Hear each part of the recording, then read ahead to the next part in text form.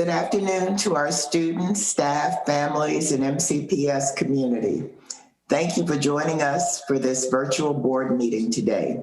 Our meeting is being live streamed on the website and MCPS TV. We have also provided a telephone number for the public to join the meeting that way as well. As a reminder, live public comments have also been suspended. Although members of the public can join us by phone, the lines have been muted to avoid background noise and interruptions. Now I will ask board members to introduce themselves and ask them to introduce themselves, starting with our Vice President, Ms. Silvestri. Good afternoon, Carla Silvestri, School Board Member at Large.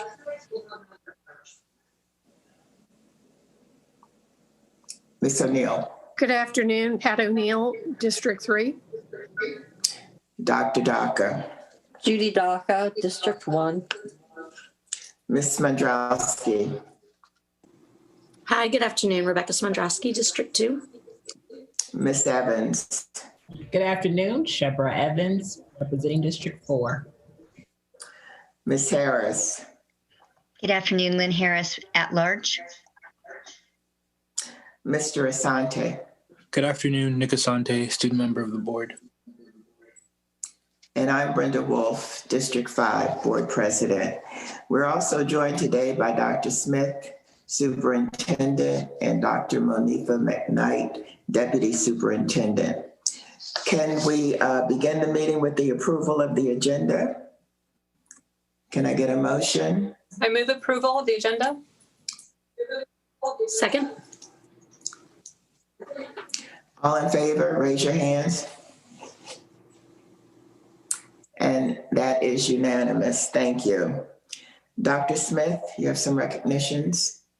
Good afternoon, Ms. Wolf and members of the Board of Education. Today we have two recognitions that we want to pause and offer for your consideration. First of all, African American History Month.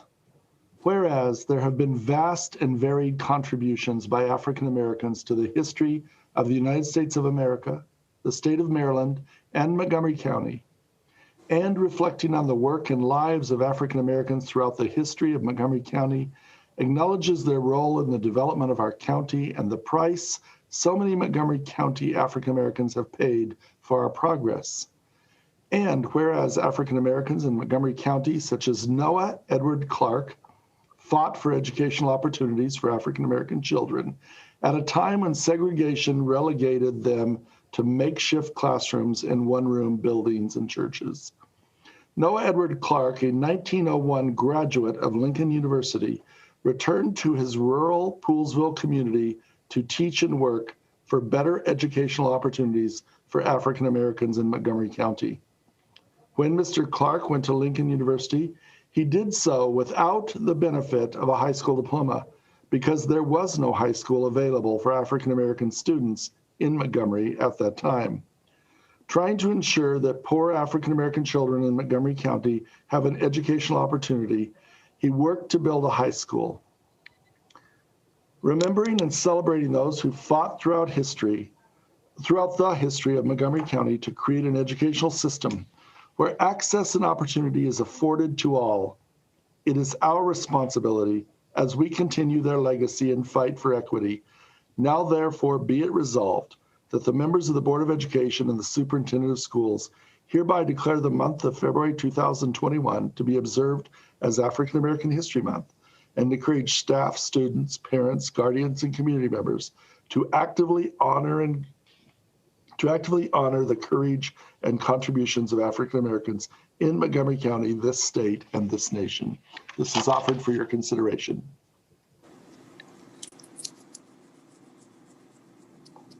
Can I get a motion for approval? Move that we approve this. Judy. Second. All in favor, raise your hand. And that is unanimous. Thank you. We also offer today a resolution around National School Counseling Week. National School Counseling Week 2021, with the theme School Counselors All In for All Students, will be celebrated February 1st through 5th, 2021, to focus public attention on the unique contributions professional school counselors make in helping students achieve academic and social emotional success, plan for a career, and become ready for college. National School Counseling Week highlights the tremendous impact school counselors have in assisting students to achieve school success and reach their full potential. Professional school counselors actively are committed to helping students explore their abilities, strengths, interests, and talents, as these characteristics relate to career awareness and development. Professional school counselors help parents and guardians focus on ways to further the educational, personal, social growth of their children. And they work with teachers and other educators to help students explore their potential, set goals for themselves, and professional school counselors address the needs of all students through prevention and intervention that are a part of the comprehensive school counseling program. Therefore, be it resolved that the Montgomery County Board of Education hereby proclaim February 1st through 5th, 2021 as National School Counseling Week in Montgomery County Public Schools and recommend observance in all communities. Move approval. Second?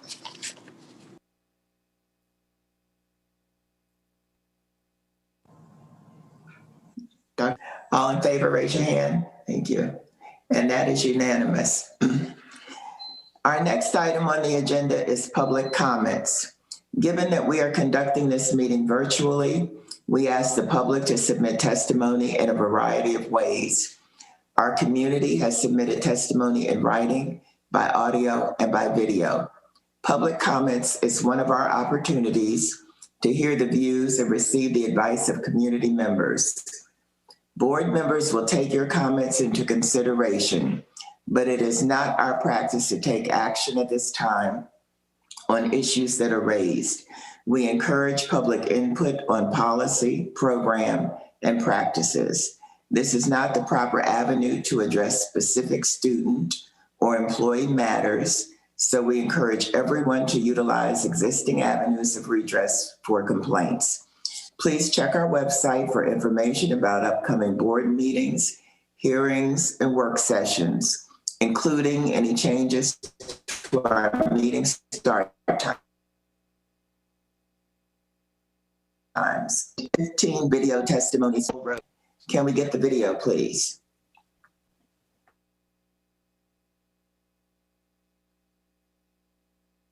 My name is Nicole Rosen, and I have 2 students in MCPS. I'm high risk for COVID and am extremely COVID cautious. I strictly mask and social distance. I follow all government guidelines. All of my doctor's appointments are virtual, and while I know it isn't medically necessary, I don't even go to the grocery store. I take this disease seriously, and I stand before you advocating for school reopening. And I will mask up without any hesitation to volunteer in school daily to help make this a reality. Millions of students and hundreds of thousands of teachers have returned to school. Schools up and down the coast, from one side of the country to the other, progressive districts to conservative districts, small districts and large inner city districts, way bigger than ours, have returned kids to school, and safely. According to Burbio, only a small fraction of kids have never returned to in-person learning. Our county is becoming an outlier, and not for a reason to be proud of. My friends in New York, New Jersey, Pennsylvania, Massachusetts, Rhode Island, and I could go on, are safely in school in person since the fall. They are shocked that we are not. Their kids are learning, are happy, and are gaining an unquestionable and significant advantage over our kids. My kids, on the other hand, are reporting not being taught a third of what they've been taught in years past, which is so sad, yet expected to learn the material nonetheless, and are drowning in subjects they have never even struggled in. Closing was absolutely necessary in the spring when we knew little about the virus, and I understand remaining virtual in September. We didn't want to be the guinea pigs, but 10 months later, shuttering schools is no longer necessary. We now know mitigation is effective at preventing disease spread in schools, even in areas where community spread is high. Science has illuminated that. Yet this week, after Governor Hogan stated there is no longer a public health reason to keep schools closed, I watched as teachers' unions across our state had a very coordinated and choreographed response stating lives must be the priority over education. And this is when I knew I had to speak out. Of course, lives are the priority. It is insulting and misleading to suggest otherwise. And herein lies the rub. Research shows we no longer have to choose between education and health. The unions are setting up a false dichotomy. Every teacher I know is eager to return, but afraid to speak against the union. The tide is turning. Our governor is a Republican, our president is a Democrat, and on the very same day, they both called for returning kids to classrooms. Why? Because our nation's leading public health experts have reviewed the science and say it's time. Please heed these bipartisan calls. Please seize this bipartisan moment. For the first time in a long time, you have real federal support and resources behind you, including a Secretary of Education who returned kids to school successfully in his own state of Connecticut. You cannot continue to kick the can down the road while we wait to see what the virus does or whether teachers feel comfortable returning. Nothing about this is comfortable for any of us. It's time to listen to science and tune out fear-mongering. Police officers, firefighters, grocery clerks, and other essential workers around the state know they cannot work remotely and proudly return to their posts. To those of us who voted for you, it's starting to feel like students aren't the priority. I hold out hope this isn't the case. Please restore my faith and open schools for small groups immediately and for all students by March 1st. Thank you. Next we will hear from June Trakoff. Video, Good please. afternoon. My name is June Trakoff. I'm the proud parent of 2 Rosa Parks Middle School students and a biomedical scientist with a doctorate in molecular biology and microbiology. Imagine a world where scientific studies are treated like ice cream toppings at a buffet. Choose the ones you like best. Science is just a matter of personal preference. The studies are all equally good. Pick your favorite. This was the world I saw at the January 12th BOE meeting. Dr. Smith and Ms. O'Neill said there are a million opinions about COVID-19 science. People can choose any study they want. 3 MCPS educators testified about what they presented as science, but which was in fact information taken from a Medium.com post. Ms. O'Neill presented random facts about breathing rates in children. All of this was to support the notion of keeping schools closed. None of the board members questioned these statements. I anxiously waited for Ms. Harris, who has a nursing and public health background and had advocated plans for bringing CTE health profession students back months ago. I hoped for Mr. Asante, who is currently taking MCPS science courses. I waited for anyone, but there was just silence from all.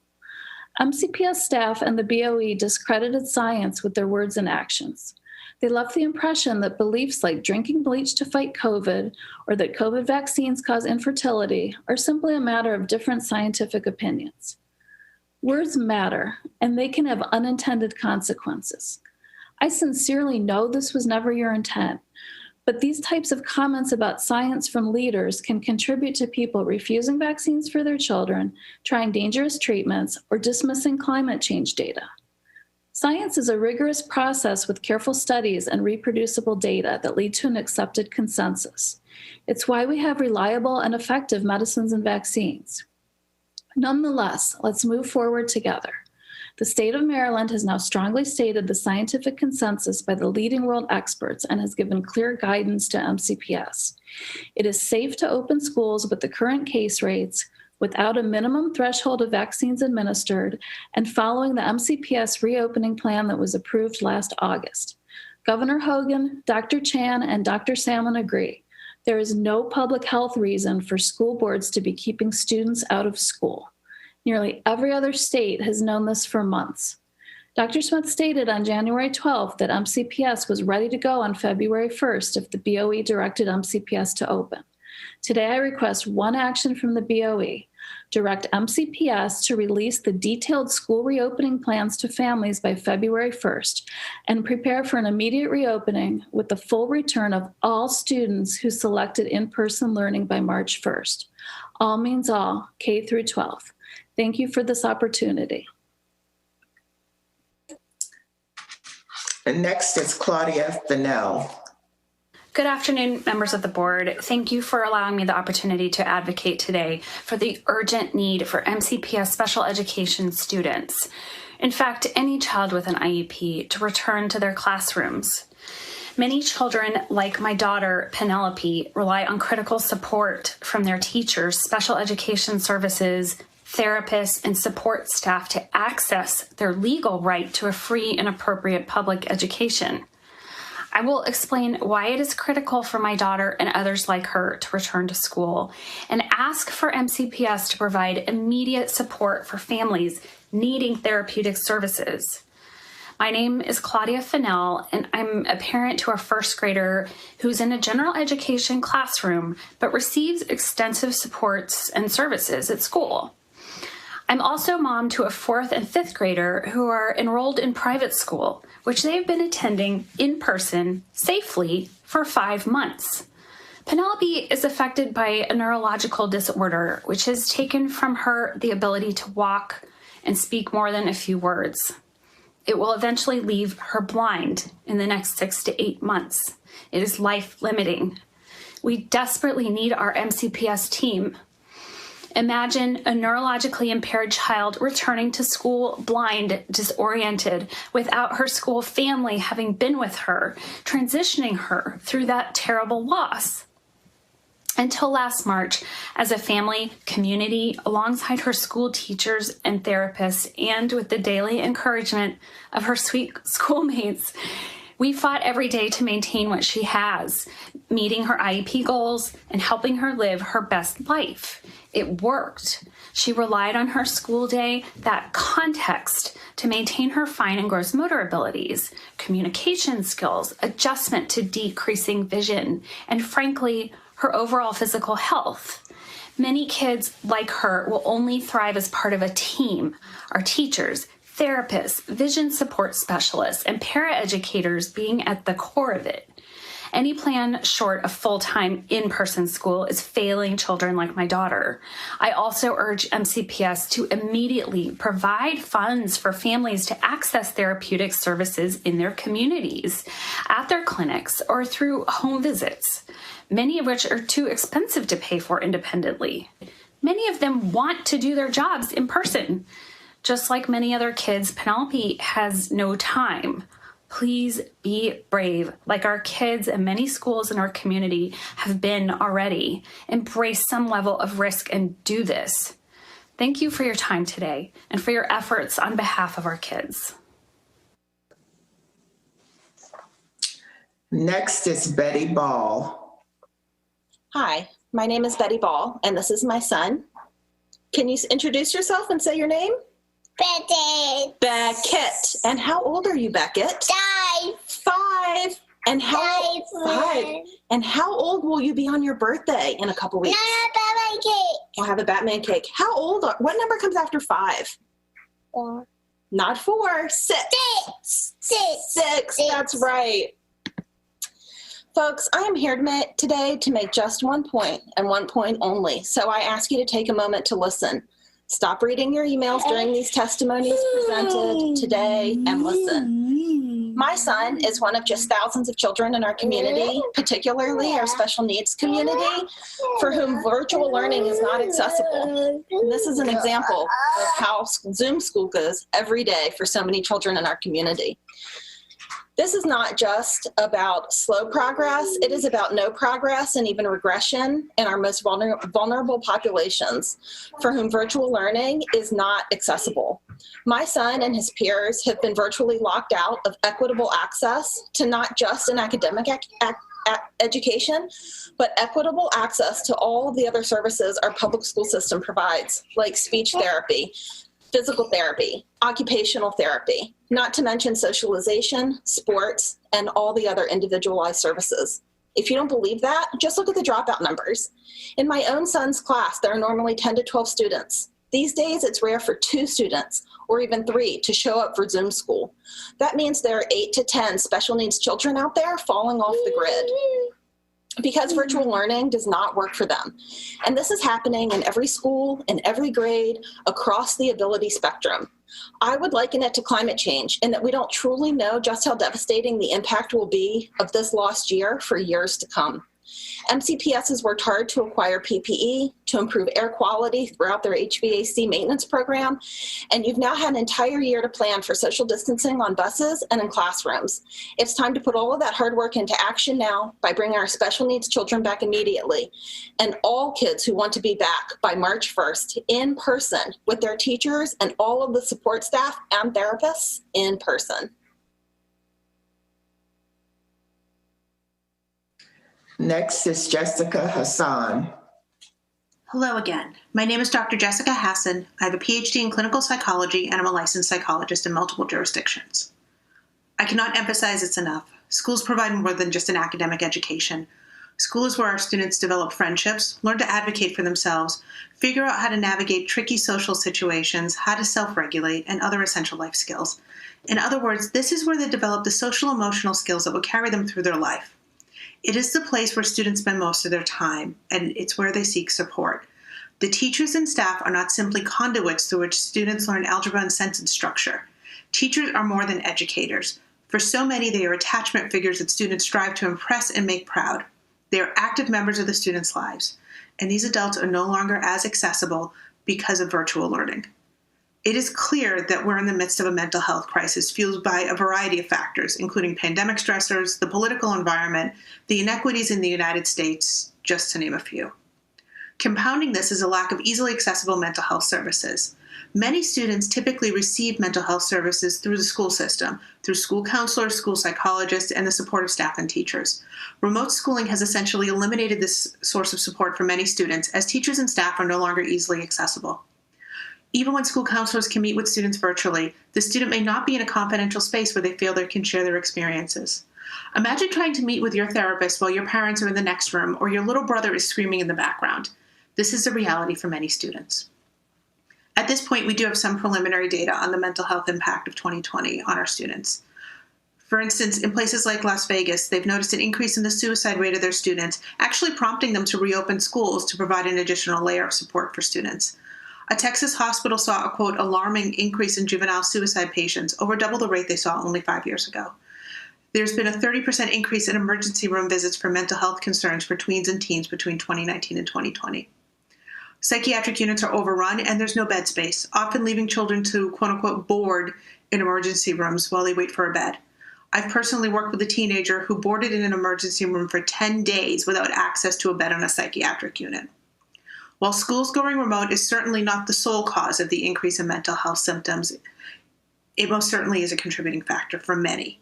Remote schooling, a lack of access to trusted adults, the stresses of the pandemic, the general state of the world, and a lack of opportunities for socialization has all resulted in the exacerbation of mental health difficulties and, frankly, the creation of some new ones.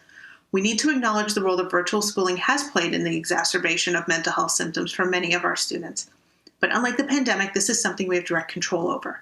We can give the students access to those other trusted adults in their lives, the teachers, physical therapists, occupational therapists, school counselors, principals, and all the other staff that make the schools the warm, wonderful environment that parents trust their children to day after day. It's time to do the next right thing. And the next right thing is to bring our students back into the classroom and reignite their relationships with teachers and support staff. Give them access to these trusted adults that serve as protective factors against suicide and other significant mental health impacts. Put the plan in action and get them in before Governor Hogan's deadline of March 1st. Next is Kylie Meyer. Hello, my name is Kylie Meyer, and I am in 5th grade at Clear Spring Elementary. I want to speak to you to tell you how I feel about returning to school. I do like virtual learning. My teachers have done a great job teaching me and helping me learn. I'm encouraged to participate in lessons, and I am able to complete my work without the pressure of being in the classroom. I can do it on my own, and if I need help, my teachers always make time to meet with me. I don't feel the stress that I felt when I was in the classroom. I always feel safe at home. My parents told me that you all decided that when the schools would reopen, that it would be safe for me to go, and COVID-19 numbers would be less in the community. I hope that you keep your promise to my parents and to all the other parents and don't make any changes. My dad is a first responder and my mom works in healthcare. They have been able to get the vaccine, so I know they are safer now when they go to work. I hope that you wait to reopen schools until my teachers can get the vaccine too, so my teachers feel safer when they go to school. I also know that my parents have a choice to keep me at home or allow me to go to school. Please, will you allow my teachers to have that choice too? President Biden said that we are going into what he called the toughest and deadliest period of the virus. I saw on Good Morning America this weekend that according to the American Academy of Pediatrics, during the week of January 14th, 2021, over 211,000 children tested positive in our country, and long-term effects in kids like me are unknown. That does not sound safe to me. So I'm asking you to please keep your promises to reopen schools when the risk of COVID is less, and not to make any changes to your promises. I want to feel safe, my friends want to feel safe, and I want my teachers to feel safe when you send us back to school. Thank you for listening. Next is Sarah Burkholz. Thank you. Hello, my name is Sarah Burkholz, and I am a parent to 2 MCPS students. Last week, like many mothers, I beamed with pride as my second grade daughter witnessed the first female vice president sworn into office. But that wasn't the only inspiring event of the day. As Biden approached the podium, I told my son, who has special needs and a speech delay, that our new president had a speech impediment when he was little too. My 5-year-old listened to every word of the inaugural address. He was thinking, that could be me one day. Not necessarily president, but someone who can give a speech and have the whole audience understand each word. The prior week, he was in a breakout room and asked 2 classmates if they wanted to be friends. They didn't respond because they couldn't understand his words. But watching our president give his speech, he was inspired that one day he could also reach his full potential. Education is a cornerstone of enabling children to reach their full potential. But over the last 10 months, I've witnessed my son regress due to our public school system failing to provide that cornerstone. I have some questions for the board and Dr. Smith. How is my son supposed to reach his potential when he's lost over 228 hours of special education services this school year? How are children with special needs reaching their potential when MCPS cut critical services out of IEPs due to distance learning? How are children with special needs supposed to reach their potential when their families complain about those cut services and MCPS turns around spending 200% more on legal fees than last year just to fight them in court over access to special education services? How are children with special needs going to reach their potential if their schools choose a support model return plan where they would continue doing virtual learning but from a classroom setting? How are children with mobility challenges going to reach their full potential if their school's occupational and physical therapists continue ineffective virtual therapy sessions even after schools reopen, despite their private practice colleagues locally having offered in-person services for months? How will children reach their full potential when school reopening continues to get pushed back, not because of public health interests, but because of pressure from unions and local partisanship? I call upon you all to reopen schools by March 1st and to ensure that students with special needs will have a direct or simultaneous model of instruction. After 10 months of virtual learning, the support model of instruction is not a satisfactory option for students who need the most supports in order to reach their potential.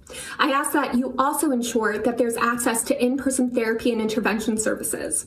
Lastly, I ask that you all release school-specific reopening plans immediately. Our students' potential cannot wait any longer. It is time for you as leaders to reach your potential and reopen our schools. Thank you. Next is Amelia Lancaster.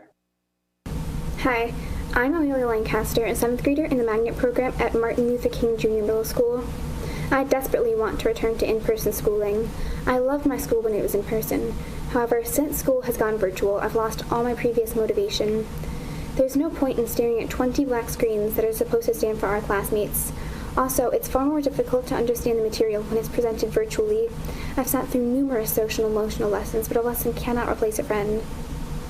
My younger brother is in 3rd grade, and he was a student in MCPS up until 2 months ago. However, my parents felt they had no choice but to put him in private school because his needs were not being met through MCPS. The negative experience that he had affected him emotionally, academically, and even physically. I'm very upset about how long we've been in distance learning and concerned about the amount of time it will take to return to in-person schooling. I'm so weary of having to go through the same monotonous routine week after week. I'm weary of not knowing when my mental health will finally be a priority. I'm weary of watching other schools in other states reopen with mingled happiness and jealousy, knowing that it may end up being months or even years until I can return as well. Please look at the data and find a way to return to school like so many other schools in our state and country have done. Thank you. Next is Karen Rees. Good afternoon, Board of Education members. My name is Karen Reyes, and I'm the mother of 3 wonderful boys who are MCPS students. Today, I will be addressing the need to reopen schools. While the COVID virus does present challenges and risks, isolation is presenting its own risk, suicide. My own 7th grade son recently said, "I'd rather kill myself than continue with virtual learning." This is my middle son, who I never had to worry much about before. Now I lay awake at night, worried and constantly checking on him. Finding a therapist with availability was very difficult, as they are booked for months. So many parents are now seeking therapy for their children who never needed it before. There has to be a light at the end of this dark tunnel for these students. That light is a decision by the board with a firm reopening date.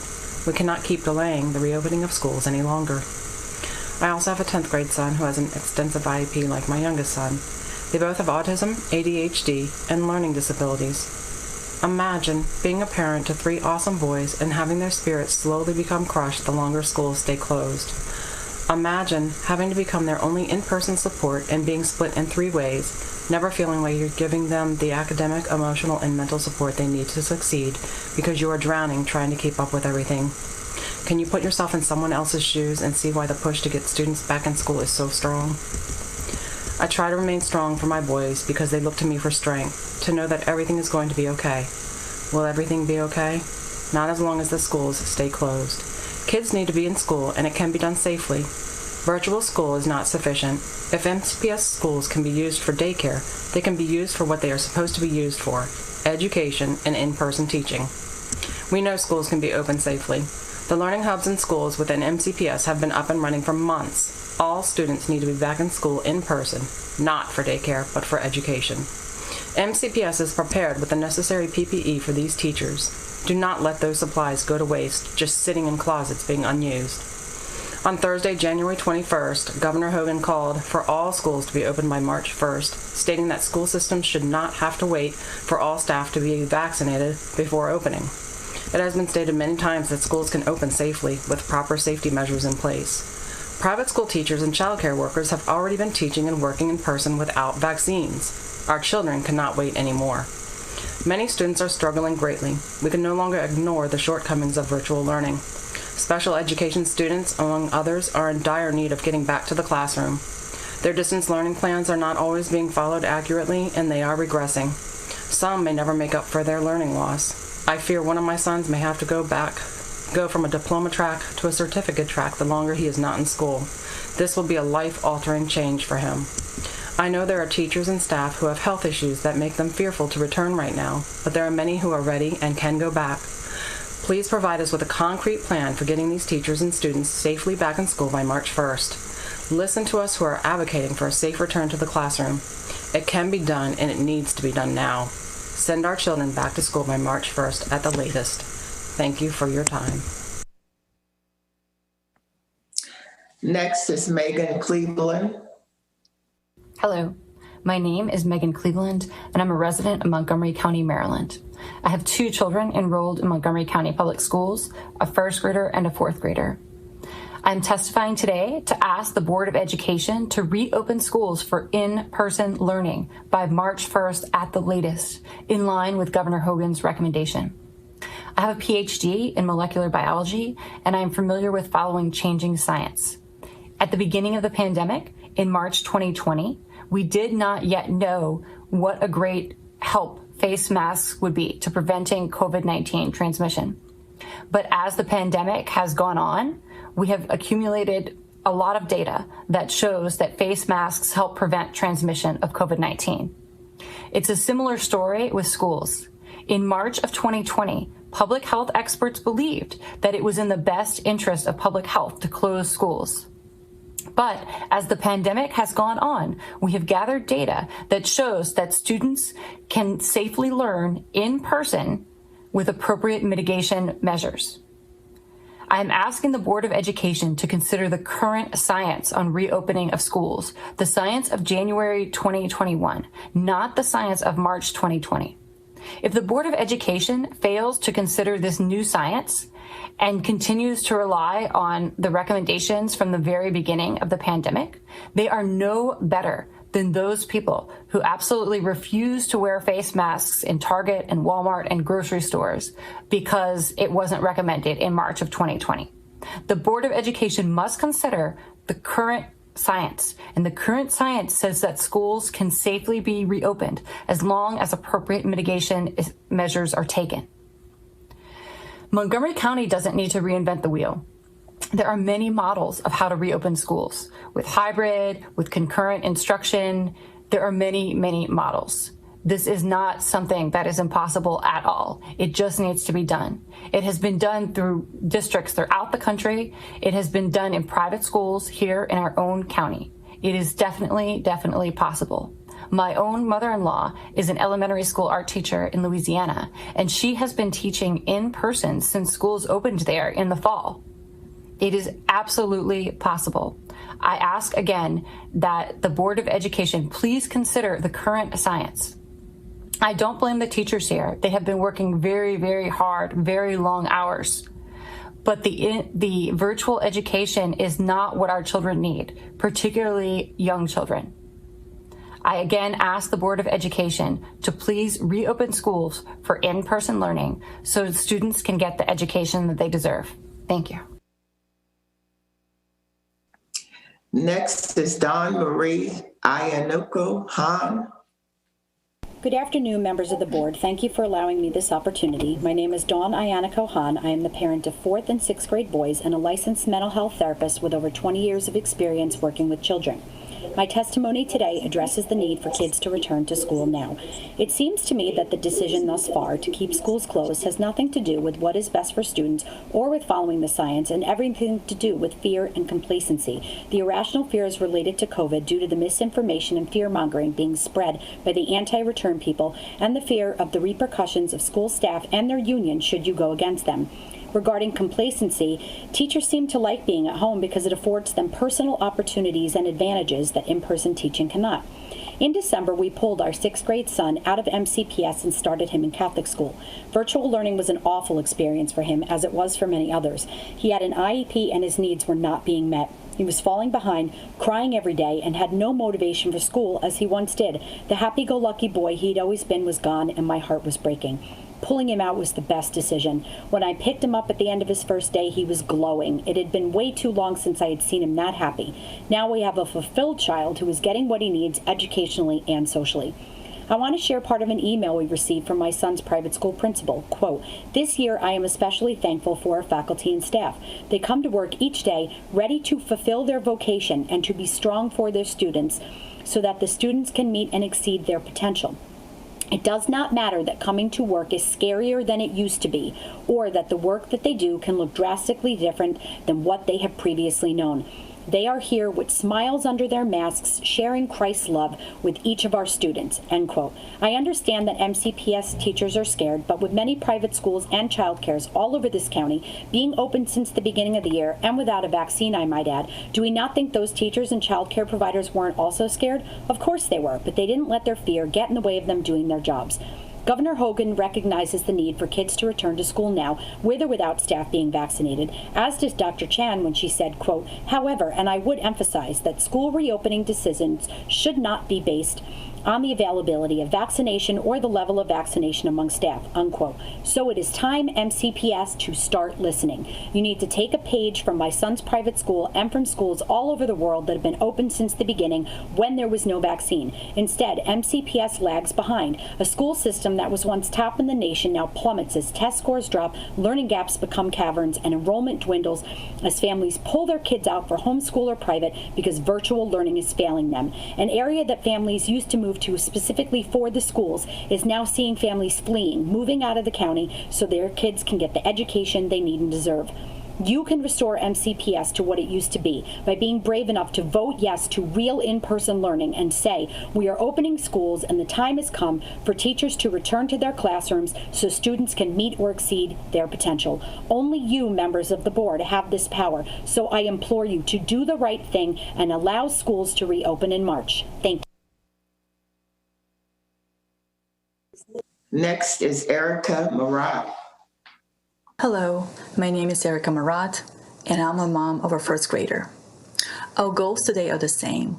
We all want to provide safe and equitable education to all our kids. But even though the Coalition of Advocates for Immediate and Necessary Safe Return to Schools has been expanding over the past few months, the narrow coalition here at BOE against it has remained the same. Dr. Smith and dear BOE members, today your insistence on virtual learning goes against the recommendations of the American Academy of Pediatricians, CDC, Dr. Fauci, President Biden, Governor Hogan, Dr. Salmon, Dr. Chan, and tens of thousands of families who have been begging for a safe return to schools. It is abundantly clear now that the majority of BOE and Dr. Smith are currently only responding to the demands of unions. And while the unions have been great in protecting teachers and staff, they have essentially outsourced their in-person work to minimum wage employees at learning hubs and daycare facilities. All this time, they have also been relying on unpaid work of families who had to sacrifice their own jobs in order to facilitate online learning of their young kids and kids with special needs. Delegating your work to groups economically less fortunate than you is not an equity stance. It is hypocrisy. This crisis has shown that it is bigger than any special interest. It has also revealed that teachers are essential in the community and must be treated as such, meaning showing up at their workplace, showing up for their students, and carrying out their mission as educators in person. Dear BOE, how do you want to be remembered? As bureaucrats who only listened to one side, or as community leaders who tried their best to help the most at risk and the most in need populations? A year into this pandemic, we're yet to see you prioritize children. As a parent, I care about teachers, about children, and of course, my own child. And I want to work closely with teachers in making classrooms safe for everyone. Allow us this opportunity to work with you and your stakeholders for one single purpose: fulfilling our moral obligation as adults to provide all of our children with every opportunity to succeed in a safe learning environment. Open schools by March 1st or sooner. Next is Brad Shear. My name is Brad Shear, and I'm a parent of 2 MCPS students and a privacy and technology lawyer. I'm testifying here today, 1, to demand this board immediately open our public schools with in-person state-certified teachers by Governor Hogan's March 1st deadline, and 2, demand this board provide students grading options that account for the complete failure of virtual classes. I can mention the medical and scientific experts, organizations, and studies that have stated or proved public schools have been safe and should have been open in the fall and can safely open now, but that hasn't previously been persuasive here. I can also discuss that many local private schools and public schools around the country have also successfully opened for in-person classes during the pandemic, but that also hasn't previously impressed this board. I can also mention how this board failed to implement the 2017 CDC school district flu pandemic plan, but that would just further prove your negligence. According to major reports this past week in the New York Times and Washington Post, refusing to allow in-person classes is creating learning loss and regression, failing grades, social isolation, financial hardship, mental illness, and an increase in suicide in our children. Many parents can't work to put food on the table because they need to stay home to supervise and teach their kids because this board has failed our students. Continuing to refuse our students an in-person world-class education goes against the advice of the best medical and scientific minds in the world and is educational malpractice. I also need to bring to the board's attention, again, that for every semester that school is online, students must be provided a choice, including retroactively, to choose either letter grades or pass-fail grades, so it doesn't negatively affect their transcripts for college and work. This is necessary because not only is online classes failing our kids, but the auto-grading software MCPS uses in its Canvas learning platform doesn't work as advertised. A bombshell Wall Street Journal report proves the autograder doesn't always mark correctly answers, and it erroneously lowers our kids' grades. I asked my oldest kid's school about this issue, and after an investigation, they found numerous grading errors in the MCPS grading software, which contradicts Dr. Trenkamp's claim that it works properly. My family and many others live in Montgomery County for one reason and one reason only, and it's for the public schools. Our high taxes are supposed to be for the Rolls-Royce of public education. Despite still paying for that, this board is providing us a failed, substandard, Soviet-style Yugo education. This board's refusal to update its pandemic plans per CDC guidelines, refusal to vote on a school year plan until several days before the start of the school year, and refusal to follow medical science demonstrates a dereliction of leadership and incompetence and is an embarrassment to Montgomery County. For months, many parents, including myself, have politely asked this board to put our kids' best interests first and to stop playing politics to no avail. Since asking has not worked, we are now demanding this board provide in-person classes with in-person state-certified teachers to all students by Governor Hogan's March 1st deadline, or all legal avenues will be utilized to force this board to do its job. If you refuse, we will also work to remove obstructionists and obtuse board members. Thank you. Next is Gordon Grosser. Thank you, members of the Board of Education, for taking my testimony today. My name is Gordon Grosser. I'm an orthodontist who serves thousands of MCPS children and teens in my practice.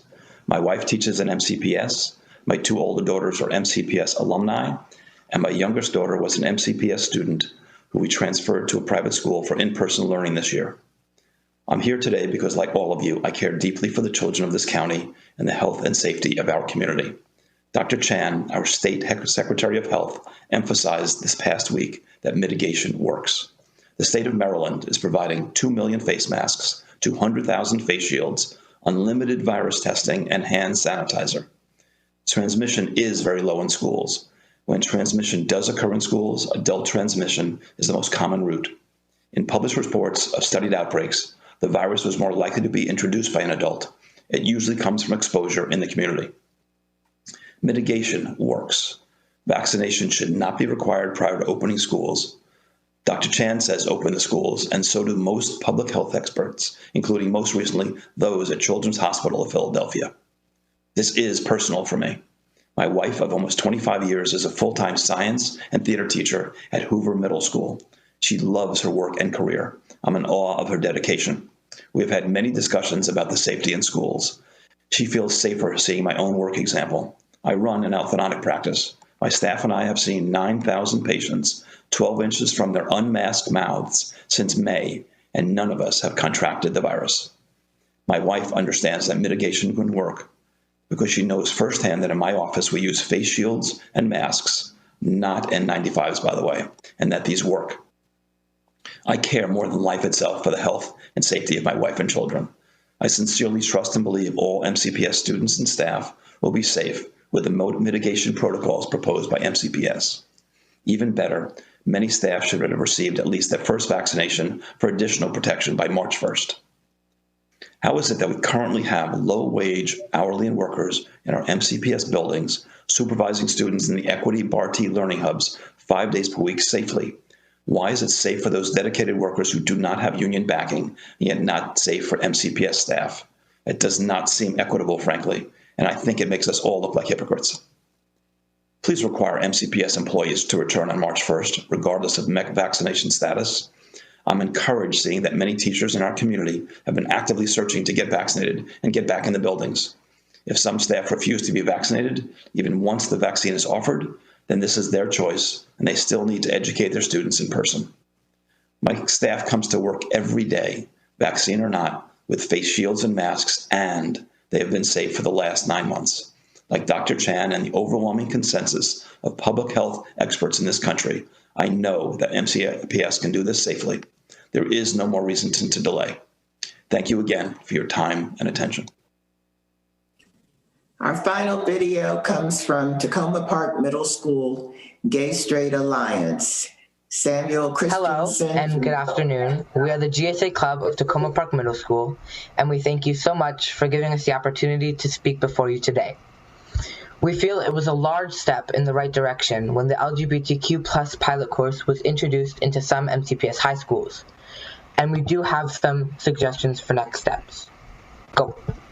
One of our suggestions for the next steps after the pilot course was introduced into some high schools is expanding the course.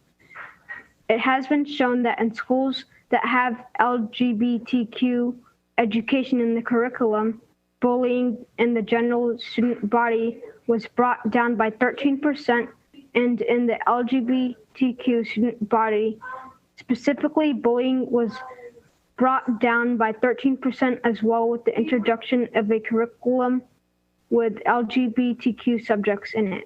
Having the pilot course introduced to more high schools is a natural next step and a great way to educate more students on LGBTQ-based subjects. Providing an LGBTQ+ driven course greatly benefits high school students, but has the opportunity to just as greatly impact middle school students. Studies show that LGBTQ+ individuals are more than twice as likely to develop a mental disorder, are twice as likely to report being bullied, and LGBTQ+ youth are almost 5 times more likely to attempt suicide compared to heterosexual youth. Having a course like the LGBTQ+ high school pilot course in middle school will make LGBTQ+ middle school students feel more included, accepted, safe, and supported, as well as educate students on how to be good allies. LGBTQ+ students of color also face additional challenges such as racism directly to them and their ethnicity, additional queerphobia, and only a small percentage feel that they are accepted within the LGBTQ+ community. For example, 4 in 5 LGBTQ youth of color have personally experienced racism. 94% say racism affects the lives of people of their same racial/ethnic group, and only 11% of LGBTQ youth of color believe their racial/ethnic group is regarded positively in the United States.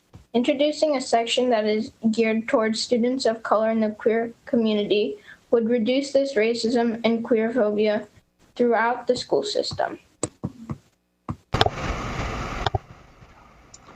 Overall, we can see that courses such as the LGBTQ+ pilot course have done nothing but good for students.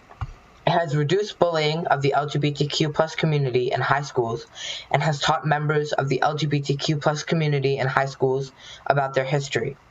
We can also see that education plays a large role in prejudices and bullying. This is why the course should be expanded and implemented throughout not just MCPS high schools, but also middle schools.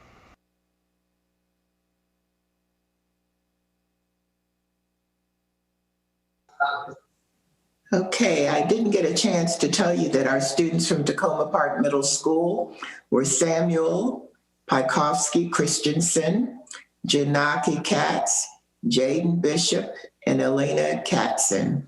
Thank you. This will conclude our public comments. The next business meeting of the Board of Education for public comment is Tuesday, February the 9th. Sign-ups will open on Wednesday, February the 3rd. Next, we're up to item number 5, which is a discussion item on recovery of education. Dr. Smith. Thank you, Ms. Wolf. Today we come to talk with the board about and have a discussion about several items in the recovery of school and recovery of education program. Obviously, this is on everyone's mind across our community and across our state and nation. And I do want to, I know the board knows this, but I want to say it for the benefit of our community. We are continuing to make all of the final plans per the board's resolution on January 12th to move forward with a phased-in opening on March 15th. We also have heard the governor's directive, and we're continuing to work on that to see what is possible as we move and try to balance all of the different issues around this topic. And I will speak more about that later in this presentation. Today's presentation will primarily focus on safety and operational updates for our community as we prepare for the move and acceleration of our in-person learning for our students. I will say I am confident that everyone in this meeting today would like nothing more than to see all students in schools. With that, I will turn this over to Dr. McKnight. Dr. McKnight? Thank you, Dr. Smith, and good afternoon, board members. I just want to start by saying we are still in very much of our planning stages. As Dr. Smith mentioned, we have been discussing the return of students in March since January. And in our previous presentation, staff had shared plans for our phase-in of students beginning on March 15. And we had that discussion as we were also discussing metrics and guidance coming from the county and state health officials. So we are still moving along with those plans. While we are adjusting plans to meet a March 1st in-person instruction based on the guidance that we've received, we are still very much focusing on how we make plans appropriate to return in a healthy and safe environment for our students, because that is of utmost importance and that is a part that we are going to continue to focus on. And it's important for our students and our families and our staff to hear exactly what plans are being made to be able to do that successfully. This week, we've made lots of turns in the right direction to help with that. We've started with vaccinations for our MCPS staff in coordination with Department of Health and Human Services and Johns Hopkins University. So we are excited about that we were able to begin that for the staff this week.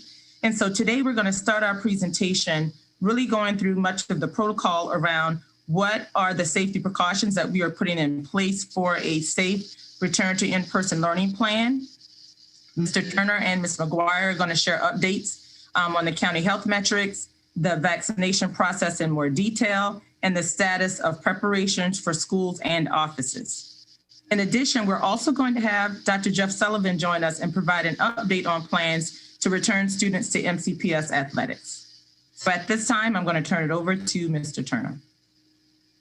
Good afternoon, board members, and thank you, Dr. McKnight.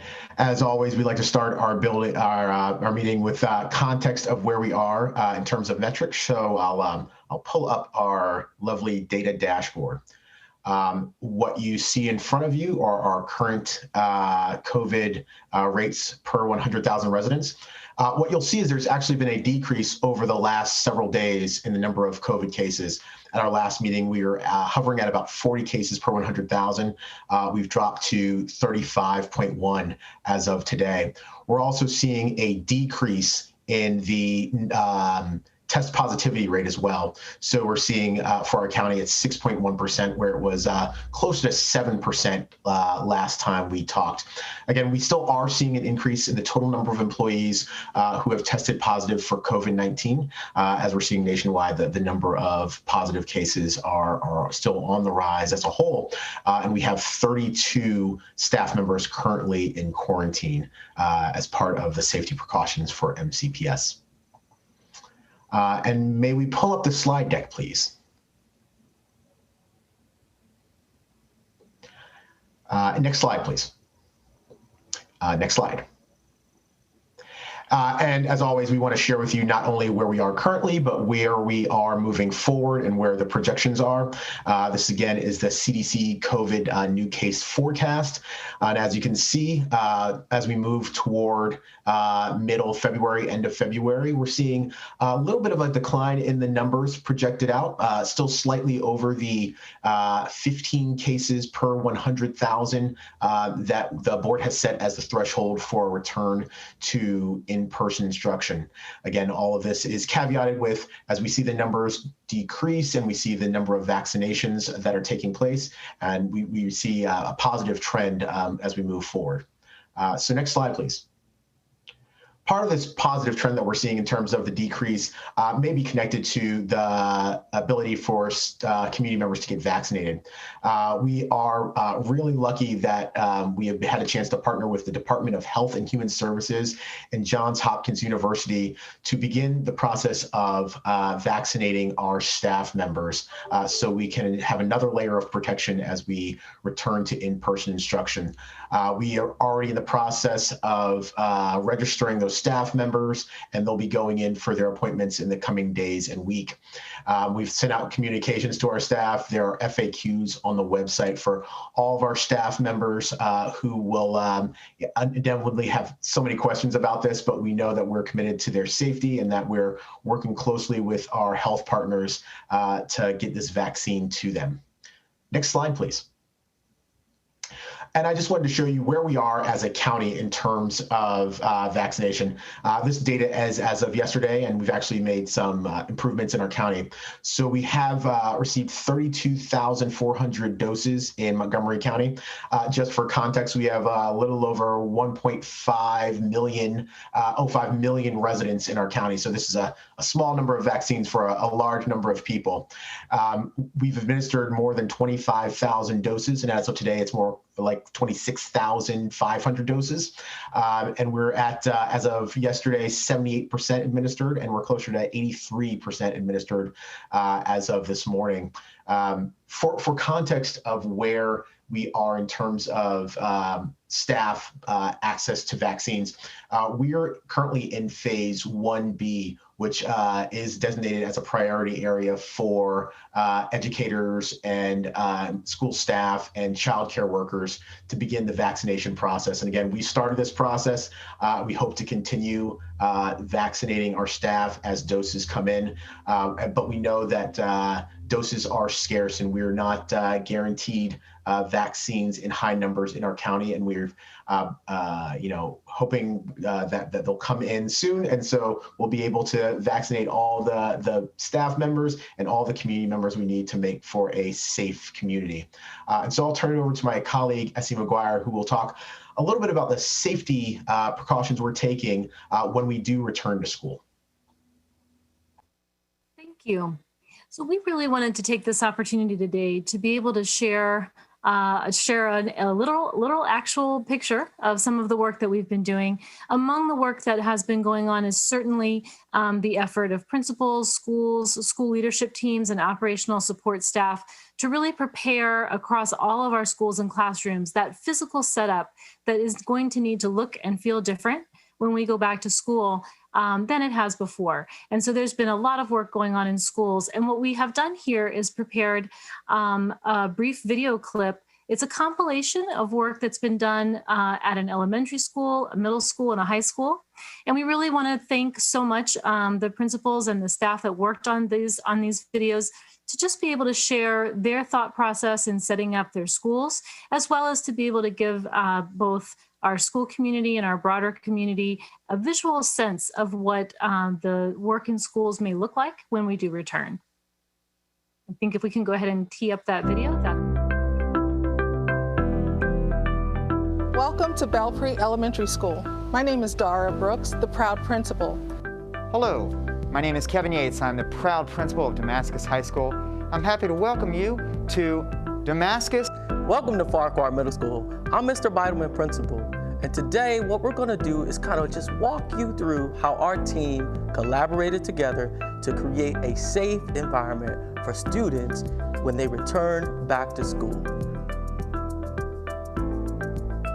Similar to our car and walker door, our bus loop entrances are separated by kindergarten and first grade entrances.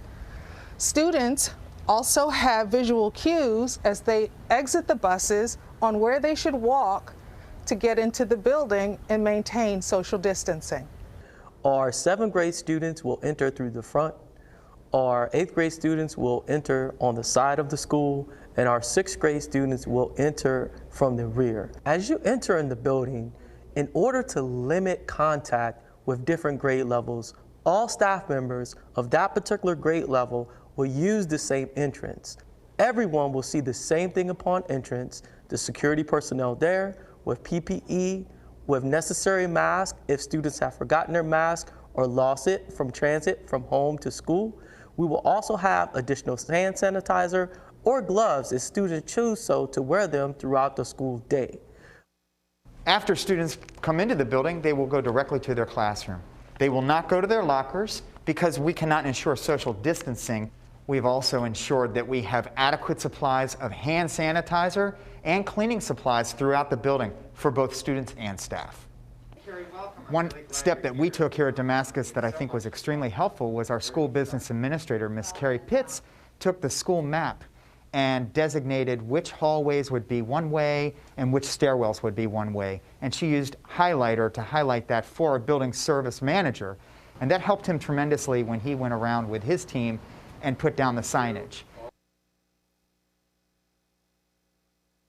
What we'd have here is a storage area of an underused space where we created enough room to take all of the desks from our 7th grade floor into one particular area.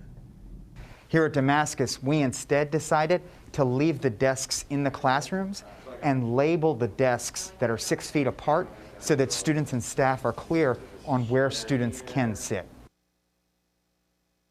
I want to talk a little bit about some of the non-traditional spaces and also some of the different laboratories with some very heavy equipment that can pose challenges to your building service team. So instead of moving all of the big heavy tables out, one thing you can use is a color scheme. So we use this color scheme to place students 6 feet apart. We can also change the color scheme to different areas in different periods when students transition. This allows us to utilize computer lab spaces, laboratory spaces, and specialty area spaces effectively without moving materials around. Here we are in our auto shop where you can see we've socially distanced our students. We had nowhere to put these heavy tables, so we've left them here. However, we did remove the chairs, so we have 2 chairs in each row. Students will also be socially distanced as they work in the auto shop on the vehicles. In our kindergarten classrooms, we wanted to make sure that we continued with our theme of visual cues. Each student has their own individual desk, as well as a designated place to keep their belongings. The biggest distinction between our kindergarten classrooms and our 1st and 2nd grade classrooms is that rather than using baskets like we did in kindergarten classrooms, we're using desks for students to place their belongings. In our Learning for Independence classroom, or our school community-based classrooms, students are used to having different resources available to them during the class period, such as cubbies, different workstations. And so what we try to do is repurpose those things to individual stations. So at the student's desk, they still have their Chromebook available to them. They have their individual cubby, which will remain on their desk with individual supplies. This was just Farquhar's take on how we can use just the things that we have here in our school, how we can repurpose or redesign different areas to make them suitable and safer for students. That concludes our tour of Damascus High School. Thank you all for coming along for the ride. We were happy to have you and host this event for our plans to provide a safe return for in-person instruction. Although we anticipate adjustments to our theoretical planning once we have seen the plan in action, we are hopeful that the thinking that went into Belpre's considerations of the 5 pillars of readiness is helpful to other elementary schools as each constructs their plan for reopening.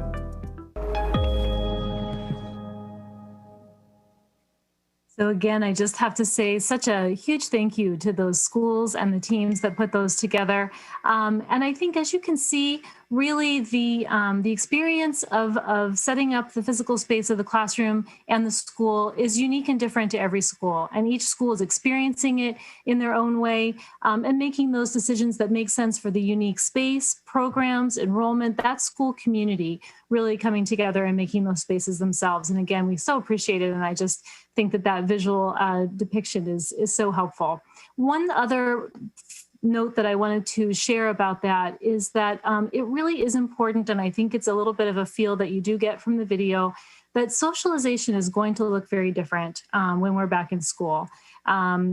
Certainly people will be happy to be back together. We all will, but it will feel and look a little bit different. And that socialization, I think we'll all just need to have a sensitivity to the fact that experience of coming back to school is just going to look and feel a little more different than again, what we experienced the last time we were all in school buildings together. We did want to share one other video with you today, which is we also have done a brief video demonstrating, I believe you heard Principal Brooks refer to the 5 pillars of readiness.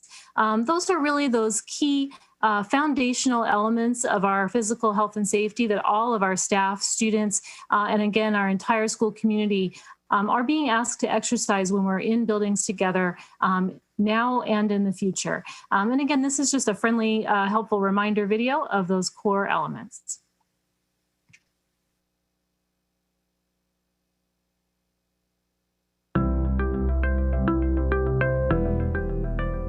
In preparation for the return of students, MCPS is adjusting the use of school spaces to ensure student and staff safety.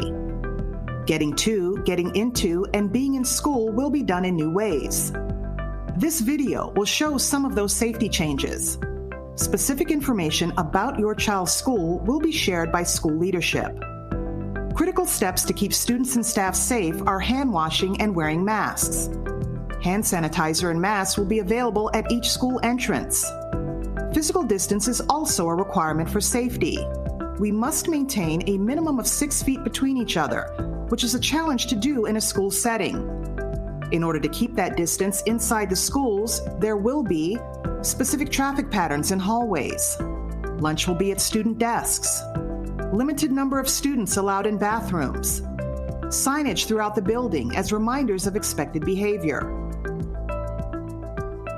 If your child rides the bus, buses will have only 1 student per seat. And when arriving at school, students will need to line up and enter the building, maintaining physical distancing. Schools will likely identify multiple entrances to help with this process. If students are dropped off by car, their arrival will need to be staggered. School arrival and departure, even with fewer students returning, may take substantially more time, people, and planning. And once in the classroom, students will see a different setup, with fewer desks and markers on the floor to help adhere to physical distancing protocols. Students will not be allowed to share materials, such as crayons or computers.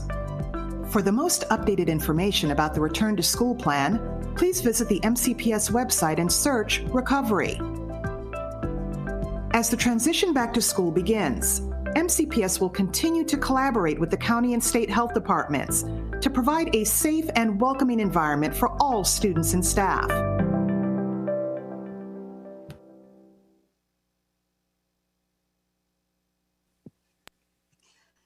So thank you again, just wanting to share some of those visual reminders that we are happy to share with our community to give a little insight into what, again, the school experience will look like when we do go back in person.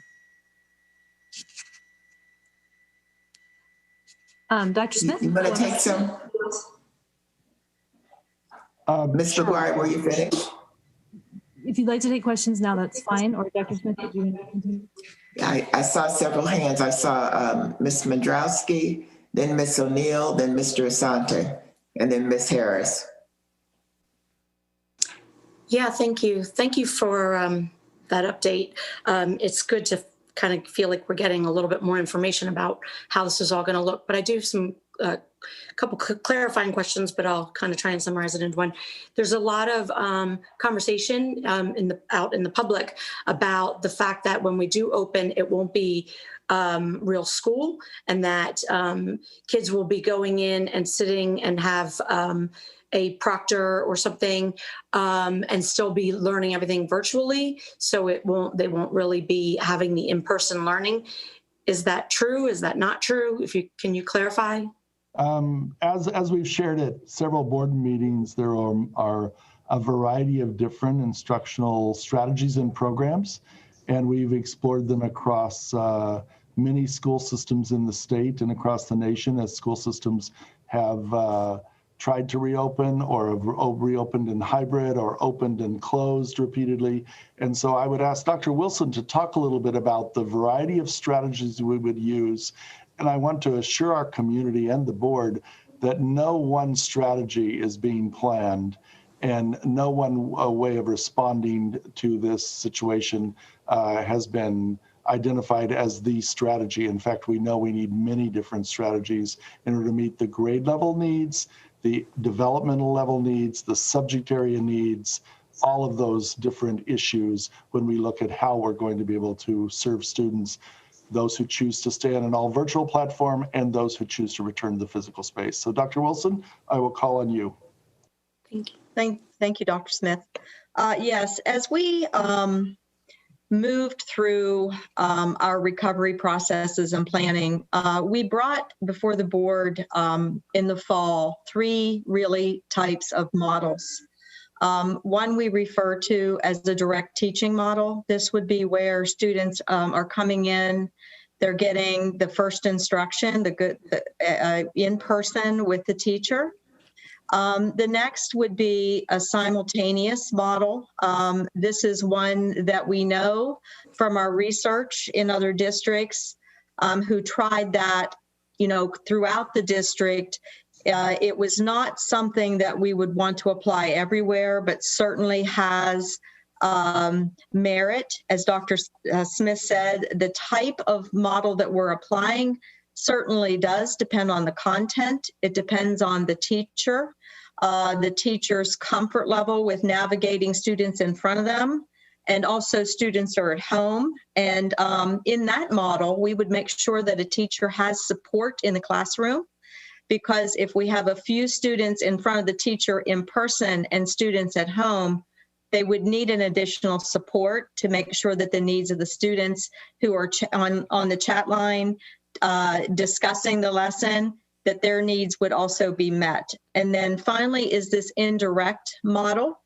And an example of the indirect model is also the appointments process, if you will. So bringing students in for particular things that schools deem that they need, students who may be behind and not on track to graduate.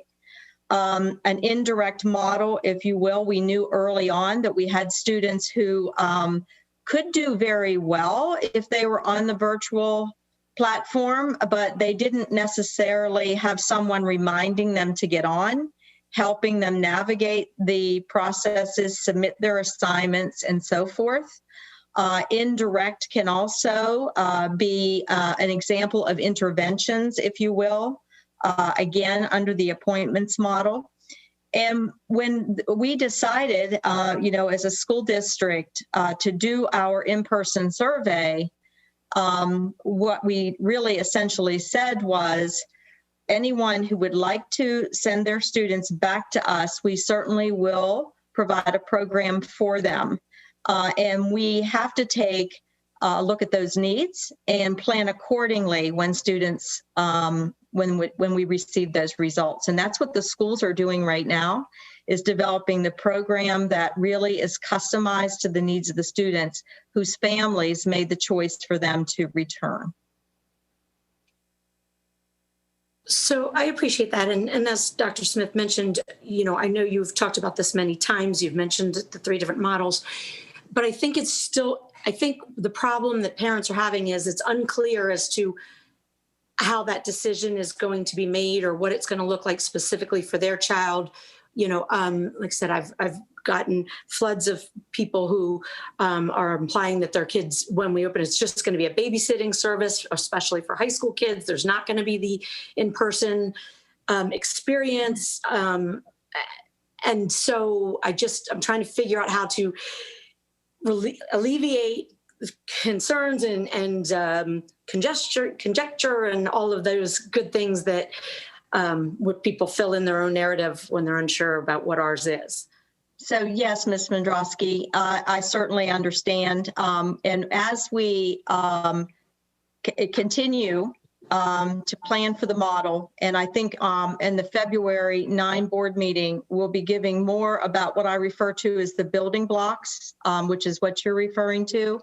But we do have a timeline, which we will share at the February 9th board meeting, where schools will be releasing the schedule to the families. And that timeline is being adjusted. The governor's messaging last week has caused a little shifting to the way we approach the messaging and for which groups. So we will be bringing forth that timeline next week, and built in that is a communication to the parents about what their child's program will look like. That's great. Thank you so much. And most of that information, Ms. Smodrowski, will be from the school to the specific student and family, because across 208 schools, pre-K through grade 12 and 500 square miles, you don't have a common message. You have a school working with direct families, but we are continuing, as you saw in the videos today, every area of the work we have continued to build and create, our staff has, across all of our 208 schools, all 230 total facilities, and all programs, whether it's a dual language elementary school or a middle school comprehensive school or a high school technical program. All of those are being, every area is being considered by our staff across all of our schools and our central office.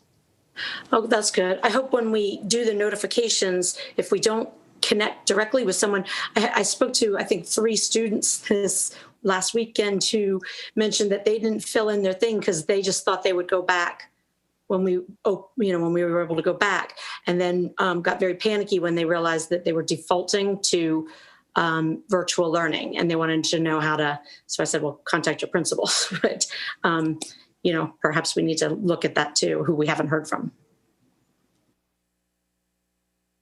Ms. O'Neill. Yes, sort of piggybacking on Ms. Mendrowski's comments, I too have heard from some people, because I know some principals have begun communicating with their communities. One of the schools in my district, one of the high schools, where over 70% wanted to come back, some parents were concerned or upset that, and one mom expressed to me, why should my kid go back if they're doing Zoom in a room with a paraeducator as opposed to being in the classroom? And and then I've also heard from some parents that they haven't heard anything from their schools about what it will look like. Are principals holding community Zooms, et cetera? I know in this high school where, if you think about 75% of children in a social studies class where you normally have 35 kids, because of social distancing, you can't have 28 kids in that classroom. That's the reality. Adhering to the social distancing requirements is going to require some changes, and also if parents have changed their mind on what they put down on the parent survey, or where are we on that?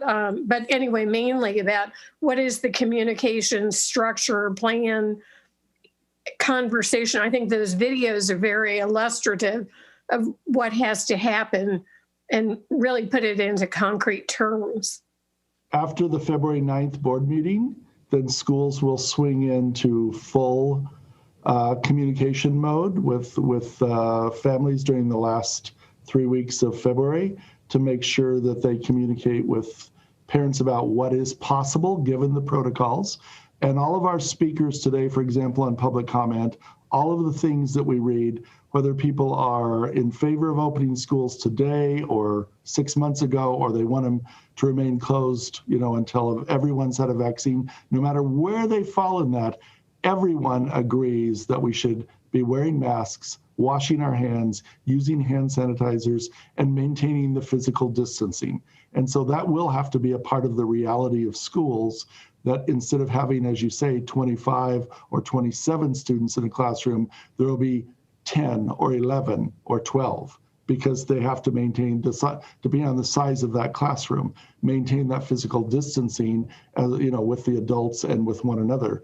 And so they will swing into full communication mode about how that will look in their school. And they'll also, all schools will reach back out to all of the families they serve, as they do all the time, and reaffirm the commitment that family made about what their type of service will be when we begin a full implementation on March 15th of bringing students back into school. So they will go back and say, Jack Smith, you said on this date you wanted this for your second grade daughter. What is it you actually want? And we just want to make sure you still want that kind of service for your child. And the schools will communicate with the families about that, and as Ms. Modorowski said, give families and students a chance to think about what they did indicate and either reaffirm it or change it. Although, as we said, the changing will be dependent on space available to some degree, because we're not going to be able to serve everyone if 100% of students want to come back in right away. Now, we have to all keep in mind this is transitional. We don't know what things are going to look like by March 15th. We certainly don't know what they're going to look like by April 1st, April 15th, May 1st. And so we'll continue. Our goal is to bring as many students back into school during the rest of this year as we can reasonably and safely and appropriately do, given the protocols that are in place. And that's what we'll be bringing back to you on a regular basis at our meetings. How do we do this? And how do we serve the students that are all very well, that also have said, in our family, we need to remain on an all virtual platform, because we also have a large number of those.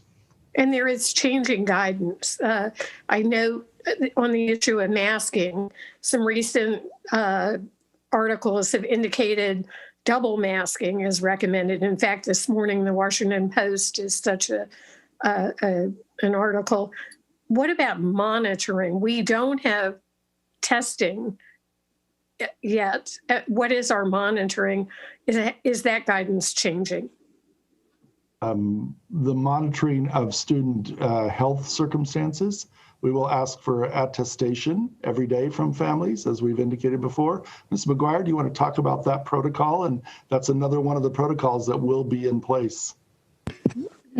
Yes, absolutely. So we will continue to use the health attestation, which really does ask individuals to screen for symptoms, including any COVID-like symptoms, a temperature, and any contact with any known cases. And so we will continue to do that, and we are implementing a system to capture that documentation. In addition, we are in conversations around the possibility of working to provide additional accessibility to COVID testing. That would, again, need to be sort of one of the multiple health screening tools that we would be using, because we're exploring those possibilities of partnerships to provide the availability that we would need. Thank you. Mr. Asante? Yes, thank you for the videos. I think one reason a lot of people have been reluctant about returning is the fact that they haven't had the chance to see what a school building is going to look like. So I think those videos really cleared up what that's going to look like. But in watching those, I guess I'm thinking about students returning on that first day and having to adjust to the way a new building looks like. And I understand that we have like the models that are still running, I think, or the model schools that families can go visit. But I was wondering if each individual school is going to have kind of like an orientation event or like an orientation option for families to go in and walk through the buildings before their student returns when it's time for their students group to return back. That is a challenge, Mr. Asante, because one of the things we don't want to do is introduce a lot of other people into the space.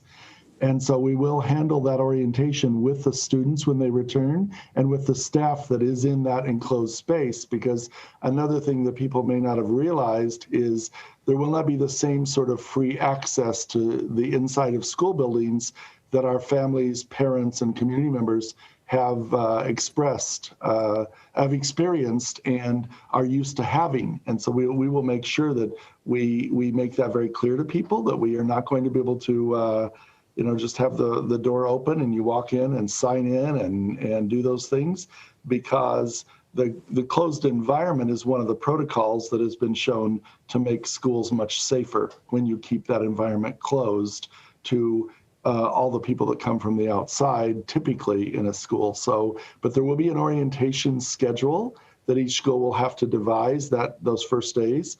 And it'll depend on whether you're serving kindergartners and first graders or older students in that building, how you will run that orientation. Because as many of our parents have experienced in a very real way, their children, their kindergartners have never been in one of our public schools yet. They've spent this entire year so far as a kindergartner in Zoom. So when they go to school, it truly will be for the very first time. That'll require a lot of instruction, orientation, support, help, all of those things that we typically do, the first week of school for our children. So there are literally an infinite number of details here to continue to work out and make sure that we are well prepared for our students to walk back into the buildings.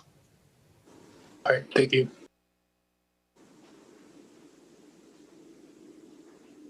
Ms. Harris. Ms. Harris, go ahead. Yes. Yeah.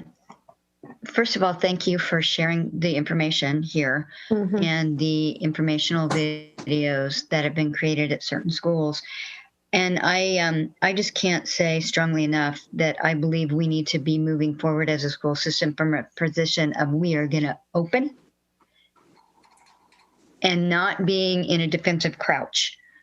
I think the evidence is clear that virtual learning works for some, but it does not work for most. And many of our students are suffering potentially irreversible learning loss because we have been shut down for 10 and a half months. And I think I just want to ask very directly, I think there are certain core common, CDC recommended, infection control measures that we need to be communicating to all of our school communities. They will see when they go into our buildings. Dr. Smith, you just mentioned, everybody's going to wear a mask. We will be doing frequent hand hygiene, frequent cleaning of high contact surfaces, more frequent, comprehensive cleaning of spaces, maintaining of social distancing. So those are common messages. Every single school is going to see those things operationalized. But also, individual schools will need to determine how they can maintain social distancing given the footprint of their school, how they're going to maintain one-way traffic, how they're going to operationalize, the beginning and the end of the school day, students coming and going, how they're going to maintain, how they are going to operationalize the use of restrooms and things like that.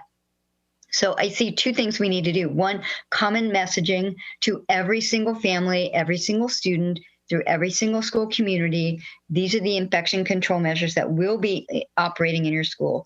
And then each school needs to share with its own community what the actual experience will look like in their school. And I think we need to be really clear that there are going to be scheduling changes that need to happen right now. Every school opens at the same time and every school day ends at the same time. But once we are back in person, we are going to need to be modifying that, because we're going to have students who are relying on transportation to get to a building. And we also need to be really clear that we may need to make some adjustments to our school calendar based on when we go back in person.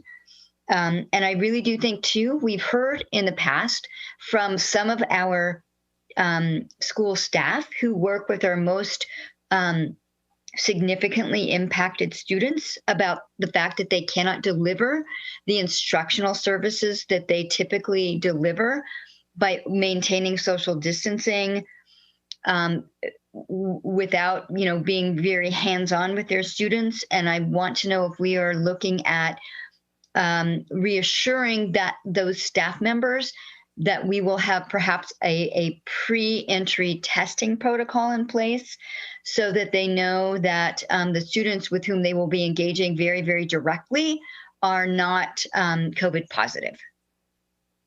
Yes, we will have that attestation process, and we will do it to the level of complexity that is needed given that classroom circumstances.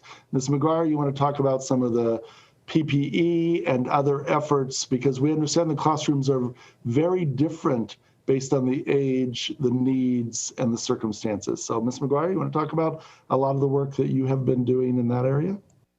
Yes, we've had a very strong and productive collaboration with the Office of Special Education, really working with them, our supply team and their special education team, to dig in to understand what are all of the various elements of personal protective equipment and any kind of safety mechanism that we thought would be helpful to that classroom environment that has been demonstrated either by best practices or some of the measures that our non-publics and other entities have put into place. So we've had, a very strong working relationship there, and have ordered specifically additional materials that are necessary for some of those particular situations. And again, there's a particular attention also to being sure that the equipment matches the function and the need, again, of a very, just to be sure that we're meeting the right need at the right time with the right measures. And so that piece is, again, it's been a very good relationship. We have ordered a lot of materials. We just continue to order. We are not stopping ordering. And I want to just continue to assure everyone that we have a very robust inventory. We have made deliveries to schools. We are continuing to make deliveries to schools, and we have a robust inventory of all of the materials that we're speaking of. Thank you, Ms. McGuire. Ms. Harris, I wanted to be sure that I understood what you were asking so that they would be clear. They were talking about the 5 pillars of readiness and 4 that are absolutely required all the time. The one that they have been talking about, are you looking for us to share something different with the community? Because they've always said it would be mask, hand washing, physical distance, sanitizer. I'm just trying to understand, are we looking for a different communication? No, I don't think so. I think we are looking for a standalone, clear piece of information, because I'm hearing from many people across the county that they still don't think that the school system has a clear plan for what measures, infection control measures, will be operationalized in schools. I think we do. I just think we haven't communicated it well, because perhaps many times that information has been embedded in far larger pieces of communication. I think for essential pieces of public health information, it needs to be pulled out and shared separately so that we're not relying on people to go through a very large piece of communication and click on multiple links to understand. I think, especially in a time like this, effective public health communication relies on simplicity, clarity, and transparency. So a simple standalone message that just goes out to everybody about exactly the infection control measures that will be followed in every school, without that being embedded in a message that covers many other issues and points. I see Ms. Silvestri's hand is up. Go ahead. I just wanted to say thank you for the presentation. This is the conversation we've been wanting to have for a long time, and it is complicated, but it's great to be having it as we plan for a March 15th opening, notwithstanding the governor's directives. I was happy to hear that the vaccination appointments for our teachers have begun, and they will begin vaccinating them in the next coming days. Also happy to see that the metrics are going down. So things are coming together. And I know we're all excited about going back to school. I echo my colleagues' comments that the videos are fantastic. I think parents will want to see more of them. And I look forward to the communication from our principals next week about additional details specific to our school. So thank you so much. Ms. Mandrowski. Yeah, just to Ms. Harris's point and kind of following on Ms. Sylvester's, I know that parents have indicated already even that they would really like to see one of those type of videos done for each of the schools sent to them by the principal, so that no one's walking in thinking it's going to look like what they just saw, with it might necessarily be different, and so everyone has clear expectations of what it's, and it could include things like the safety measures that are going to be put in place and all of that kind of stuff. So I don't know if that's something MCPS can do, but it was just, I think, it could be helpful for parents to be able to see it in action, just like we did with these videos. We will certainly be making the information ever more specific and targeted as we move closer to the March 15th full opening date, and making sure that we are being, as Ms. Harris said, both the protocols and the pillars, but also the information, as you saw in the videos, that is specific to that individual school. For example, we saw at the Damascus High School example, that work's going on in all 208 schools. And I would also say, again, it's been said many times that comparable work has been going on across all schools around the heating, air conditioning, ventilation systems. Literally millions and millions of dollars has been invested in efforts to make sure we have the right filters, the right air filters in buildings where the heating, air conditioning, ventilation system is not as new. And so we are making sure that we have all of that in place, ready to go when those school doors open for our students. And so we'll continue to target our communication so that in the weeks leading up to the day that students can walk back into school in large groups, that we will have all of that information available. And we will reach out to families in a way that we don't expect them to find it in an email or to look for it on a website. We'll reach out to them proactively. Are there any other questions? Ms. O'Neill. Dr. Smith, you briefly touched on it, but many people expected that we would take a vote today. When you look at our agenda, we always publicize or put on the agenda if it's discussion and action. And there's also some confusion among some about the Governor Hogan's statement about March 1. We've been saying March 15, and I know we're going to have a discussion February 9. When we took our action early in January, we had put February 23rd as our final action date, go, no go. How does that all intertwine? Can you just restate, the governor's action or comments and our actions and our prospective final action? Absolutely. That's the very next part of this presentation. And so if there are no other questions about operations and facilities, safety protocols, then we can move on to that next section when you're ready to do that. I'm not seeing any other questions, so go ahead. Thank you. All right, would you bring up the slideshow, please? So obviously March 1st, 2021 is a very important date based on the governor's directive. We certainly listen to what our governor says, and we think that's very important. We also know that ultimately the decision rests with the Board of Education, and that the staff is here to develop plans, implement those plans, make recommendations, provide you with all the information you need to make decisions going forward.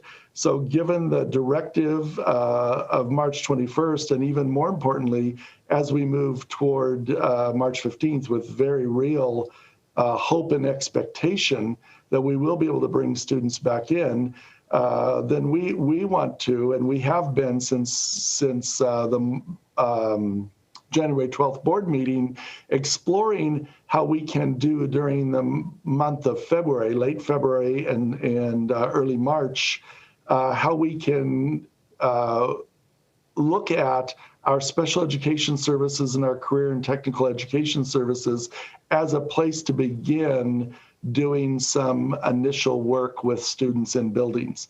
And so we will come back to you on February 9th with a plan that we think will work to bring individual students and small groups of students who are served in some special education programs and some career and technical programs, that we think we could begin while we wouldn't have full school schedules operating and we wouldn't have full grade levels of students in, we could begin by the end of February serving students in that way, and then build out on that as we move toward the March 15th date. So we would come back to you on February 9th with a recommendation and a plan for that, and look at that. You will recall back in November, we showed you a comparable plan for the month of January when we expected to open schools for a phased-in return on February 1st.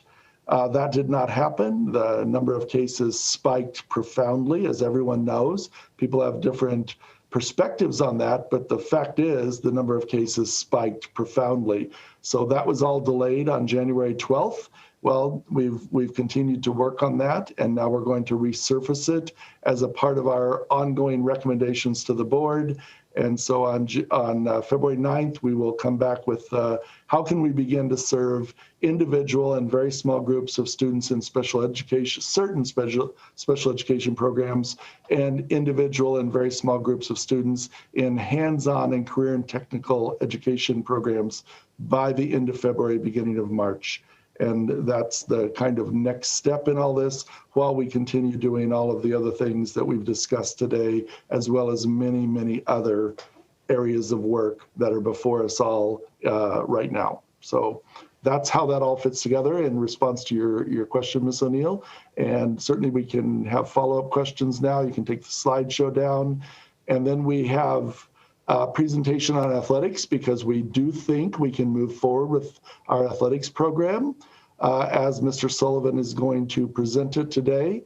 We think that makes sense given where we are in this time and how it could move forward as another step toward bringing students back into school facilities in the coming weeks. And so if there are questions about what I just said about March 1st or about special education programs or CTE, I can certainly respond to those, or my colleagues can, and then we'll move into the athletics part of the presentation.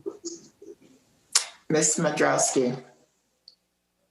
Yeah, so I just want to clarify, because, people talk about the moving targets and things like that. And, on the one hand, I feel like we are saying we are going to be bringing small groups in as best as we can, starting with special education, career technology, maybe, whatever, I don't know, the end of February, and certainly by March 1st.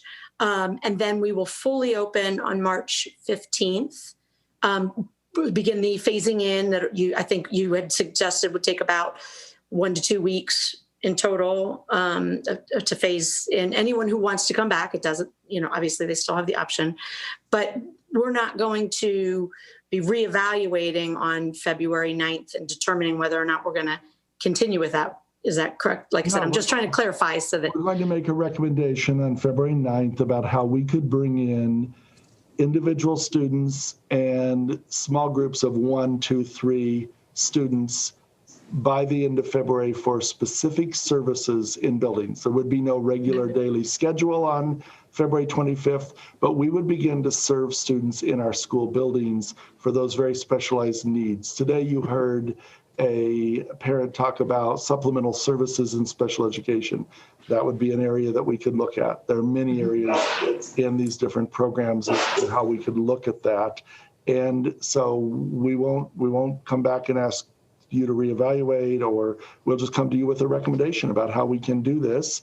And then we'll move forward based on the board's discussion and action on February 9th. At the very next meeting, February 23rd, we'll come to you with a recommendation about March 15th and how we could move ahead with the phasing in of students. And once again, as we said, it's going to be a very significant day when we open the school doors and bringing in whole grade levels of students, even if it's only 40 or 50 or 60% of the students in that grade level at a school.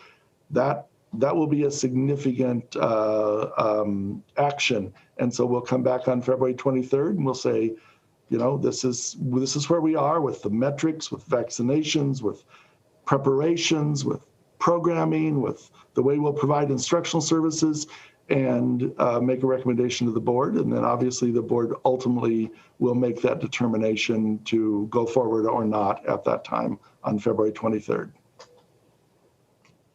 Okay.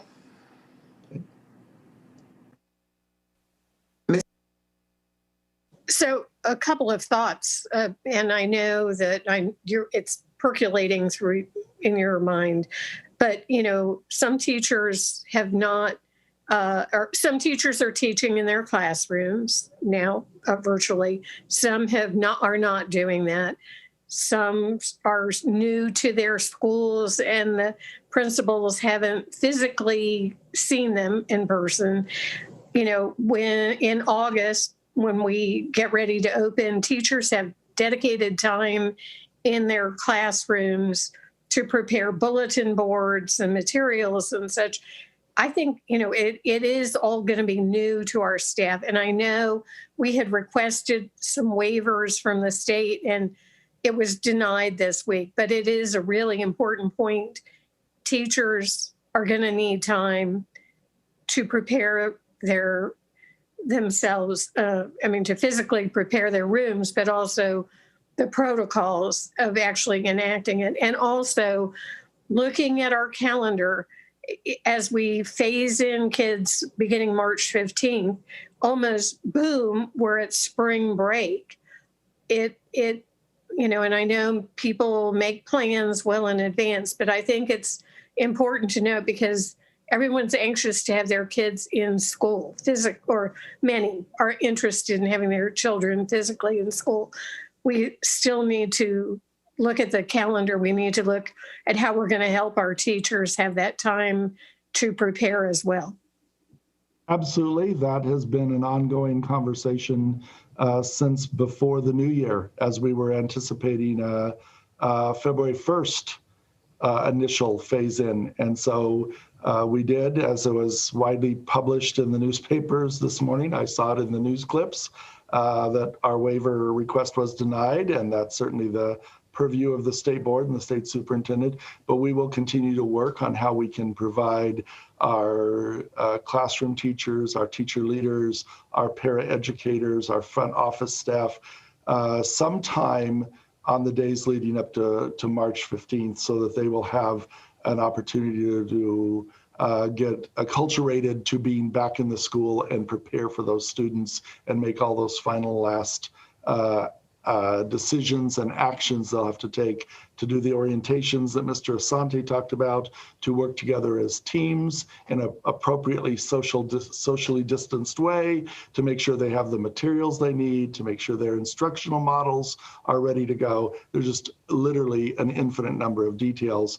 And you're absolutely right, Ms. O'Neill, that we are going to have to provide some time for that to happen as we approach the March 15th date and the March 1st date.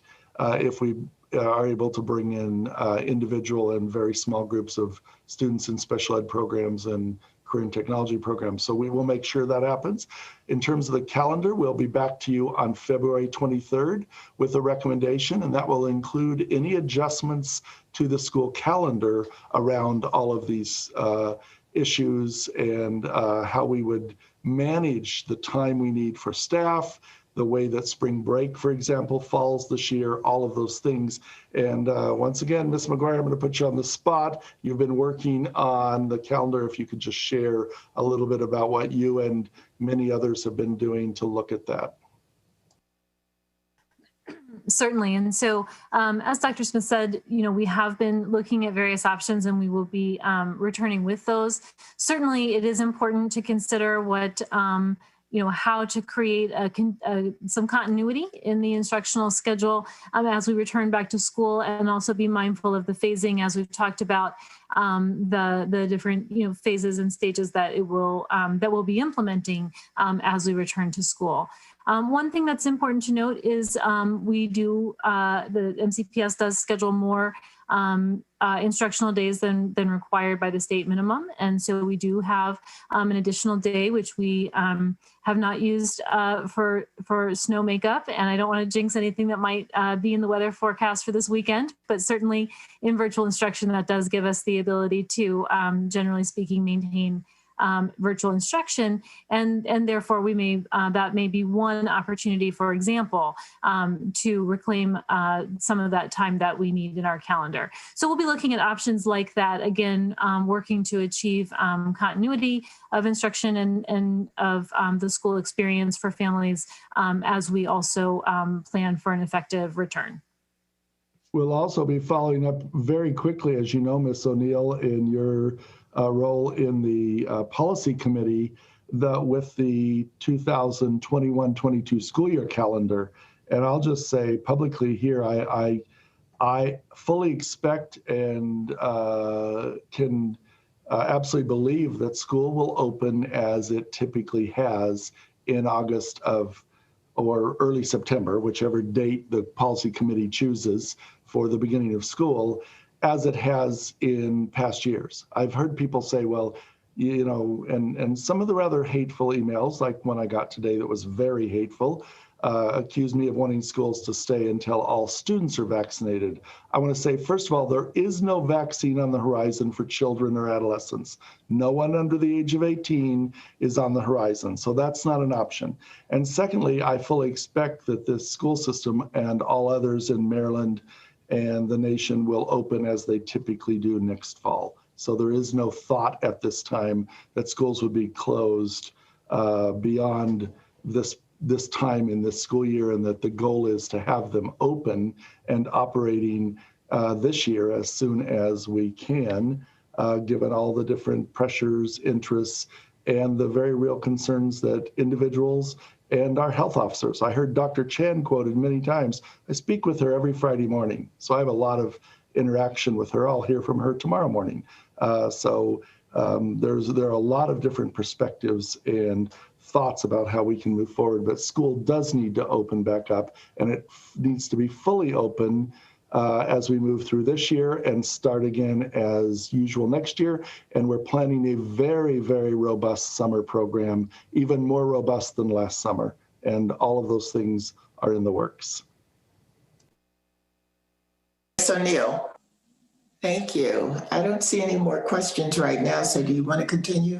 Please, I'm going to now turn it over to Dr. Sullivan to walk us through some recommendations and ways of doing business around athletics. And I just want to call out Dr. Sullivan, Mr. Koutsos, and many, many other people in that team who've been working on this and maintaining lots of activities for students. Ms. Shella Cherry, all year, and now in a very real effort to get that moving back to some level of in-person. So Dr. Sullivan, I will turn it over to you. Thank you, Dr. Smith. Good evening, Dr. McKnight, board members. Today I'm excited to share some updates and information regarding the planning for the return of in-person activities in the MCPS athletics program during the second semester, as we continue to support the mental, physical, and social emotional well-being of our students. Our Return to Raise strategic plan will guide our operations and our safety protocols to provide the safest, greatest experience possible for our students, coaches, staff members, and stakeholders across the program. We will begin the second semester with the fall sports season per the MPSSAA, State Athletic Association calendar. I'm going to cover some brief highlights of our plan, the fall season, and the semester ahead. To begin, registration for our fall season opens tomorrow, January 29th, through ParentView, our new technology platform for MCPS. The registration numbers will be an important component of our planning as we plan for our grouping of students and the programming when the season begins. Important information is going to be posted on the MCPS Athletics COVID-19 information website, including information regarding sports physicals and all of our safety protocols. So a draft of our Return to Raise plan will be posted. It's important to note that this is a fluid document, and we are expecting updated guidance in the coming weeks from the National Federation of High Schools, and our county guidelines continue to change. So we will continue to update our protocols here in the coming weeks. We'll have a list of clinics for physicals, as I mentioned, including the Care for Kids program for students that need to get sports physicals and to assist our families. To provide a little more time for the physicals and to transition into the season, the first 2 weeks of the season, starting February 13th, are going to be used as preparation and as opportunities to educate our students, parents, and guardians in advance of our target start date for in-person activities on February 27th. If we are not cleared to proceed with in-person activities, we'll begin virtual with hopes to transition to in-person activities when approved. It's important to note that our activities are set to begin to start outdoors with conditioning and skill-based practices and engagement. We continue to plan and work closely with DHHS, including a safe plan for our girls volleyball program. So there's some moving parts there that we'll continue to work very closely as we proceed in the coming weeks. All students are academically eligible for the rest of the school year and may participate in the program regardless of whether or not they're virtual or in-person instruction. Some of our guiding principles during the school year, as we had our virtual first semester and into the second semester, promoting our core values of equity and access, ensuring the gradual safe return to in-person activities, and providing ongoing communication regarding our current operations. So we will be providing updates, system-wide updates in the coming weeks and throughout the season. Next slide, please. I wanted to call attention briefly to our COVID-19 task force. This has been a dedicated group of 26 individuals who have served as our Return to Play committee since June. And this group includes representation from multiple MCPS stakeholders and departments, leaders across MCPS athletics, our coaches, officials, athletic trainers, principals, facilities, transportation, system-wide safety, and communication. So we have cast a really wide net with the task force, including representation from the Department of Health and Human Services and the Office of Emergency Management and Homeland Security. This has been critical for us during our journey because our planning has incorporated their guidance along the way. Therefore, our plans have been approved by both county agencies, and we will continue to work hand in hand to ensure that the latest and safest protocols and procedures are going to be used. I want to publicly thank the task force for their efforts. They've been outstanding. Finally, I want to emphasize that the activities and protocols in our Return to Raise plan align with the CDC guidelines, as well as our state guidance from MSDE and the Maryland Public Secondary Schools Athletic Association, and of course, the Montgomery County guidelines for the safe return of youth sports. So in order to provide you with a snapshot of what these protocols look like, we're going to transition to a brief video to let you see the Return to Raise plan in action.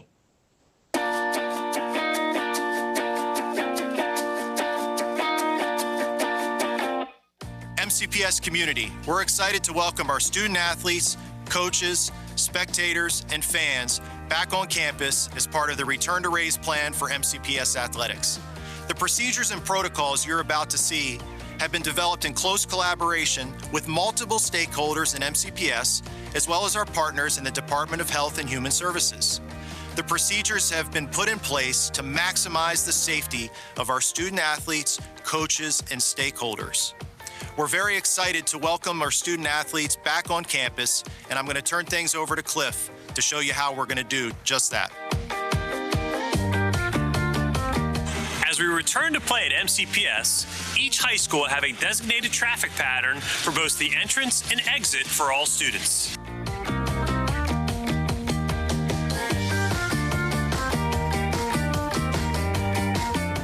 After drop-off, the students will socially distance and make their way to the trainer to check in.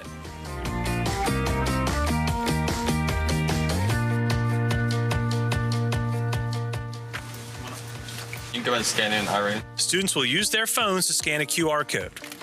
The QR code will contain a health assessment which students will answer. Should students not have their own cell phone, the trainer will verbally ask them the health assessment questions. All right, I got you, Irene. You are good to go. Great, thank you. After completion of the check-in, students will be told what pod they are assigned to. Pod 2. Okay. Each school's aerial map will show the location of the pods spread out across the campus.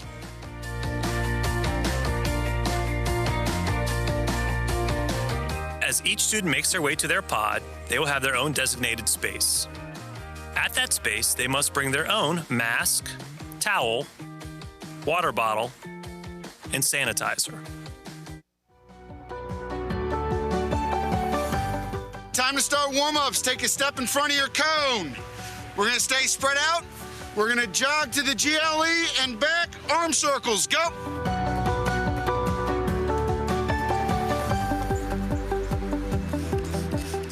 Coach Gonzalez is using MCPS-approved products. He's using procedures that he's been trained on to keep our areas clean. Coaches throughout the system will be doing the same, and also building services will be cleaning facilities and looking at air conditioning and ventilation to make sure that we have all of our facilities safe and supporting a healthful environment. As MCPS Athletics transitions to indoor athletics, we will follow the same safety procedures as we did outside. We have appropriate ventilated facilities which will be cleaned daily according to the MCPS protocols. I want to say a special thank you to our colleagues at MCPS for their continued partnership in terms of planning all aspects of our students' in-person instruction as well as their out-of-classroom experiences. Also, thank you to all of the different partners and different government agencies, including Public Health Services, Offices of Emergency Management and Homeland Security, to be able to review all the different guidelines that have been put forward to keep our student athletes safe. So we're excited that there are provisions in place to be able to allow the students to return, and we will continue to monitor the metrics to ensure that those provisions are safe to move forward as we move forward throughout the rest of the year.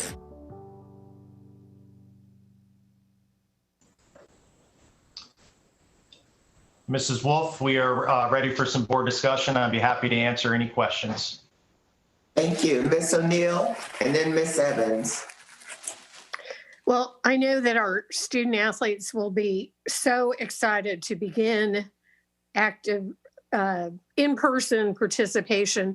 My question, and you briefly touched on girls volleyball, but it pertains in other seasons to other indoor sports, specifically the CDC most recent guidance in the reopening of schools singled out indoor sports as a possible area of concern.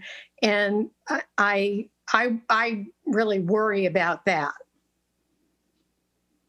Yes, Mrs. O'Neill, and I did read that guidance as well, in particular with the high-risk activities of basketball and wrestling in particular, which is why with volleyball being a medium-risk activity, we will work, if we have to move that outdoors. We're working closely with DHHS on volleyball. There is a current maximum of 10 indoors for any activities as we sit now.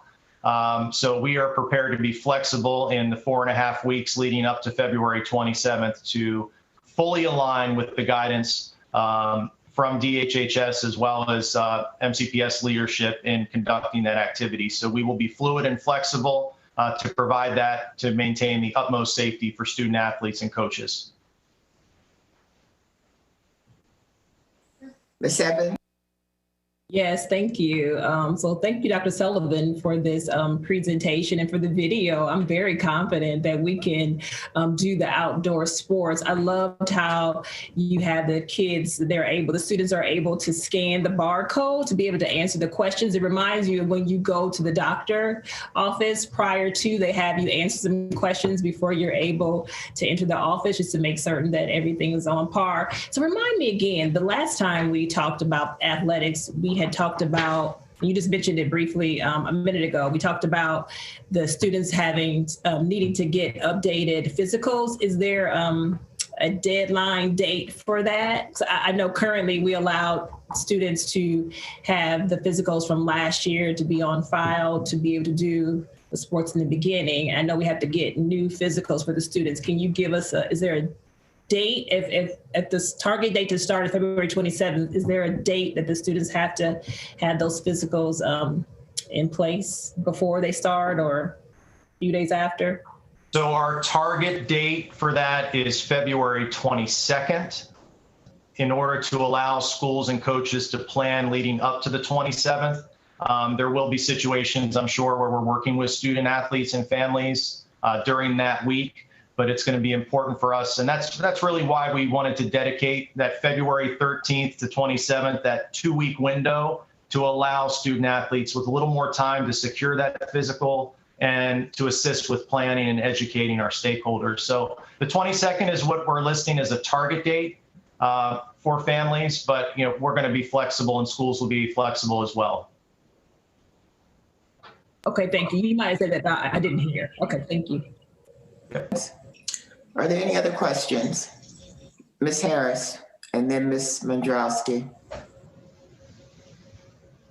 Thank you. I'm just building on Ms. Evans' comments. We talked about this in an earlier briefing. Now that, in the fall, we'd waived the requirement for 2020-21 sports physicals, but now that we are contemplating the return to in-person athletics, students do need to have those sports physicals.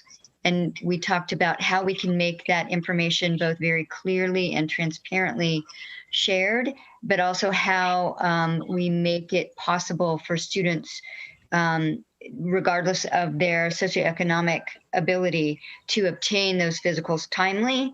So as the parent of an athlete, we've not heard anything from our school yet about this issue. So I'm wondering how we're communicating the need for physicals and how we're going to assist all students in getting the physicals they need to be able to participate in athletics. So our communication will begin tomorrow with officially opening the fall sports season. We do have clinic information available on the website. We have worked with our 3 or 4 vendors for athletic trainers in the 25 high schools to provide physical clinic information, as well as the Care for Kids program. It's a county program, a Montgomery County program that provides opportunities for sports physicals and other medical related needs with socioeconomic concerns and assistance.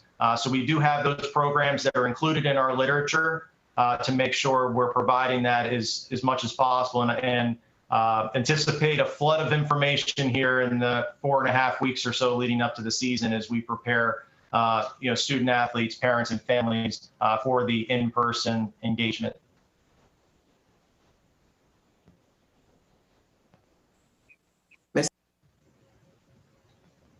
I'm not sure if you said me, but I'm gonna. So I just again, I hate to be nitpicky, but just for clarification, in your presentation, you mentioned that if we are cleared for in-person activities, or I forget what exactly the word you used, but that we would start on February 27th. 2 things. Number 1, who is the person that would be clearing that? Is that the board, or is that each school individually? Is that a county decision? Or, and then my second question has to do with these physicals. And I know you mentioned there being some flexibility. I'm concerned about all of a sudden our pediatricians and our physicians being able to fit in all these kids in enough time to get them cleared. But I appreciate you said there's going to be a lot of different options for families. So like I said, I just want to make sure I'm clear for our families. Yes, we're going to provide based on the last board meeting and the feedback, we wanted to elevate the physical options with clinics, as well as working with our athletic trainer vendors to provide additional opportunities, as well as the Care for Kids program, and trying to cast that wide net for the importance of the physical, especially given the times we're in with COVID-19, the importance of that. And we do understand that. That's a huge focus here in the coming weeks for schools and their messaging to make sure student athletes are aware of that and where they can go, and reaching out to doctors. I know a lot of doctors and medical professionals are doing physicals virtually in some cases. So there are some options with that. So we want to be able to message that appropriately to student athletes to give them that opportunity. And that is really why we're looking at that extra 2 weeks of planning for the season to allow students and families with that time to prepare. And then we'll be monitoring our registrations and our pods. And I've really stressed with our athletic specialists, our ADs, and the leadership across our program, the importance of us being fluid and flexible. We just don't know what the next 5 weeks are going to bring. And that includes the types of activities. We would love to be in a position to get to a competition phase, but we'll have to be monitoring everything. And it may be different for one sport than another. And that's going to be an important part of the picture we're going to paint here in the coming weeks with the community, and keeping safety at the forefront of everything we do. Okay. So what about the being cleared part? Is that a decision? Is there a timeline when that decision would be made, or? Ms. Smoderowski, are you saying students being cleared to participate, or are you talking about? No, well, in the presentation, he said, if we're cleared for in-person activities, we'll begin on February 27th. And I was just curious, that kind of sounded like there might be someone saying we're not cleared for physical activities. Yeah, so we brought this forward to you today to share the information. And it's our intention to move ahead unless we hear from board members that you have serious concerns. As you saw Dr. Gales on there today, we have been cleared at the county level to go forward with this. And so we wanted to make sure that was clear to you as board members. If you have concerns, then we'll come back on February 9th and address those concerns. Otherwise, we're going to keep moving ahead as we've outlined today. That's great. That's all I wanted to know. Thank you. Ms. Mendrowski, are there any other questions? All right, I think Dr. Smith, you can move on. Well, I think, Ms. Wolf, you see a common theme here, all the board members, of working toward bringing students back in for activities, working toward bringing students back in specific special education and career and technology programs by the end of February, making an effort to make sure that happens, and then working toward March 15th.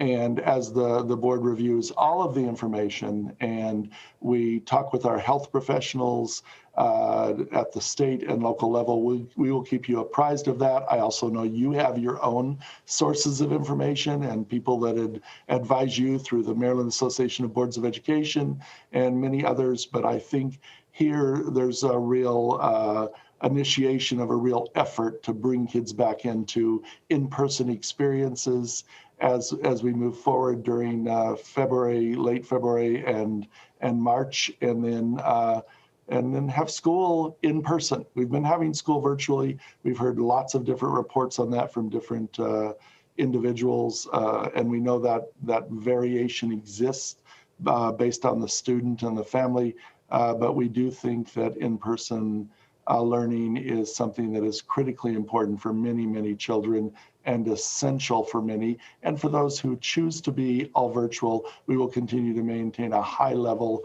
of quality and continue to build that out, because that's not going to just be with us for the rest of this year. That's going to be with us for the foreseeable future. And as you saw in the budget workshop on Monday, that'll be an area of real intense focus this spring as we continue to build out the digital experiences. The virtual academy we'll need next year for some of our students, given health considerations and others. And we'll just make sure that we are well prepared to meet the needs of the students as we move forward. So that concludes our presentation together and our presentation today. And I just want to say the staff that you've seen in front of you represent literally thousands of other staff members who are all working all the time to make sure that this all happens in the most effective, efficient, and in the best possible way. So thank you to the staff. Thank you for that. And now we're up to item 6, focused interventions. Dr. Smith, can we call on you again? Absolutely. So there was a resolution that came at the end of last June, and the resolution asked staff to identify culturally relevant interventions that effectively support the academic success of students, particularly students at risk of not graduating or graduating from high school without the necessary skills or opportunities to thrive in the post-secondary life. And I read very early this morning the news clips, and this was a headline in the Washington Post this week. The economy is getting even worse for Americans with high school degrees or less education. So if you only have a standard high school diploma, or you have not even that, then the foreseeable future for our economy for you is very, very dim. And so we wanted to look, as the resolution called for us to do, at who are the students, what's happening with them when they have relatively low grades and they have disciplinary actions, as the resolution asks us to do. This is something we've been working on in our alternative pathways to graduation. This is something we've been working on in the CREA program for students who are in ESOL programs in high school. Remember, lots and lots of students start ESOL programs as young children in our county and then are exited from ESOL during elementary school. But for students who are still in ESOL programs, especially those with disrupted education during their elementary, middle, and high school years, and then they find themselves in a new language in high school, and our alternative pathways to graduation program for students who really, they don't find the comprehensive high school to be a positive experience for them. It's not what works well for them.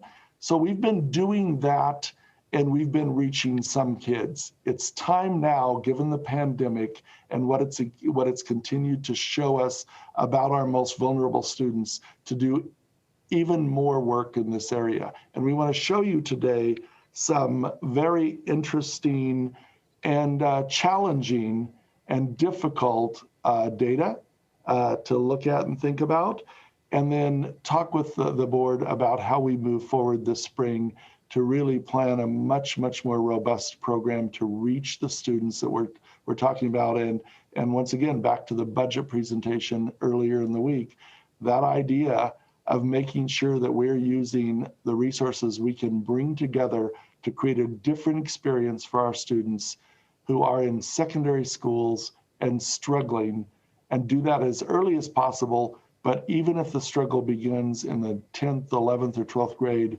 to intervene and make sure that we can turn that around so they leave high school with a diploma, and they leave high school with a diploma that admits them to Montgomery College, provides them with a licensure or certification in many of our technical programs and our career programs, or that provides them the opportunity for university, military, apprenticeships, whatever they want, but that they are well prepared for it. So I'm going to turn this over now to Dr. McKnight, and we're going to walk through some data and have a discussion with you about where we think we can go in the coming months and next year to better support the students who need and deserve the opportunity to be contributing members of a community and benefit from that community as they leave high school. Dr. McKnight? Thank you, Dr. Smith. We are excited to bring this presentation to you today. We always talk about our students and being whole, and that's supporting them academically and making sure that they're in the best social emotional state to be their best selves. And so today our presentation is going to highlight some of the collaboration efforts that have been brought forward to make sure we are meeting the needs of our students. And this is cross-office collaboration. This is us working and building partnerships with external agencies to help support our students and our families. And just the day-to-day examples of how our central office are working with our school staff members to support our students.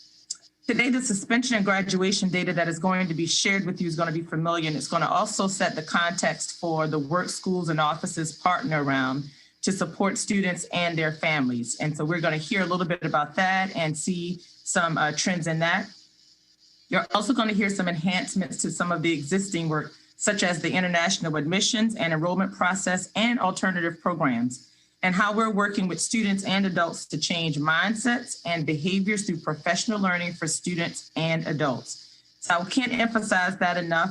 When we had our budget work session, I think it was on Monday, we talked about the importance of making sure we make the connections between what our students need and really planning for those needs, but also thinking about what is it the adults need to be able to provide the students with what their needs are. And so that will continue to be a focus now. We're going to continue to bring that back to our presentations to make the connection between our staff serving our students well and making sure we're meeting the staff needs to do that.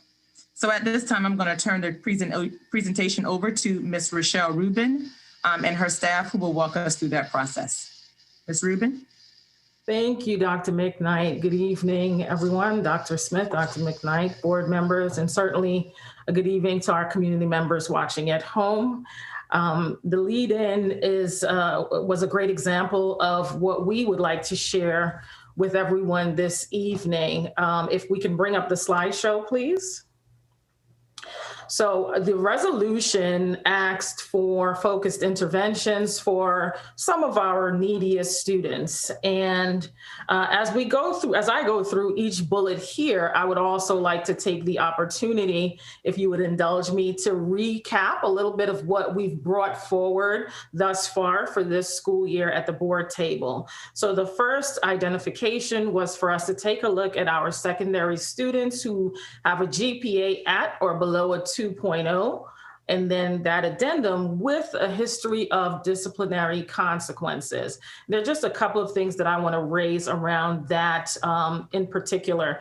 What the data also illustrates to us is, as Dr. Smith, you heard reference earlier, many of the students in our ESOL population fall into this category oftentimes, where they may have a GPA that is less than a 2.0, but they have not interacted with the disciplinary consequence. And so that work is equally as essential. And for those students who have a GPA less than a 2.0 and have had one or more suspensions or multiple referrals or just various challenges that I think in the past, we've said the disciplinary challenges are just symptomatic of deeper issues. And our data has shown that many of our students have unresolved, sometimes mental health or social emotional issues that are precipitating those behaviors, those challenges that we see. And so when we've brought forth the work of restorative justice, restorative practices,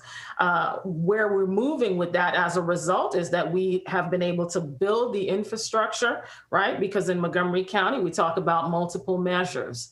So we've built the infrastructure to say, how do we measure the impact of this work on the lives of students and within our schools?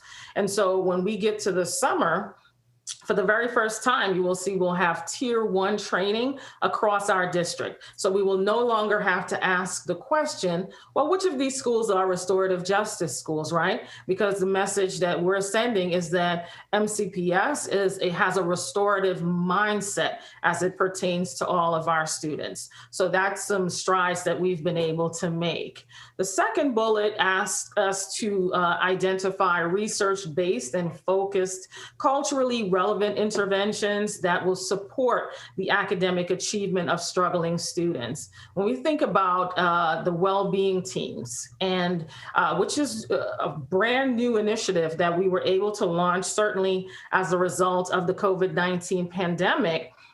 But what they were able to do is really give us that first layer of engagement, that analysis, right? So any of our students who fit this criteria who are not logging on, we were able to work those numbers down to very few. Right now, we find ourselves on the trajectory of it's time for us to deepen that learning and that skill set for teams as well as schools. And so the planning around building out a framework for student well-being teams, which exists at all 205 of our schools, making sure that we are looking at the professional learning that they need, what are the best practices, because we've heard consistently from the board and from our community members that variability is something that we need to work diligently to eliminate. So we want to make sure that the student well-being teams are functioning at their highest capacity in the same manner across our district. And that's the work we're engaged in. And we also have that second prong. We're still looking for any students that we haven't found or are somehow disengaging as a result of a mental health issue, an emotional issue, some food or housing insecurity, that we're still continuing that work. That work never ends, but we're also pivoting to make sure that we operationalize that structure in MCPS. And so for all of that work, who's represented there? Those are pupil personnel workers, our school psychologists, those are parent community coordinators, right? And certainly, as you heard Dr. McKnight reference, it's cross office, across OTLS, all of us wrapping our hands around our students. For this third bullet, where we were asked to develop an implementation plan with that culturally relevant intervention to support academic achievement of these students that we've identified here, I want to just refer us back to the Be Well 365 framework and umbrella. We've always said that work is undergirding the work of academics. The physical, social, and psychological well-being of students should always be what is leading students to be available for the instruction in the classroom. And I can't stress that enough. And one thing we've heard from our community, certainly from our students, is this access to school counselors, their ability to engage in direct services and supports to students. And we also know our school counselors serve an integral role in college and career readiness and readiness for the workforce and for future. And so what we hope to lift up to you tonight is the work of international admissions. That's some of the work that you haven't seen out of our space, as well as our rebranding and intentional focus on the work of school counselors to ensure that together we're weaving that thread throughout the fabric of what will make up student well-being and achievement. Next slide.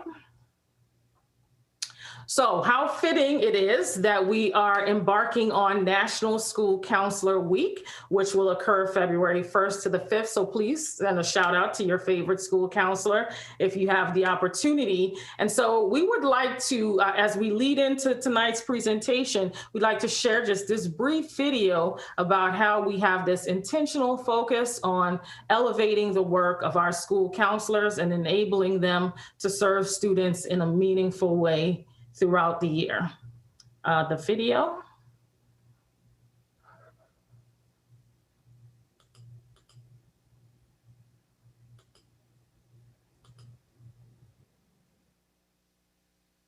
Okay, so we hope to get that to you. Apologies, I'm not sure what happened there. However, what you would have seen is just our work to brand and make sure our students, we've heard the feedback that sometimes they are not aware or don't have that level of access. And so we're working to make sure that they do. And we hope tonight what you'll see throughout our presentation is just a keen focus on our ideology and understanding that we need to be both the architects as well as the archaeologists of this work. So we need to design and structure programs, interventions, processes that will enable student achievement. But we also need to keep digging deeper so that we're measuring the impact and the historical impact of the work, and then we're plotting our way forward as a result. So with that, I would like to turn it over to my esteemed colleague, Dr. Keisha Addison, who will begin outlining the data component of tonight's presentation. Dr. Addison. Thank you, Ms. Rubin. Next slide, please. And so good evening, members of the board. I will be sharing data related to the middle and high school students with a grade point average or GPA of 2.0 or lower. The slides are organized to focus on data for middle schools, followed by high schools. And I will end my section of the presentation with data for all secondary schools.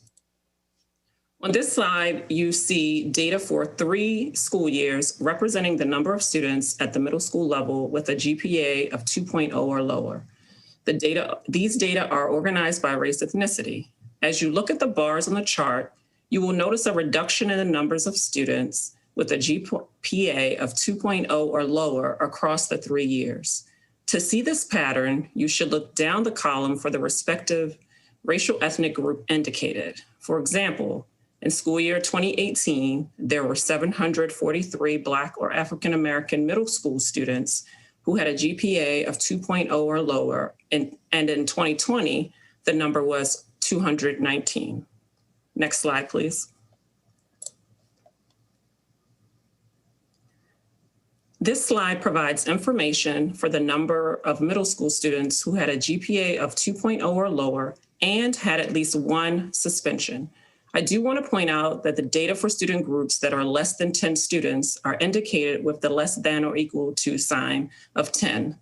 For most racial ethnic student groups, you will notice there is a downward trend. In school year 2018, there were 61 Hispanic or Latino students who had a GPA of 2.0 or lower and at least 1 suspension. And in 2020, the number was 26. Next slide, please. On this slide, you will notice change in the colors of the bars. This was done intentionally to make it evident we are detailing information for students receiving services and all students. On this slide, I want to first bring your attention to the green bars. These bars represent the total number of students at the middle school level who had a GPA of 2.0 or lower and at least 1 suspension. Again, you will notice the number of students decreased from 159 students in 2018 to 68 in 2020. To highlight information for students receiving free and reduced price meal system services, or FARMS, the number of students changed from 112 students in 2018 to 47 students in 2020. Next slide, please.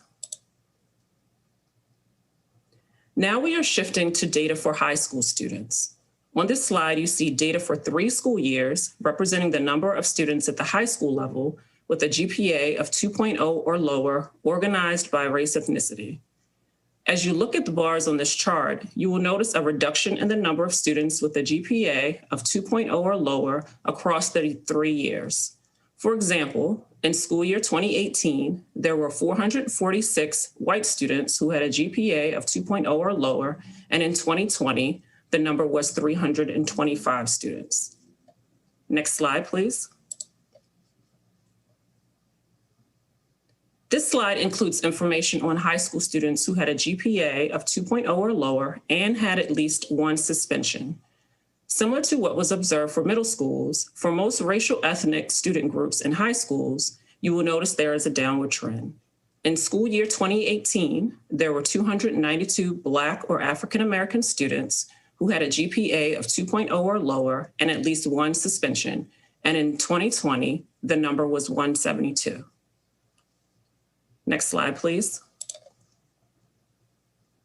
Again, this slide represents a shift to a focus on all students and students receiving services.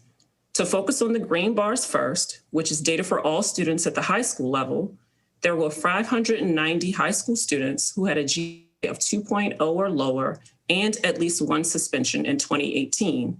And in 2020, the number was 412 students. To highlight information for students receiving special education services, the number of students changed from 171 students in 2018 to 137 students in 2020.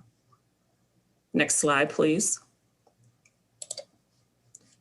This slide is a shift to focus on the percent of high school students with a GPA of 2.0 or lower across 3 school years who did not meet Maryland College and Career Readiness standards in both English and mathematics. Unlike the pattern for other slides, we see an opposite pattern with higher percentages in the 2020 school year. There were 17.8% of Asian students who had a GPA of 2.0 or lower and did not meet College and Career Readiness standards in both mathematics and English in 2018. And in 2020, the percent of Asian students was 18.3%. Next slide, please. On this slide, the numbers of students across all secondary schools, that is middle and high school, with a GPA of 2.0 or lower is presented for the past 3 school years. Again, you will notice there were fewer students in the 2020 school year compared to the 2018 school year. Next slide, please. This slide includes information on secondary students who had a GPA of 2.0 or lower and had at least one suspension. Similar to what was observed in the previous slides, there is a decrease in the numbers for 2020 compared to those for 2018.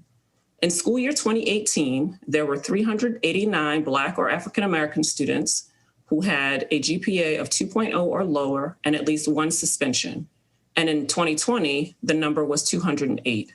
For our Hispanic Latino students, the number was 308 in 2018 and 224 in 2020. And now I will turn it over to Ms. Padilla, Mrs. Webster, and Ms. Kyle to discuss some of the work related to supporting international students, our focus on graduation and counseling. Thank you. Good evening. Next slide, please. Good evening. I'm Norca Padilla, an instructional specialist in international admissions and enrollment. A person may make assumptions about schooling, life, and the communities that a child is coming from. So we need to be careful not to make up narratives.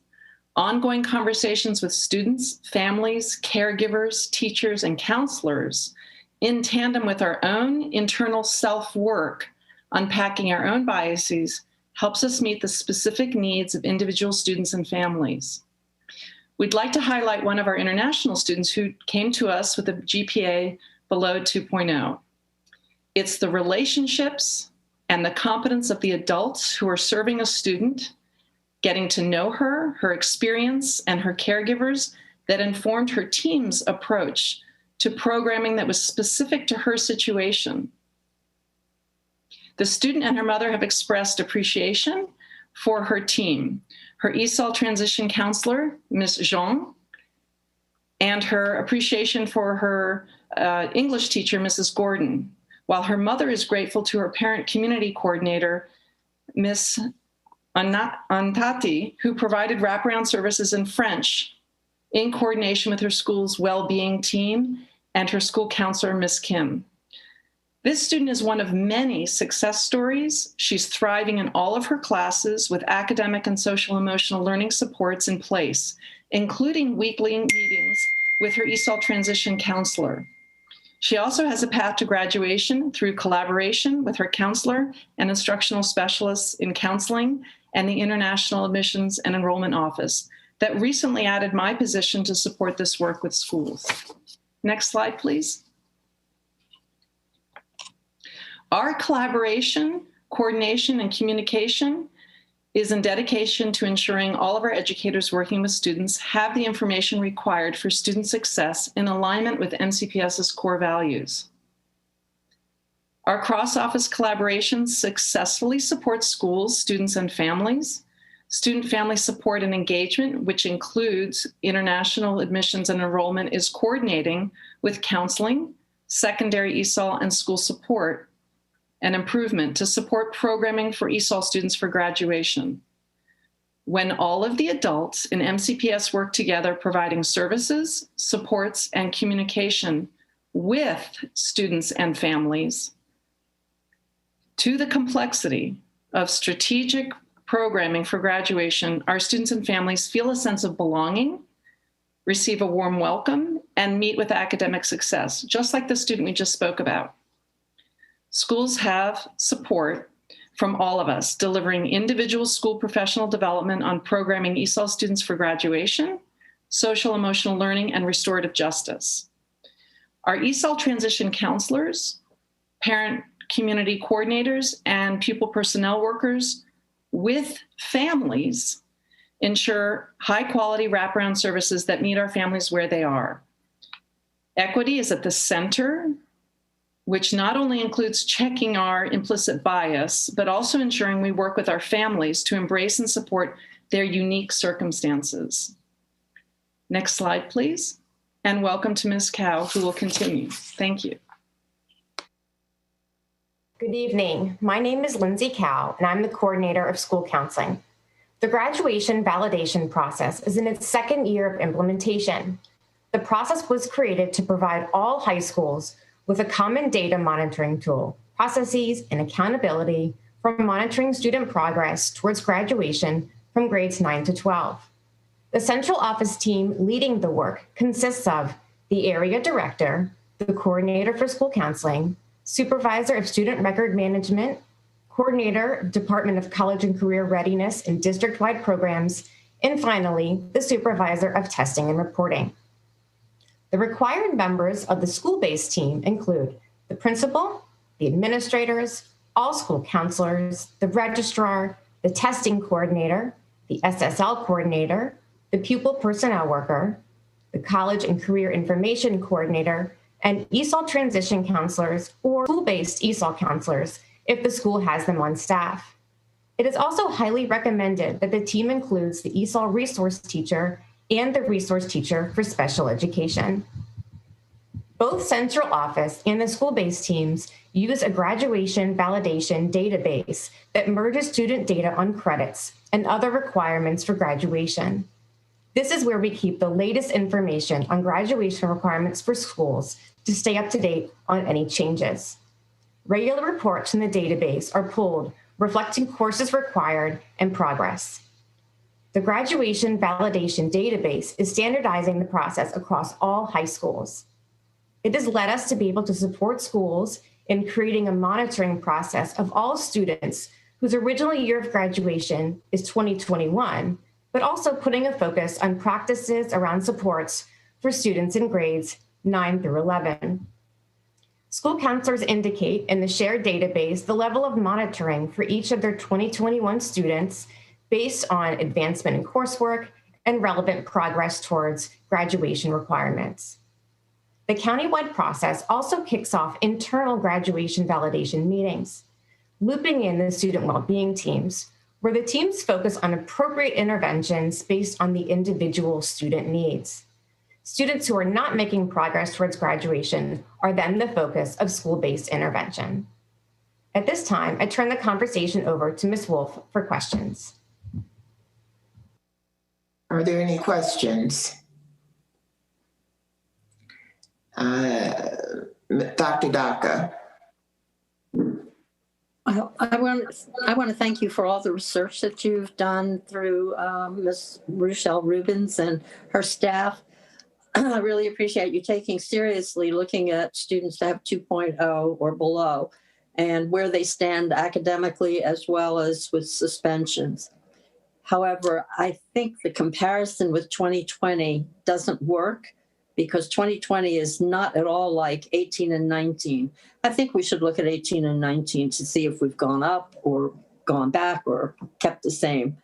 But I still do appreciate you taking it seriously and thinking about some of the things we might do and how we could work with counselors and PPWs and teachers in order to make things better for these students and to look for their path to graduation that may not be as straight as we might like.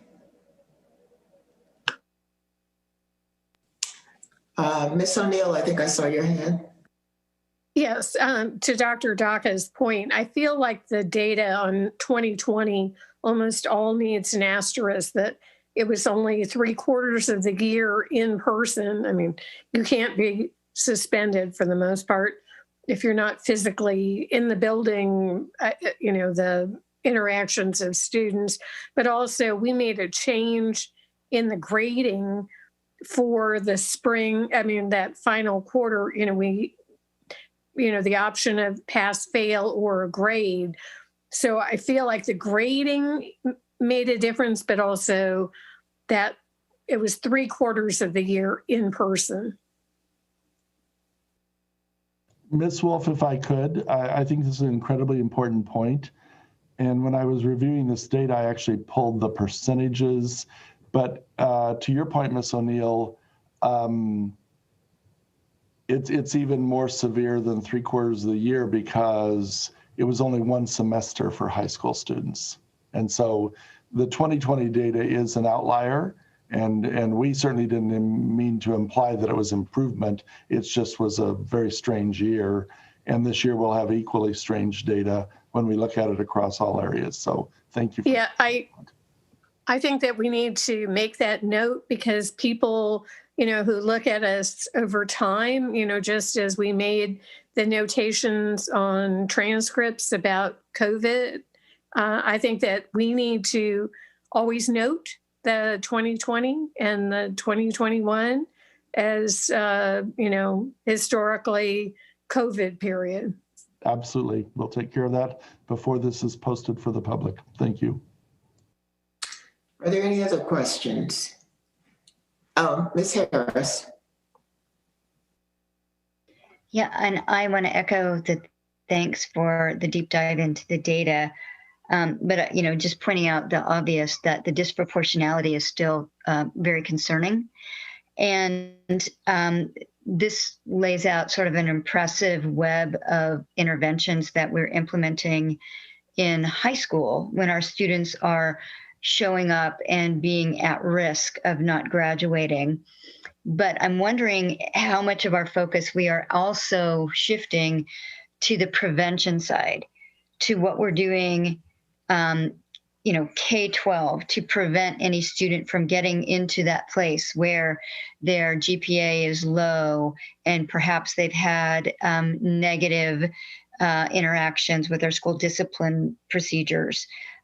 Because to me, as a public health person, that focus, that prevention lens is where that's where the rubber meets the road.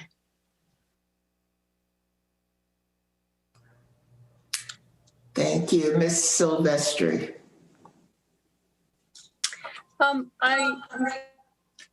I'm going to focus on, I believe the resolution, and correct me if I'm wrong, focused on the two factors, below 2.0 GPA and suspensions, correct? And so I'm going to focus on that. Thank you about the information about the international students. However, you mentioned that they don't have the suspension rates necessarily, but they do have the lower GPA.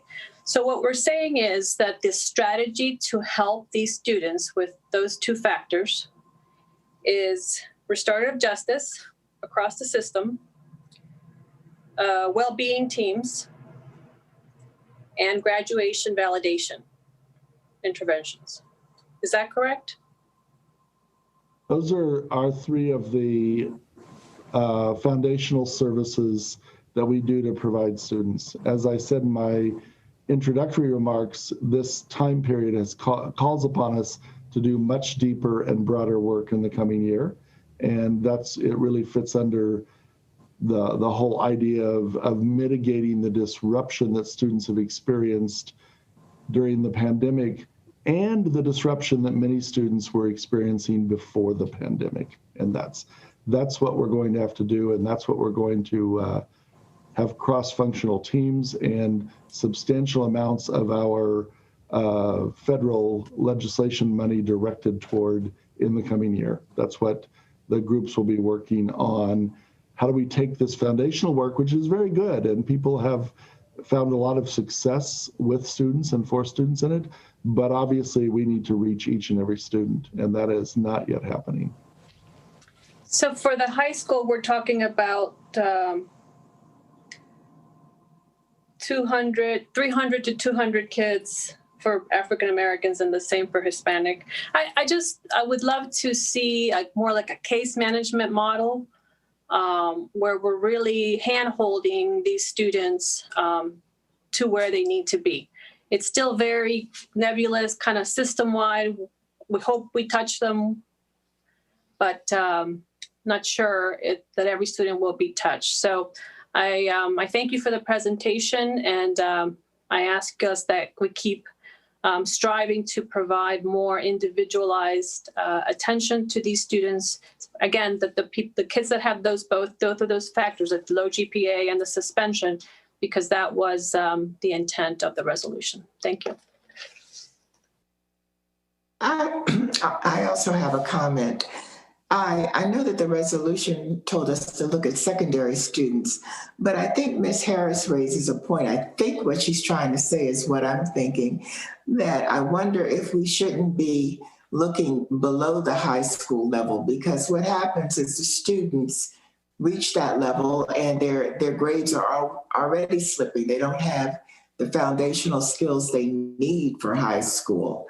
So I'm wondering what kinds of things we can do at the middle school level, or even starting as early as elementary school. And I know you all hear me channeling Jeanette saying some of it goes back to reading, but I do think that the reason they're having so much trouble in high school starts before high school, and we have to focus in on that some way too. I saw Dr. Dacus. I'm sorry, did you want to say something? Ms. Wolf, without a doubt. In fact, during my years as a high school and middle school principal, it became very clear to me that students start dropping out of high school in upper elementary school, and they begin articulating that in early middle school. You don't usually hear a fourth grader say, I'm going to drop out, but their experience is the beginning of that. And then you do hear sixth, seventh graders say, I'm going to drop out. And one of the things that we've established in this COVID-19 era that we can never lose is the idea of a well-being team in a school, so that we just know where every student is in that school. And Ms. Padilla talked about that today, and our counselors are working on that.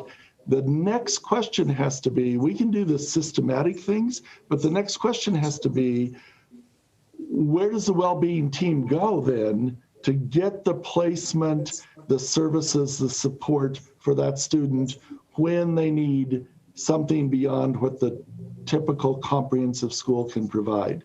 And that's where we have to build out much more intentional approaches this spring, so that next year we have a way to respond, whether COVID-19 was the precipitating cause of the students' struggle, or it actually existed before COVID-19 and it just became exacerbated and more severe during this COVID-19 era. And that's really where we have to put our money. And the graphic we showed you at the budget work session on Monday calls attention to that very thing. How do we do that as a school system? Well, I also think that it's not just the academic issue that starts a lot earlier. It's the discipline issue. The disproportionality in implementation of discipline starts much earlier, oftentimes at the elementary school, so that by the time they get to high school, I mean, they have also checked out because of the negative interactions in school. I see you, Dr. Dacus, so go ahead. Judy? Yes, they talked about the people that were important in the student's life, and the PPWs, the counselors, others that are part of the well-being team. But we forgot teachers. Teachers are so critical to this. If we had the kind of de-escalation that we needed, they would not be up for suspension. And I agree that we need to look at the kids in the earlier years, but I swear we do that. We have programs for that. I'm talking about the kids that are in high school, that this is their very last chance. We may be able to help them in their last 2 years so that they can leave high school and go on to some kind of career or some kind of post-secondary education. We have been doing this over and over again. When it's time to look at the kids like this, we always go back and say, well, let's do the elementary kids. Let's do the middle school kids. I just have a real problem with that.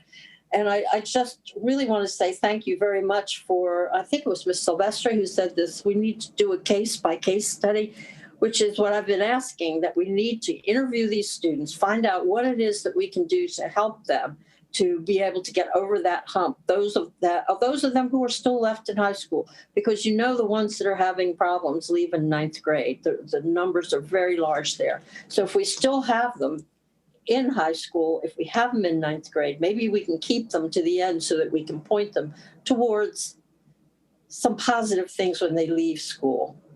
So those are my thoughts on this. I just wanted to mention, we had more slides. We weren't finished. This was just a pause. So are we going ahead or? Yes, you could go ahead. I don't see anyone else's hand. Thank you. Sasha. Okay, we can cue up the slide for restorative justice. Good evening, everyone. My name is Asasha Martin, and I am one of the instructional specialists with the Restorative Justice Unit. Next slide, please. I'll be sharing with you the model of professional learning and application of the professional learning regarding restorative justice for this school year for all grade level bands, as well as its impact on cultivating conditions that stand to disrupt disproportionality in discipline data that is also impacting graduation. This slide provides an overview of the topics of professional learning, as well as some of the application measures being utilized to monitor the impact of the professional learning. On the left side of the screen, the identity pillar, which is the integral pillar along the full continuum of restorative practices, is illustrated. Specifically highlighted is the staff learning that we facilitate around what it means to cultivate an anti-biased, anti-racist lens and ongoing self-reflection in order to inform restorative practices that undergird policies, structures, processes, and decisions. We engage in analysis and examination of the impact of our racialized intersectional identities on historic and current educational policies, as well as how our racialized intersectional identities serve as catalysts, as well as barriers to our relationships to students and caregivers. Additionally, we have continuous coaching, feedback, and modeling cycles that support navigating the pitfalls that occur within the application of learning for implementation, determining where staff have opportunities for capacity building within the implementation of the full continuum of restorative practices. Although we enter this professional learning cycle with good intentions, students and caregivers are the ones who are in the position to determine whether or not our efforts within professional learning are having the impact we are seeking. Elevating their voice through a continuous feedback cycle is also key so that we are most in tune to how we can continue to position ourselves in cultivating a comprehensive restorative school culture. Next slide, please.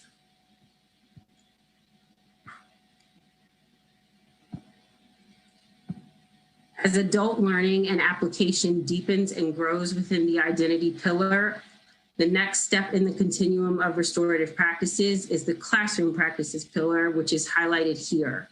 Specifically, staff are engaged in dialogue that leads to a systematic approach to examine the barriers to full implementation of restorative practices. 2 questions are key in helping staff to position themselves in ensuring that they are not standing in the way of cultivating a comprehensive restorative framework for their school community. Question 1, what beliefs, policies, structures, and practices do we as a school community have in place that aim to fix student and caregivers' mindsets, cultures, attitudes, behaviors, grit, or resilience. We have to be intentional in not imposing ways of being onto students and caregivers that center conformity and compliance, instead cultivating conditions that honor their full humanity and allow them to show up fully so that they can thrive. Question 2, how have we been complicit in perpetuating racial bias, institutional and structural racism? Are we continuing to perpetuate disproportionality in discipline structures because we have not gone deep enough in interrogating how individual, institutional, or systemic racism are playing out in what we either start, stop, or continue? Next slide, please. The graphic on this slide illustrates how the cycle of professional learning that staff engage in is then applied. When a school team proposes or examines a policy, structure, or decision around school culture, and in our case here today, a discipline framework, a targeted coaching conversation ensues. School teams across all grade level bands have to grapple with whether or not the policy, structure, or decision is a mitigative response, one that nibbles around the edges of inequity, but is not actually creating more equity for those who are the target. Or if it is in fact a transformative response because additional questions are being attended to. What are the barriers and challenges and biases present if this policy, structure, or decision is put in place? How is racism and any other ism operating within this policy, structure, or decision? If so, how are we contributing to it? And how can we eliminate racism and any other ism within our spheres of influence? Because we are laser focused around what is in our control, we may have to put a mitigative response in place initially. As that initial response plays out, the collaboration with various offices, such as School Support and Improvement and the Equity Initiative Unit, as well as the various entities within school, student and family support and engagement, is elevated even more so that we have enough supports and resources in place to move to a transformative response. The transformative responses are key in the active dismantling of disproportionality in our discipline data, as well as graduation data. And now I will turn it over to Mr. Troy Body. Good evening. Next slide, please. And so we talk about transformation and our work around cultural proficiency, equity, and as we transition to anti-racism, it is all about that transformation and how we can create schools that are inclusive of all students. As earlier in the discussion, we talked about suspensions actually start much earlier, that pathway. And so what do we do to create those inclusive spaces so that students don't follow down that track? So I wanted to present to you, kind of how we approach this work and help foster thinking around inclusion, implicit biases, addressing those biases, and structural racism. Next slide, please. So I think about this work from a satellite view, an airplane level, a rooftop, and ground level. So up at the satellite level, we look at the work we do around the system-wide training, casting a wide net so that we can expose and provide opportunities for people to build their awareness around this body of work. The other thing that we do is we put out our newsletter, which really each month that we produce it gives people an opportunity to critically reflect on their practices, policies, and procedures, as well as opportunities for transferring some of that knowledge to their schools and school staff. So when we go down to the airplane level, so we offer many selected professional learning opportunities. In fact, there's one going on focused on Latino educators as we speak. But over the years, we've created various modules so that we can engage staff and provide them with multiple perspectives around this work of cultural proficiency, equity, and anti-racism. Two of our oldest modules are Elevating the Black Male and Black and Brown Girls, which really delves into that idea of being pushed out of school because of its structures, because of our biases, and how we interact with students of color. We also have Comunidad, which focuses in on Latino students and their experiences in schools. One of the things that we have done over the years is engage staff and students and community in study circles, specifically around this idea of biases, inclusions, and the feeling of being excluded, and helping schools and offices identify actionable steps to remedy these barriers to student learning and well-being. One of the things that we've gotten out of COVID is an opportunity to kind of rethink some of our professional learning. So we've been creating and delivering monthly Equity Matters dialogue for staff, which engages them in conversations to, again, develop their critical thinking around how they make decisions that impact our students and families and replicate some of the inequities and structural racism that is seen in our data and student outcomes. Next slide. So then we go to the Rooftop, which is our direct supports to school and offices.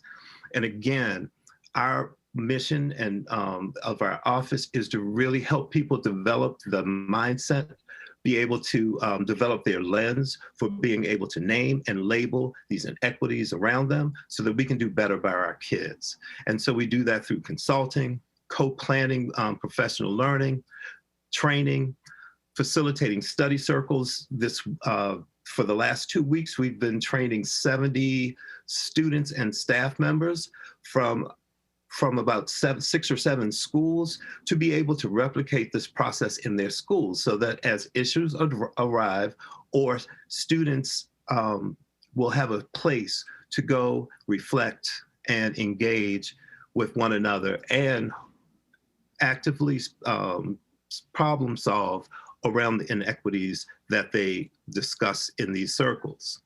We also do focus groups so we can get student voice. And all this through supporting the school or office improvement process. Again, helping people develop their lens so that they can interrupt these practices that create barriers for students. And then we have, at the ground level, opportunities to collaborate with our colleagues in curriculum. In the International Student Office, we have ongoing training with the occupational therapist. We also participated and supported the suspension group in designing training to help teachers at schools that have some of the highest suspension levels in the county address and rethink how they engage with students. And so these are just some of the ways in which we help foster a culture in our system to really focus in on interrupting practices, policies, procedures, and decisions that impact students and harm their opportunities to learn. And now I'm going to pass it over to Rochelle. Thank you so much, Troy. So what we tried to do with this presentation was to really take a global view and then show you the intentional work that's happening across spaces as it pertains to some of the future work and speaks directly to the criteria outlined by the resolution. One of the things we know we need to do is to bring forth the work that's happening at alternative programs, which as you take a deeper dive into the data, at some point, students may have interacted with that particular program. Our second piece, as it pertains to suspension, we feel like we've been building this out.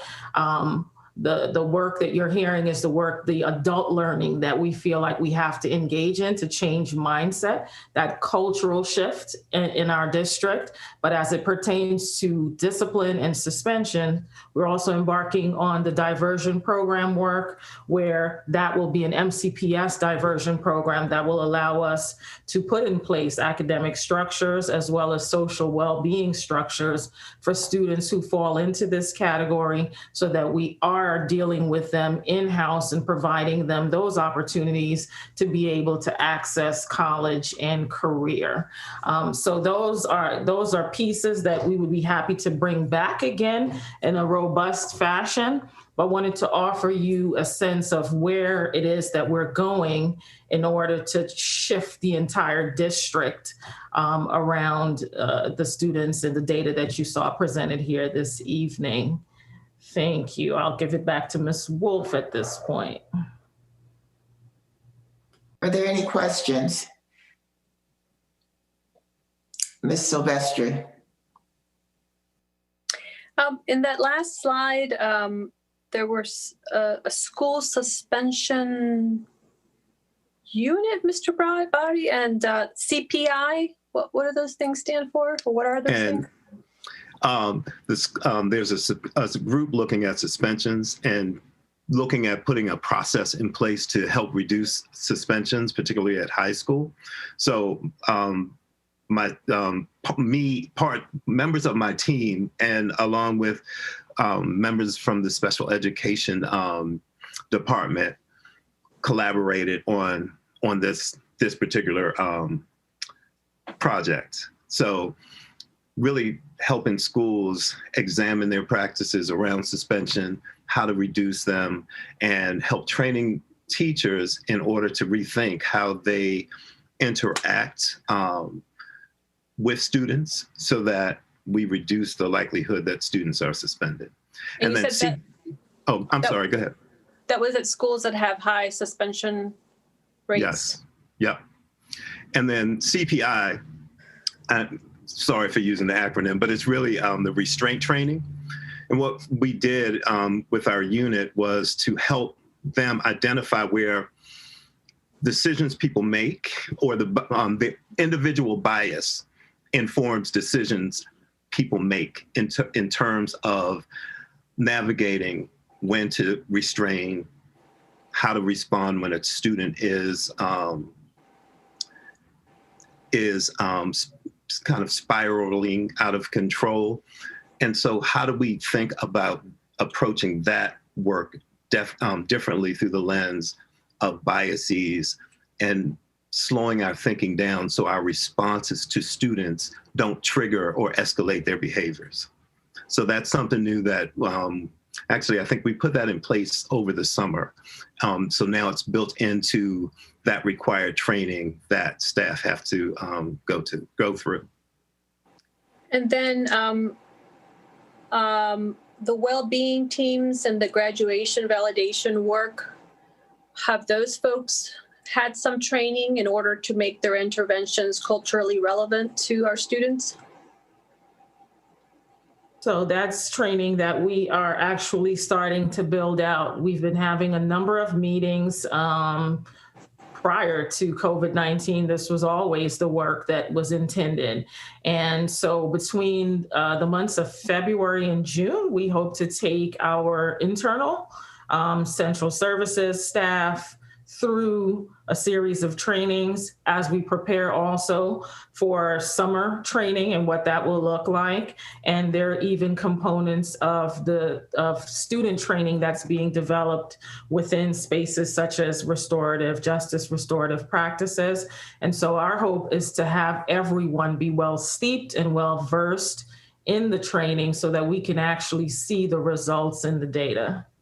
Yeah, I'm hopeful that the well-being teams can become the place where you put the names and faces attached to some of those numbers we saw today. And some schools will have large numbers and some schools will have small numbers. And I'm hoping that through those teams, we can go student by student and provide the necessary interventions to change the trajectories. Thank you.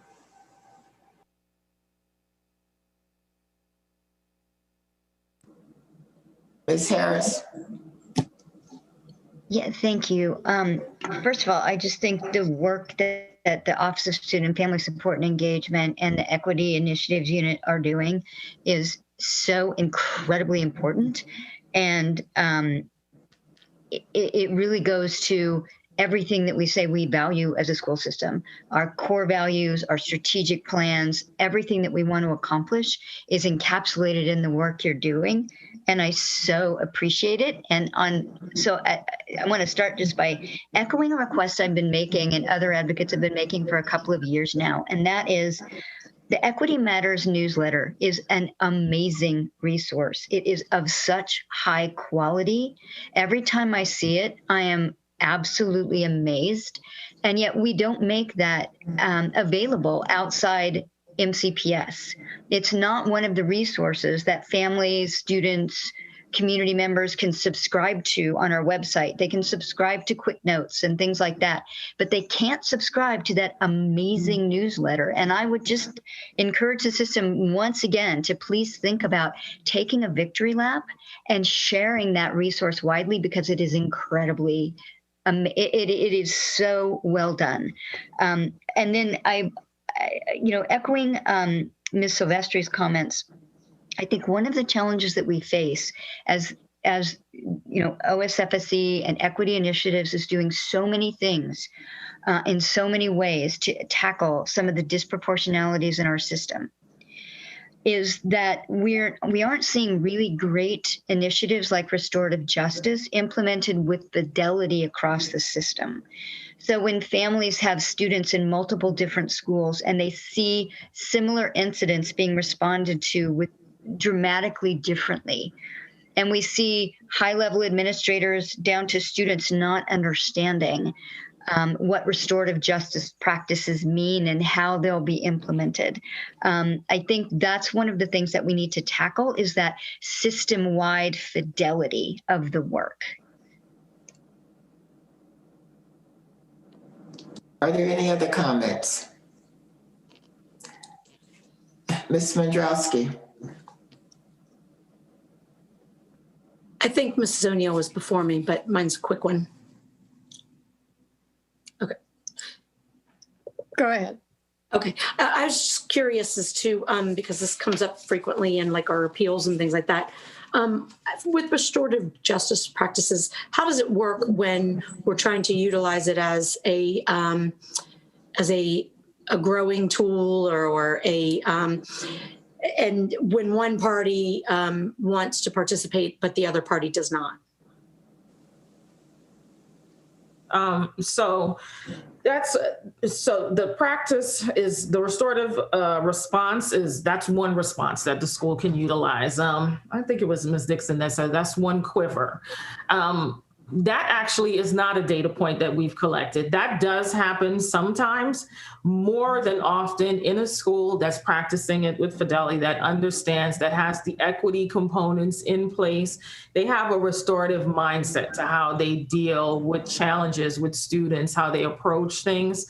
What you will have is the students understand that that's the culture of the school, and they actually will participate. In a case where a family doesn't want to participate, then the school is going through the slide of what's next for them. What else can they utilize? What other resources do they have? Usually it's resolved with a one-on-one with the family, allow the family that space and time, and they usually do come to the table. But again, that's a practice, that's understanding, that's building it into the culture. And what we are finding, Ms. Mandrowski, is that that work is indeed taking time. Okay, thank you. Ms. O'Neill and then Dr. Daka. Yes, I really do believe the work really is all along the way, K to 12, interrupting those pieces that triggers a student below a 2.0 on a path to suspensions. I think restorative justice is the end piece of where we've made mistakes along the way. I really do believe in channeling Jeanette on this, Jeanette Dixon, about the need for reading by grade 3 because it does trigger things. But I also believe it is totally a comprehensive approach about supporting our students, having a team. Miss Mondrowski and I were at Gaithersburg Elementary one day when Fairfax County came to visit Linkages to Learning. And we met a 3rd grade little boy who had been in multiple elementaries before he got to Gaithersburg. And we met him, he greeted us, and Meredith, I can't think of her last name, who's the principal there, said, he is our big success story. Linkages provided a social worker. We had a psychologist. We had a counselor. When he arrived at the school, he was turning over desks. He was ripping up papers. And it was a team effort. And I happen to think that the interventions at 3rd grade will pay off. The academic piece and those other interventions.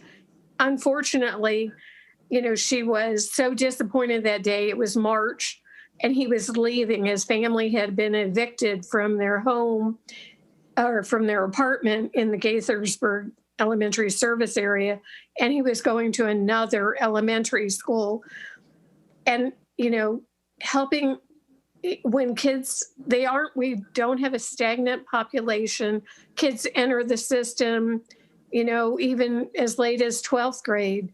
But I wish we had linkages with social workers, in more of our schools. And I know it's not in our budget, but where we don't have that, it is for the school to have a team approach on the graduation, on, this student is chronically absent or the student is being suspended multiple times.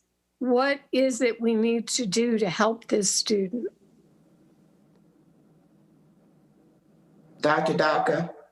I did have my hand up, but I've been talking about this since 2006, and I know you're all sick of hearing about it, de-escalation, suspensions, arrests, all that. So I'm not going to say anything else now because we're way over the break.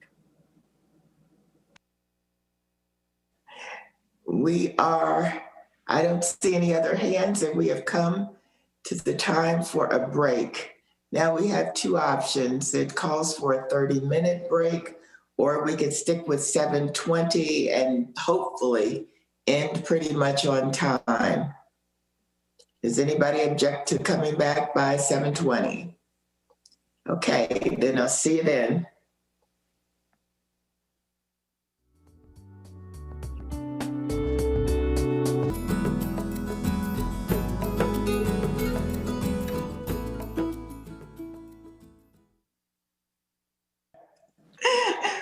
We're back, and we will go to item number 8, which is legislation. Ms. Susskind, would you like to start? Yes, good evening. Thank you for having me tonight. Tonight, you should have your legislative memo and attachments in front of you. I have 6 bills that I'd like to ask your position on, and then we can discuss moving the platform as a block.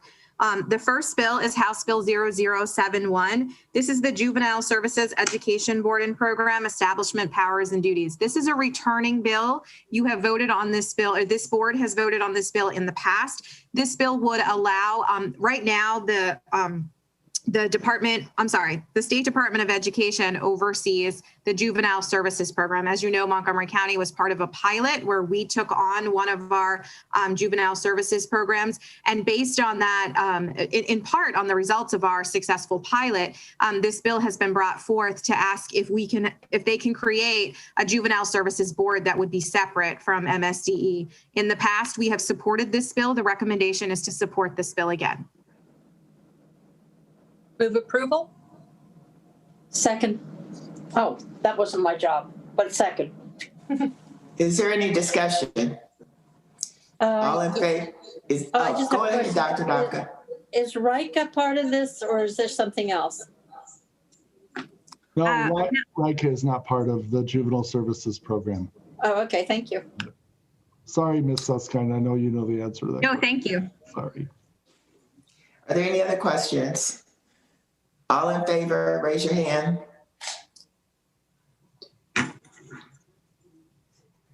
And that is unanimous.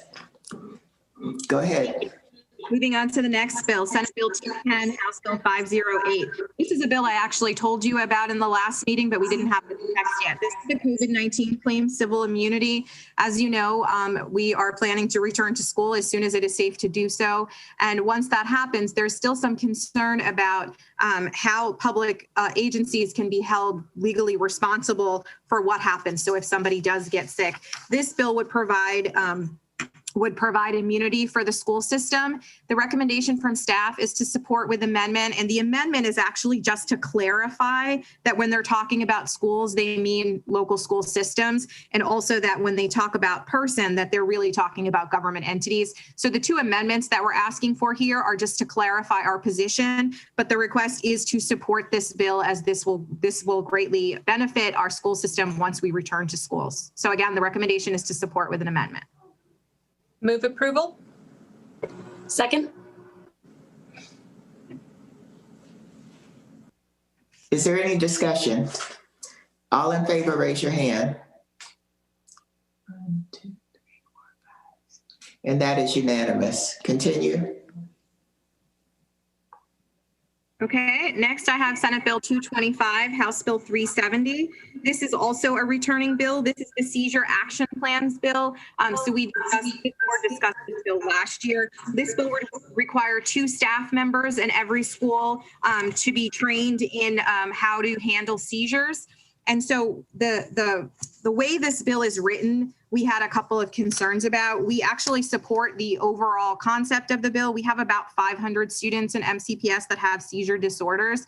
However, unlike things like opioid and defibrillators, seizures actually have to be handled differently depending on what the child's reason for having those seizures are. So we have a little bit of concern in terms of training staff that are not medical staff, and also making sure that training is not mandatory. So a staff member would have to be willing to get that training. And so we support this bill. We're asking for some amendment language, and that amendment language is the 2 things I just mentioned, that the staff members have to be willing to do it. Perhaps it doesn't have to be 2 in every place. And also this has a high fiscal note, although I don't have the fiscal number in front of me. This bill, we are asking for financial help in providing that training. So the recommendation is to support with those amendments. I move approval. Second. With amendment, yeah. Is there any discussion? Just a point, when Carla moves, she should move not just approval, but move with what we are doing, support with amendment or oppose or whatever, so that it's clear for the record. Okay, thank you. Well, we have a second on this. Is there any discussion? I have a question, Danielle. What is the liability in this? Have they talked about that any? So they have not. Since these are not medical professionals, is there any liability? So I think that's the reason that our staff recommended that staff would have to be willing to do it, because to put a staff member in a position to handle a medical situation when they don't have medical background is a concern, specifically around liability. And so I can get you more details on what the liability issues around this would be, but those are the ones I have right now. And Dr. Smith, I don't know if you had more on that. Well, the liability would be on the school system, because the staff member would be acting on behalf of the school system. But there are avenues whereby a school system employee can be sued personally. And so that would be an important factor for our legislators to consider as they look at this bill.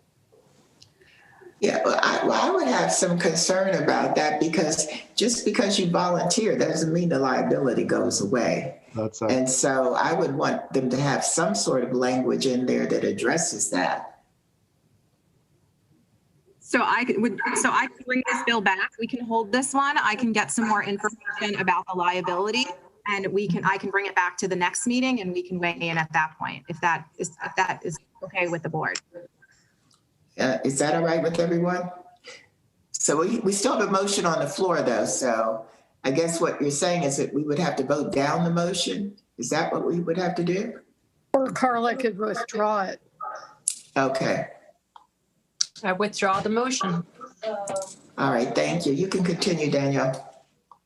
Okay, the next bill, the next two bills are actually special education bills. And I did ask Kevin Lowndes to join me in case you guys have in-depth questions on these two bills. The first one is Senate Bill 266 and House Bill 273. This is the voluntary ethical special education bill advocate certificate. So this would create a program through MSDE where individuals could get voluntarily a special education advocacy certificate so that they could represent themselves as advocates when they attend IEP and 504 plan meetings with staff, with parents. So this bill, the problem with the bill is that it's not real specific about what you need to do in order to get that certification. And they have some elements in there. One of the elements, for example, is very subjective because it's about the person's personality. And so staff had some concerns around that this bill may discourage families from seeking support from individuals who do not possess certification. So it may, inflate what the value of this is. It, although we recognize the right of all families to do that, it should be on their own volition. It should not be based on someone else's status. And finally, the requirement to assess an individual to determine if the applicant is of good moral character is a subjective definition. Essentially, the bill doesn't give you enough information about what would it mean and what would you require in order to have that. And the concern is that it would be false on some level, because if anybody could get it, then what's the value in it? And if nobody can get it, what's the value in it? And so the staff recommendation is to oppose this bill.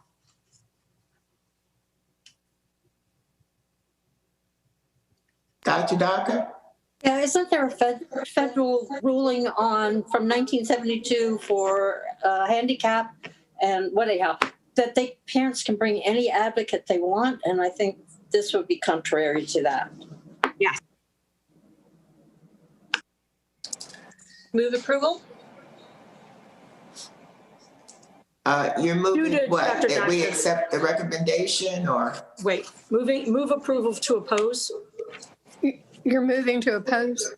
Mm-hmm. Yes, moving to oppose, sorry. Okay. And thanks to Dr. Daka's comments, I second that. Is there any discussion on this? All in favor, raise your hand. That's 1, 2, 3, 4, 5, 6, 7. That's unanimous. Thank you. Go on, Danielle. Okay, the next bill is Senate Bill 300. This is the Special Education Learning Continuity Plan, making it a requirement. This bill is a very long, complicated bill, and I apologize that you got 3 pages of notes on it. So I'm going to try to summarize it quickly for you. But again, Kevin is here to help if I get any of it wrong. So this bill says that it would add a new requirement to IEPs that you have to develop and discuss and document a continuity of learning plan. It essentially says that anytime there's an emergency, whether it's a natural disaster or other kind of emergency, I'm sorry, can you hear me? Yes, okay.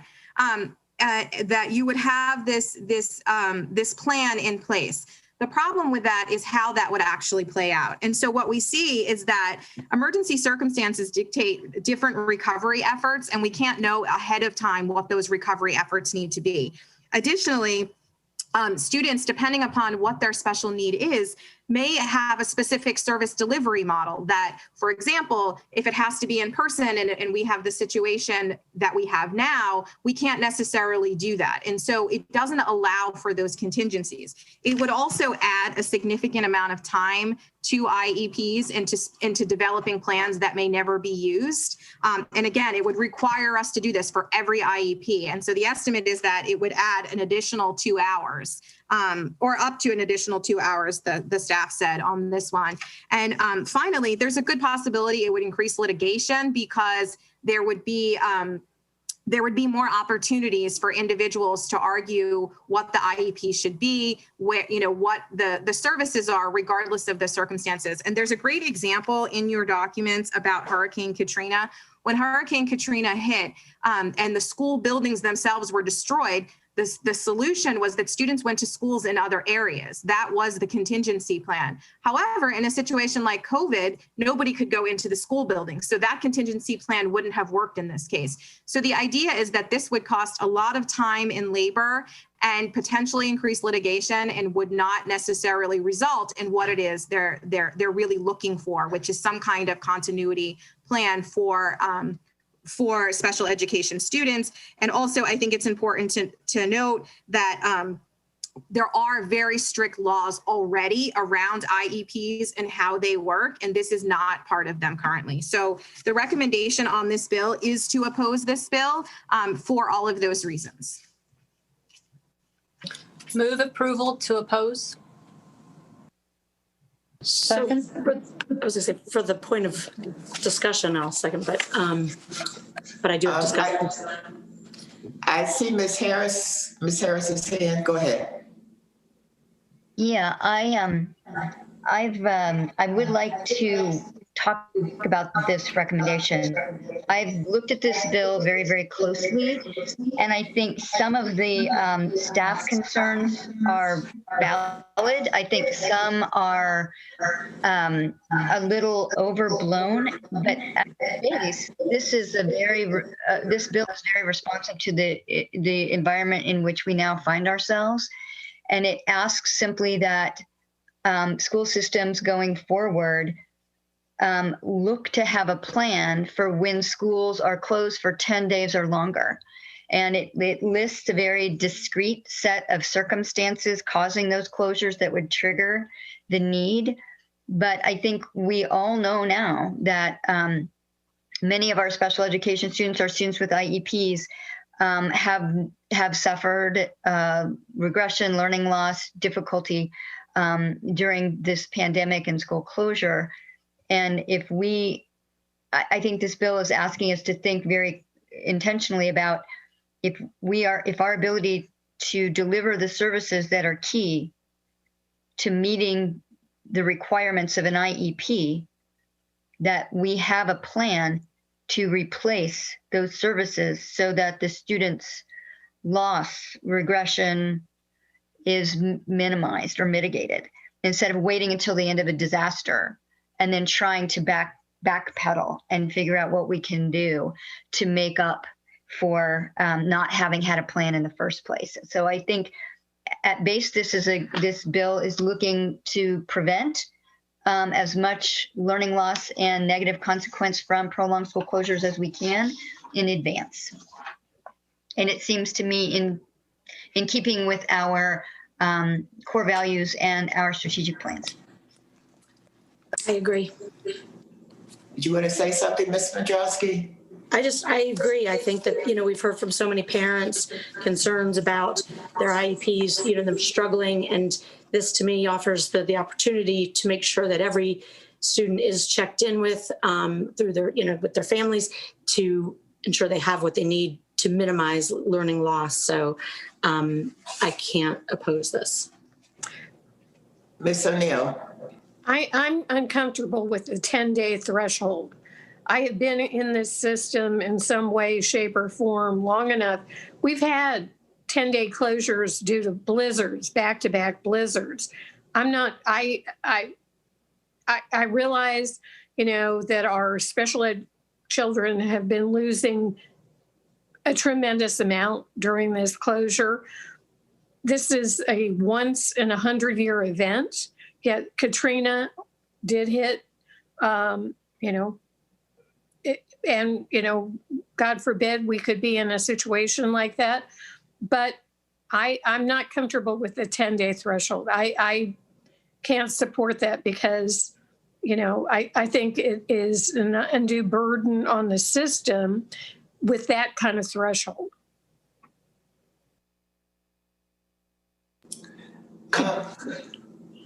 Ms. Harris, go ahead.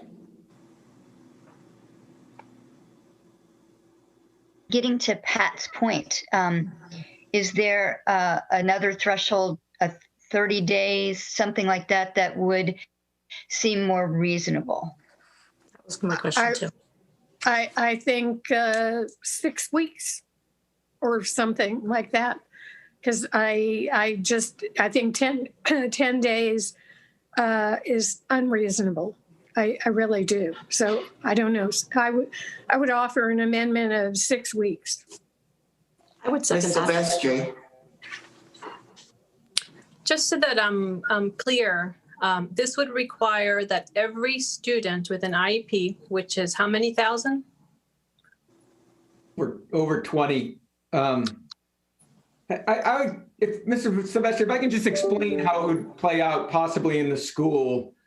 So right now, we have to have IEPs for all our students that receive special education services. And they're saying that after the IEP meeting's over, you have to now have another discussion with the family about a contingency plan for some type of reason that we could possibly be without a school system for an extended period of time. And so then you're going to have to play out at that meeting, what is it that is going to prevent these students from coming back to school over an extended period of time? And you're going to have to decide, okay, so if we have electricity, we can go virtual. If we don't have electricity, how are we going to, provide those services? And currently, we had to do the same thing.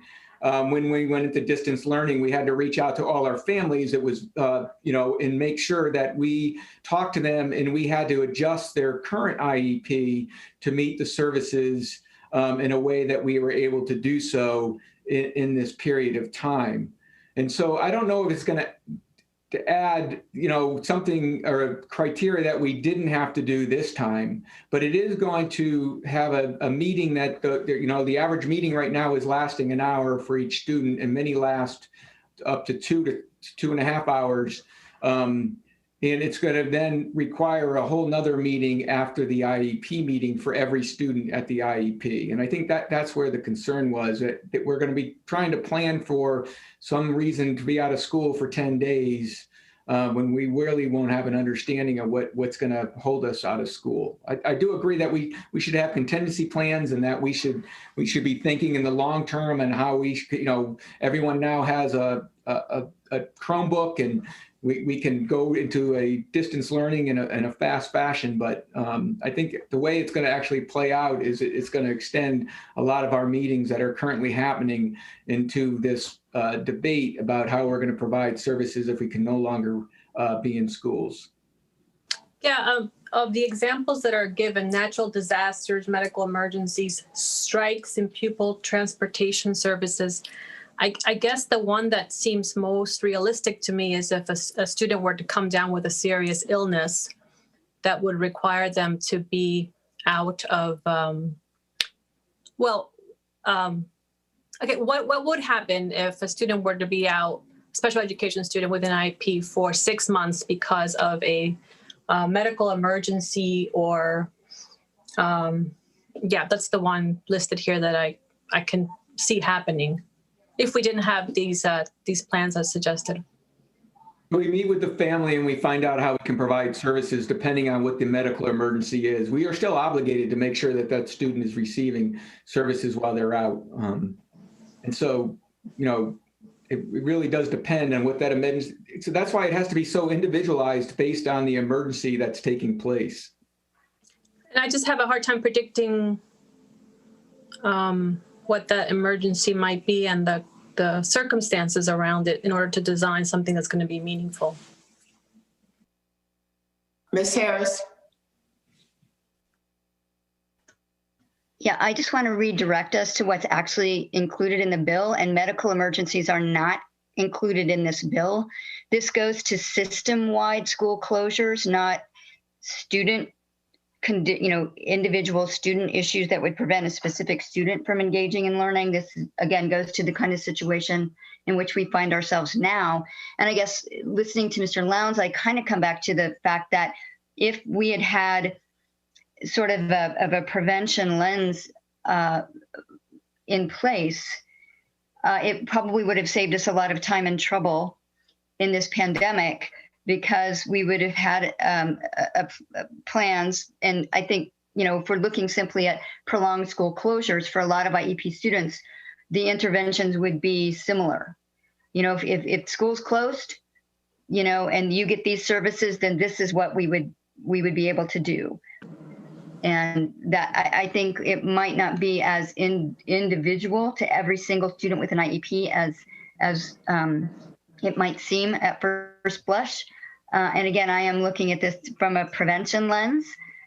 We are in one of these situations now, and I think we can look around the country and see other things aside from pandemic that have caused school systems to have prolonged closures because of disaster.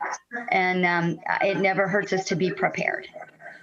I saw Ms. Evans, and then I saw Dr. Daka, and then Danielle. Go ahead.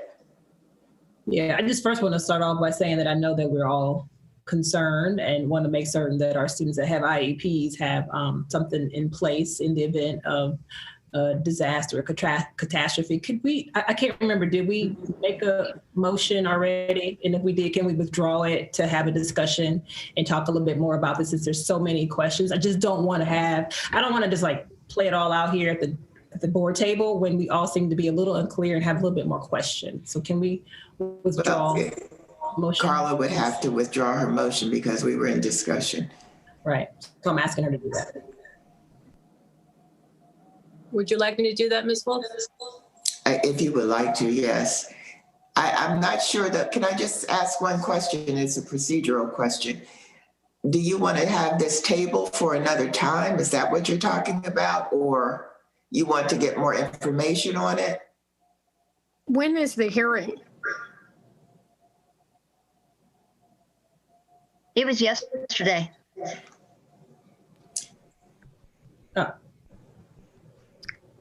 clarify, one is about the hearing and one is about the bill itself before you can continue your conversation. We have 3 opportunities to weigh in on a bill. So yes, there was a hearing already. However, the hearing, it has to be read 3 separate times, and it goes, you know, it's first read into committee, it's read into subcommittee, and then it's read back into either the floor or the House or the Senate. So although there has already been a hearing on this bill, we will have an opportunity to weigh in after you guys vote. The second thing is I pulled up the exact text of the bill, and I wanted to be very clear because Ms. Harris, when you said it doesn't say medical emergency, what it does say is it says extenuating circumstances means a death in the family, a personal emergency, a natural disaster, or any other similar situation defined by the department. And the department is the Department of Education. So I think our staff took that to mean a medical emergency is one of those options, but I want to be very clear that it's not very clear what all those emergencies would be, and B, that there's a subjective component that says that the department would be able to determine that. So I just wanted to add that. Thank you, Danielle. Before we decide, let's hear from Dr. Daka. Yeah, the only thing, okay, we've been through this COVID thing. We're going to have annual reviews, and I think they're going to upgrade the IEPs based on what's happened anyway. So I don't see why we need to have an emergency plan, because you have to do IEPs like twice a year, and you try to pick up where the students left off and what they need to improve on.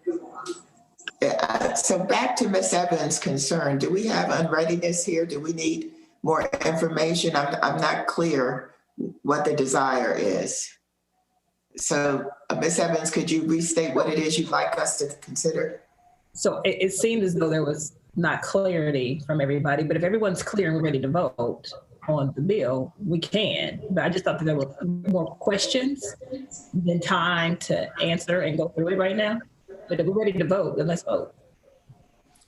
Well, what is the pleasure of the group? Because I'm not sure. I'm hearing some unreadiness. Some seem ready to go. I move to support with an amendment about closures beyond 6 weeks. I second that. We have another motion on the table. Yeah, I was going to say you amended Carla's motion? I thought Carla, because we already had a motion in a second. I thought Carla had removed her motion. Not yet. She had just asked, and then we were. Okay, sorry. Okay, so Carla, do you want to withdraw yours? I do not. Okay, and your motion was what? Go over it again. Move to oppose. And I'm Okay. withdrawing my second. Okay, do I have a second? Okay, there's no second, so the motion fails. No, now- I'll give a second. I thought nobody else would. I'll give a second. You'll give a second. Okay. Is there any discussion? All in favor, raise your hand.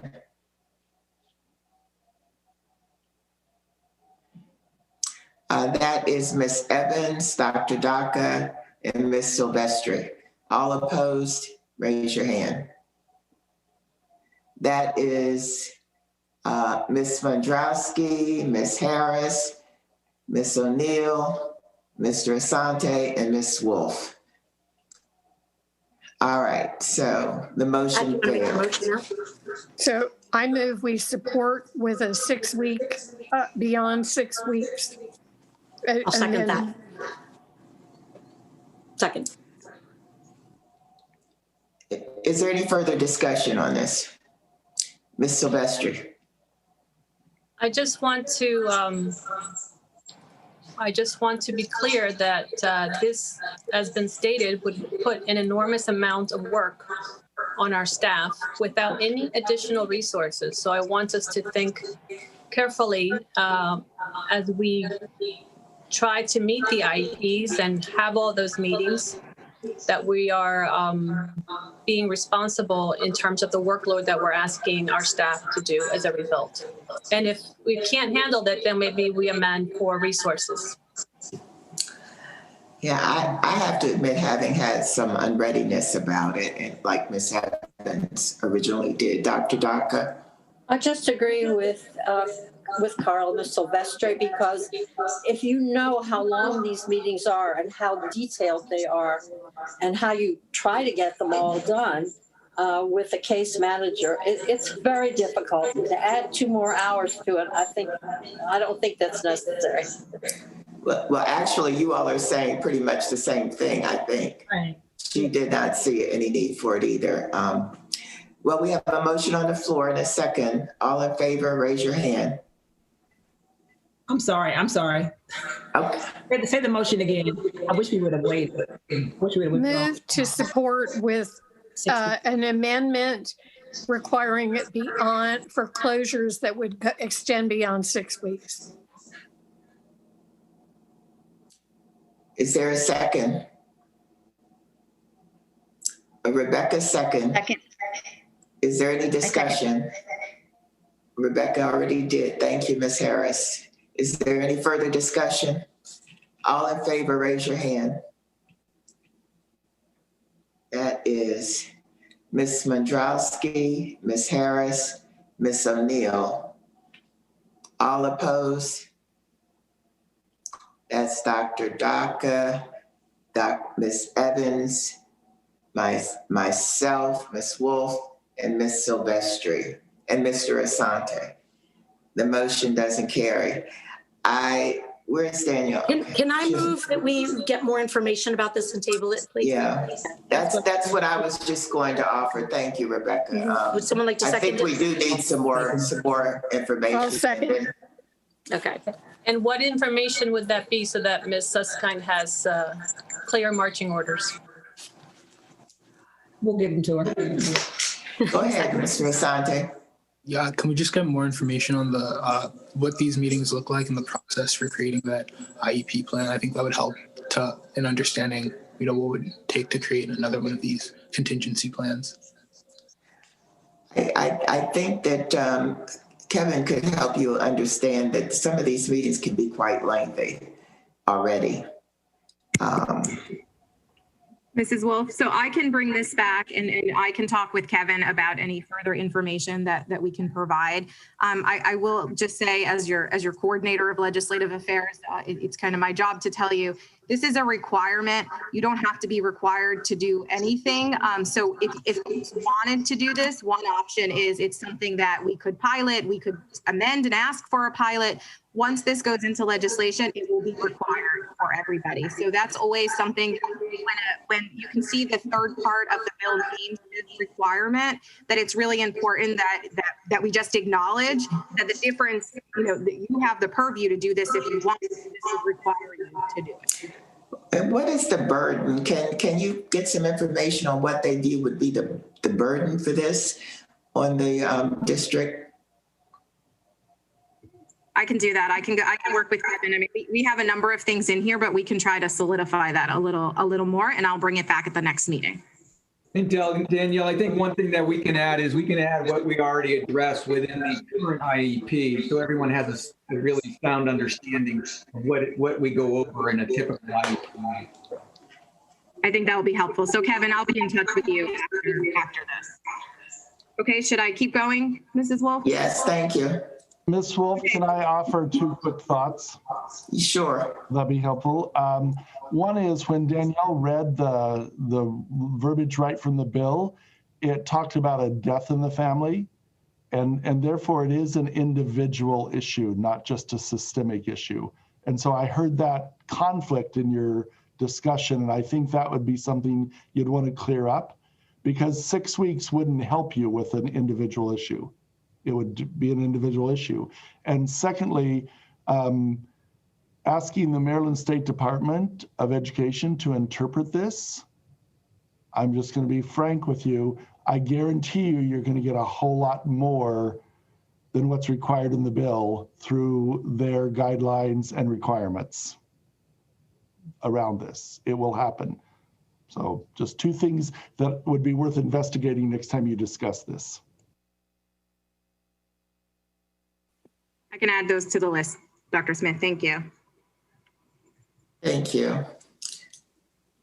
Danielle, okay. Yes, one more bill in attachment A. So actually, this is a bill I'm bringing back to you. At our last meeting, we voted on this bill. However, the bill has been amended. So we voted on the previous version of the bill, which is what was forwarded to us this year. But they amended the bill in the last week or so. And so I'm bringing the bill back to give you the opportunity to change your position on it now that it has been amended. So the bill that I'm talking about is House Bill 96. This is the high school graduation requirements. This would require every student to complete a FAFSA or an MSFA-FA, which is the Maryland State Federal Aid. I think I said all the letters wrong, but it's the Maryland State, it's the FAFSA for the state level.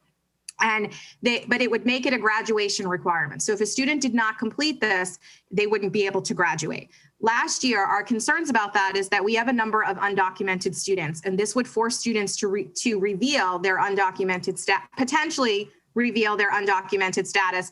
And if they didn't want to do that, they would potentially not be able to graduate. We shared that concern and that we supported with that amendment and said that it should not be required for those reasons. It should be just incentivized for students to do it. The sponsor took our language and brought back in his amendment 3 exemptions.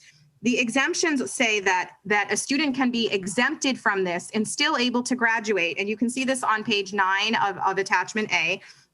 If the parent or legal guardian submits a signed form indicating that they're not going to submit a FAFSA, the student signs and submits the form if the student is over 18, or a high school counselor or other high school designated college assistance official authorizes the student to complete that.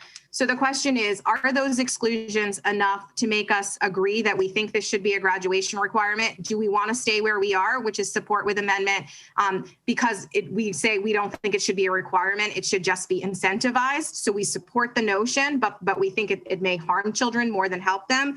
Or do we want to oppose it altogether, or do we want to change our position? So the extra piece of information is essentially, even with those 3 exemptions, unless a student was 18, a student would have to reveal to somebody what their status is, and that may or may not impact them. The MFFSAF is for specifically for students who are undocumented, who are not able to complete a FAFSA. They can complete that form. And so the conversation has been, well, if they can complete that form, then that's a good option for them. However, what we've heard argued, and a number of our colleagues in other school systems have brought up as well, is that just completing that form is identifying their status. And so the concern around this is, is this worth what the pros and cons here. And so I wanted to bring it back to you. I wanted to explain that it was amended, what those amendments were, what our initial concerns were, and determine if you wanted to change your position.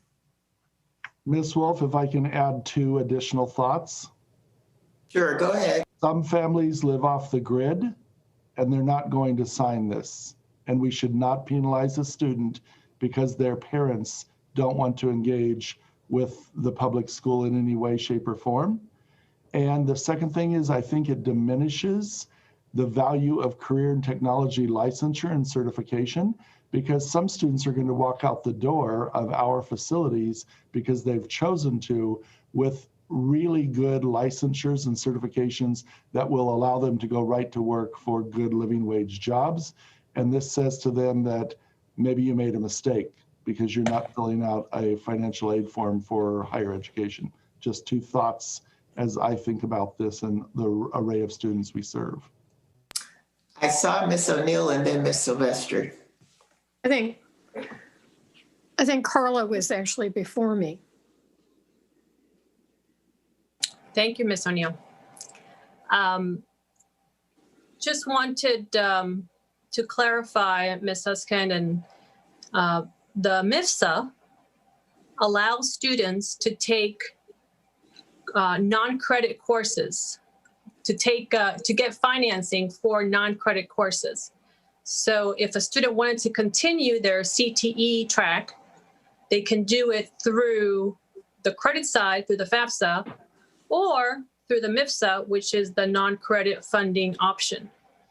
Also, with the other concern about families being off the grid and not willing to sign anything, number 3 says a high school counselor or other high school designated official can, after having a conversation with the student, sign off that the student does not want to partake in this.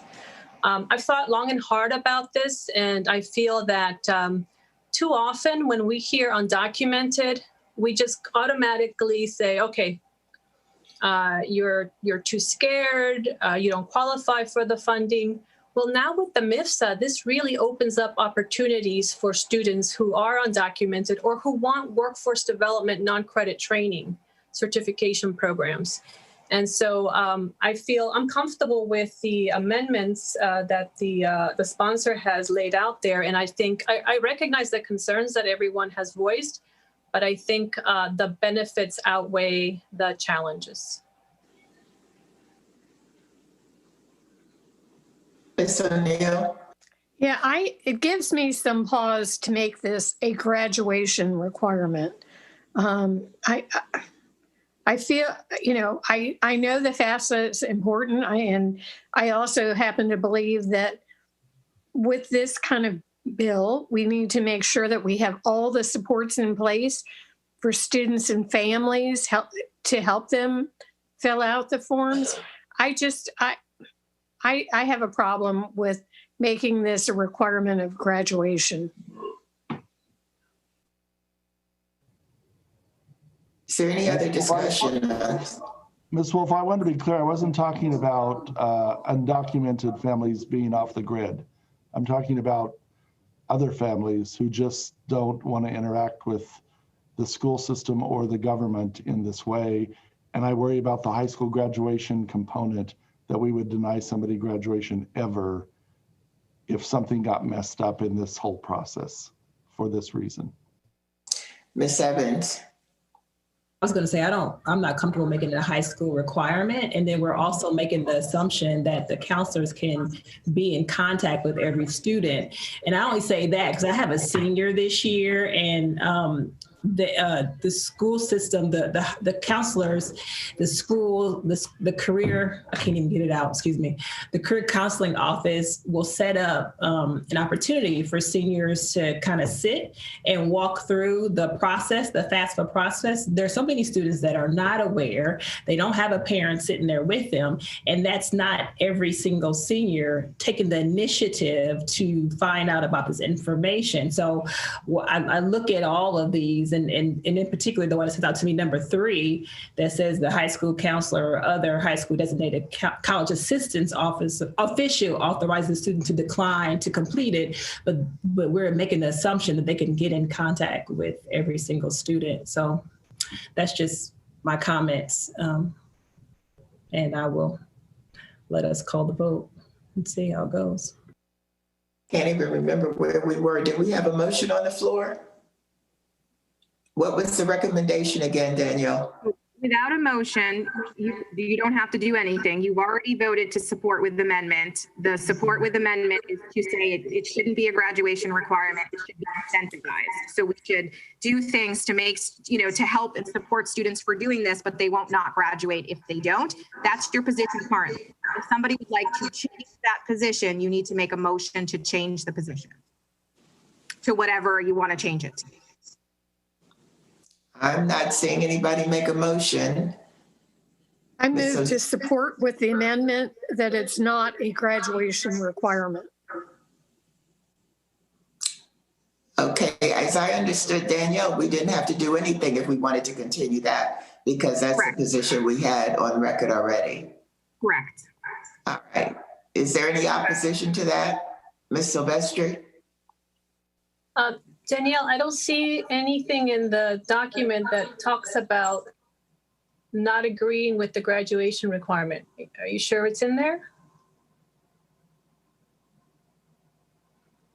If you look at page 9, right in the middle, it says recommendation with support based with an amendment, and then it says amendment language.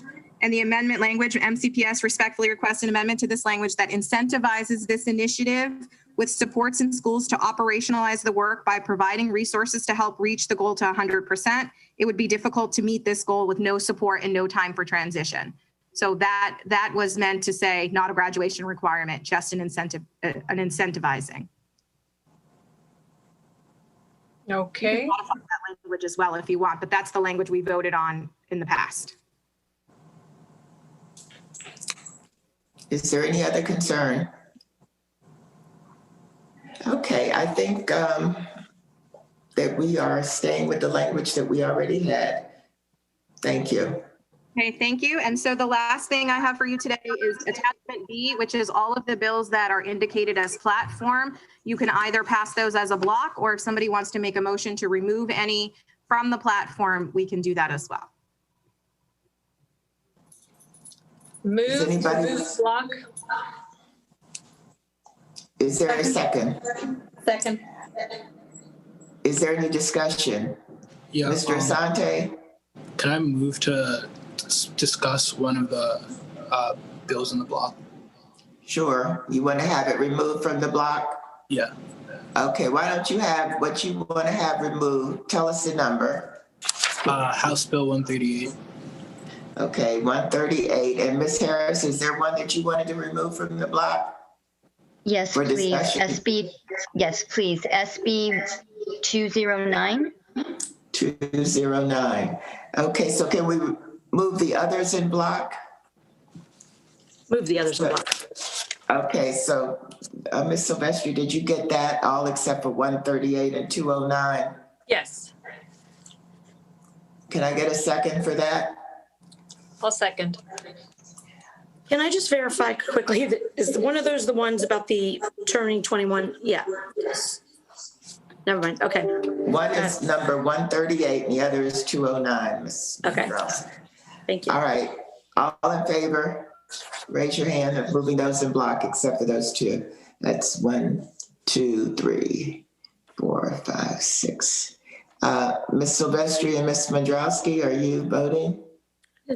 Okay, that's unanimous. Thank you. Now we can discuss 138. Ms. Susskind, can you share with us, or why don't you tell us what your concern is, Mr. Asante? Yeah, I think from reading the bill, it would require school systems to add content and instruction about sexual assault and human trafficking into their curriculum. And I understand the concern raised in the positions is that that takes away from school system autonomy, but I think it's an important topic that needs to be covered regardless, and I feel like it should be something that we should be advocating for to include within our curriculum. Danielle, did you want to say? Danielle, I just want to offer a clarification that we actually do teach this. If you look on page 9 under the analysis, we teach this in 6th grade and 8th grade. This bill would require us to do this in 6th grade, 7th grade, and 8th grade. So it would add a grade. But the content is actually something we cover. And then it does go back to what you said, Mr. Asante, which is that in general, under the platform, we do oppose things that especially around curriculum that infringe on local autonomy. And so we have said it should be the school system's decision when and how to teach this, but we do give information that we are teaching this topic already in 6th grade and in 8th grade. And let me just say, Mr. Asante, I think that we want to maintain local autonomy, but we also have the ability to go back and ask the system to look at the course and look at some of the issues that are being raised by the students about the course, because I'm pretty sure that we all received the same emails indicating that a lot of the content they feel has not been adequately covered. There's nothing that stops us from having them look at this. And I believe I'm correct on that, aren't I, Dr. Smith? They could go back and review their curriculum on that. Absolutely, and we could bring that back to the board with a thorough analysis of what is happening, and then the board could direct whatever future action it chose to direct. Which then avoids anybody, stepping on our local autonomy. I see you, Ms. O'Neill, go ahead. Well, every year there are bills about curriculum. We've had a bill wanting school systems to teach about the Armenian genocide, the Irish potato famine, and we always, are against oppose these bills because it is impinging on local autonomy. I really do believe, Nick, we need to take a look at our curriculum, and Dr. Smith and staff can take our comments from today and give his staff the marching orders. And that's a quicker, more efficient way. Our curriculum should be more engaging. I mean, there's no reason also in the high school curriculum, it couldn't be added as well. So I think we need to oppose this bill, continue to oppose it, but do something here locally. Does that address your concern, Mr. Asante? Yeah, I think I would appreciate that analysis of what the health curriculum is already and places where it's lacking with this content. Okay, before we move on your bill, let's hear Ms. Harris, your concern on, is it 209? Go ahead. Actually, I did have one comment about HB 138, and that is just to put out there that I do understand the concerns about local control and maintaining autonomy over curriculum. I would just offer, in a situation like this, when the school system's response is in part, we already teach this or we provide this in our curriculum. We're one of 24 school systems in Maryland, and perhaps a better response then, if we are comfortable that the bill would have no impact on us because we already cover the content, would be to take no position, because perhaps there are school systems in the state that do not offering that. I can help you with that, because the school systems do not want anybody telling them what their curriculum is. Danielle, do you recall what the other 23 are doing on this? So the other Green Streeters, which are the other large districts, are all opposing this. They're all opposing. That's what I remember too. Thank you, Ms. O'Neill. And just from a historical context, our sex ed curriculum has been widely litigated over the years. In fact, and we've also had school systems who wanted to oppose us. We used to not talk about homosexuality or gay LGBTQ issues. And we also introduced a condom demonstration video. And that was our decision. And every school system should make those decisions. Dr. Daka. I just think if we take no position, we are saying, well, sometimes you can come in and do our curriculum or tell us what to do. And it's better not to let them have any nose under the tent. Ms. Harris, do you want to talk to us about your concerns with 209? Mrs. Wolf, do we need to vote on that on 138 first? Well, I'm hoping that I was hoping we might be able to move these two jointly. It depends upon what the discussion is, okay? Go ahead, Ms. Harris. Thank you. Yes, looking at Bill SB 209, this is Senator Peters' bill that again looks at special education services and the impact of prolonged school closures. And this bill is very specific to students who are at least 17 in our school system, the group of students who may or may not be diploma bound, but are often in life skills type programs in which they might stay in school until through the year that they turn 21. And I look at this bill and think it's common sense because if we can't extend services for this group of students when they are unable to receive their services for an extended period of time, then we may well be preventing them from achieving the goals that their IEP and our school system in their circumstances is designed to achieve for them. And I read the bill pretty carefully, and I read the fiscal note very carefully. The fiscal note looks high, but I think it's because, as many fiscal notes do, it assumes that every student in this category would opt for this extension, which of course is, I don't think, accurate. I just think, keeping our eyes on our special education students in this category of learning is something that is consistent with our core values and consistent with our strategic plan, and is important for us to do as a system. So I would just offer up that conversation because I see value in this bill. I just want to say I agree. I don't need to go into the whole thing. I totally agree. I support this bill. Ms. Wolf, you're on mute. I said, I think we will have to move these individually. Let's move House Bill 138. Can I get a motion to, what was our stance, Danielle? Recommendation is to oppose. Oppose, okay. Can I get a motion? I move to oppose. Second. Get it? All in favor, raise your hand. 1, 2, 3, 4, 5, 6, 7. Ms. Harris, are you voting on 138?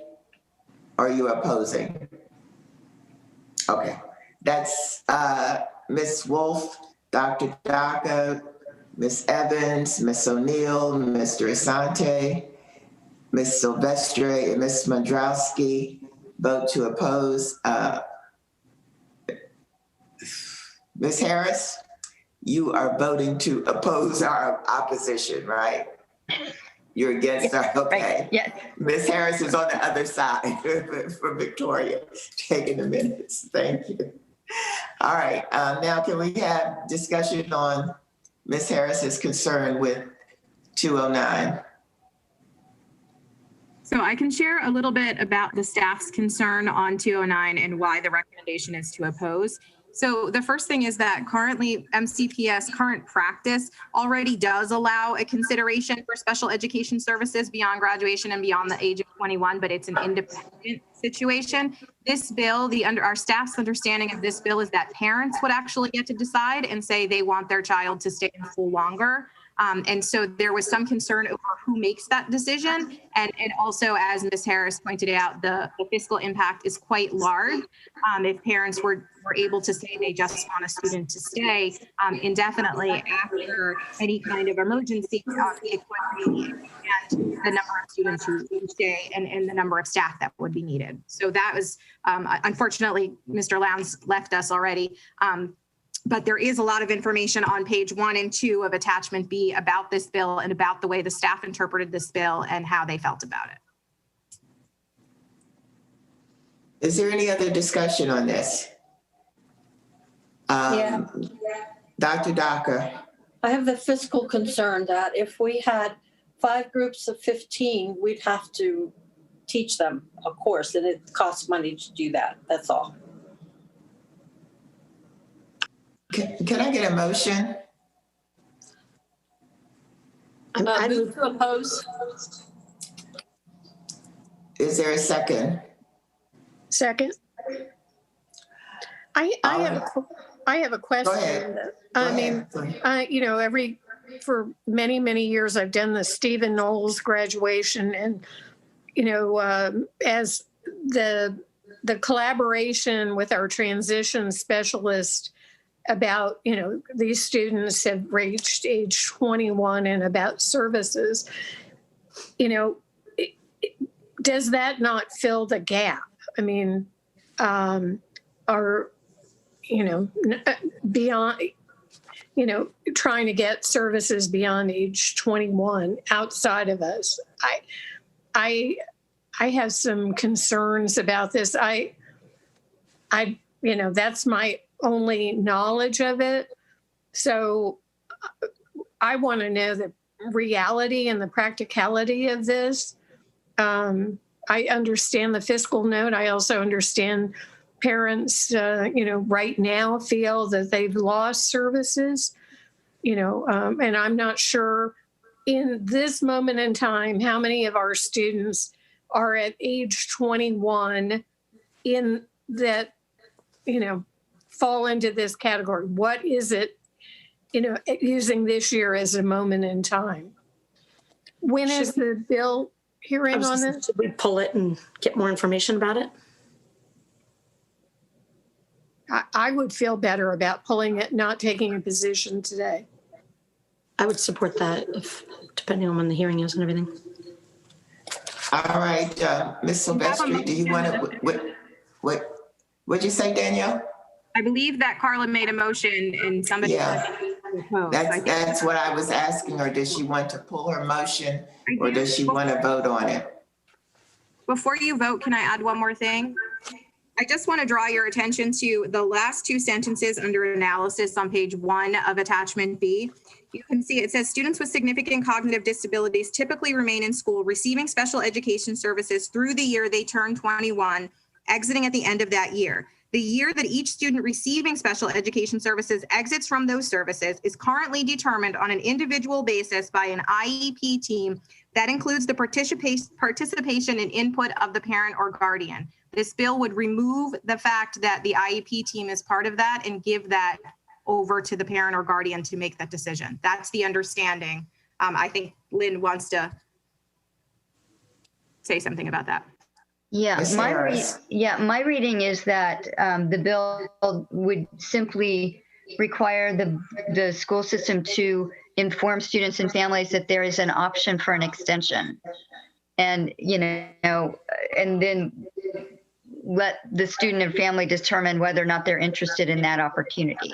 Not that parents can insist, but that it's an opportunity when the program goals are not met because of the disruption.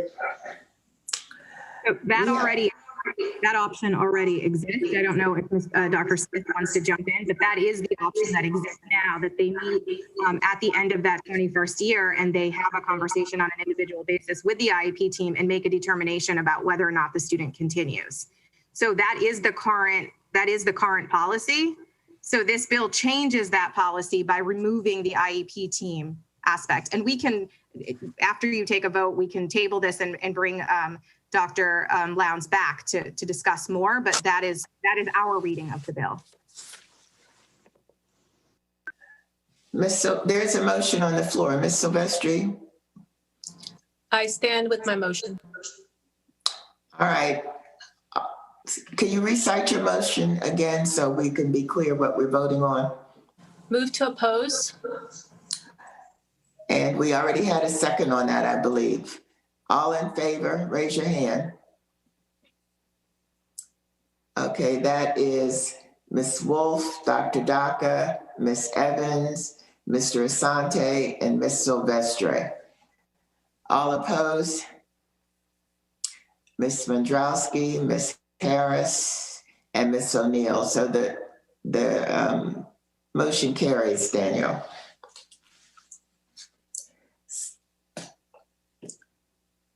You're on mute. You're on mute. I said, I'm sorry. Thank you. That is the end of my presentation. Everything in attachment C is for information only. Ms. Silvestri. Yes, if I could get as a follow-up, in the FAFSA bill, there was a mention that we're already participating in the FAFSA completion initiative. I'm very interested in that. And if I could get a written follow-up to tell me what that's about and what progress we're making, I would greatly appreciate it. Sure, we'll absolutely provide that. Okay, we're up to item 9. Dr. Smith, you can proceed. Item 9, we come before you tonight with 2 preliminary plans, and Mr. Adams is here, and I'm going to turn it over to him. Mr. Adams. Good evening. So I will be brief. I know we need to catch up a little bit on time. But first, I wanted to start with quick introductions. We have with us Dr. Stacy Ashton tonight, the principal at Burnt Mills Elementary School. We have Mr. Michael Foster with MTFA Architecture. So we're going to dive in and just go through the plans. But before we do, I do want to give Dr. Ashton an opportunity to say a few words. I know Dr. Ashton was unfortunately on the road tonight, so she may not be able to come up on camera, but she is available to talk. So Dr. Ashton, the floor is yours. Thank you. Hello, everybody. I hope you can hear and see me. I do apologize. I am in my car driving. I just dropped my daughter off at the airport, but I wouldn't miss this moment for anything in the world. So I am here. I am going to put my turn my camera off shortly, but I just wanted to introduce myself and say hello, and glad to be here.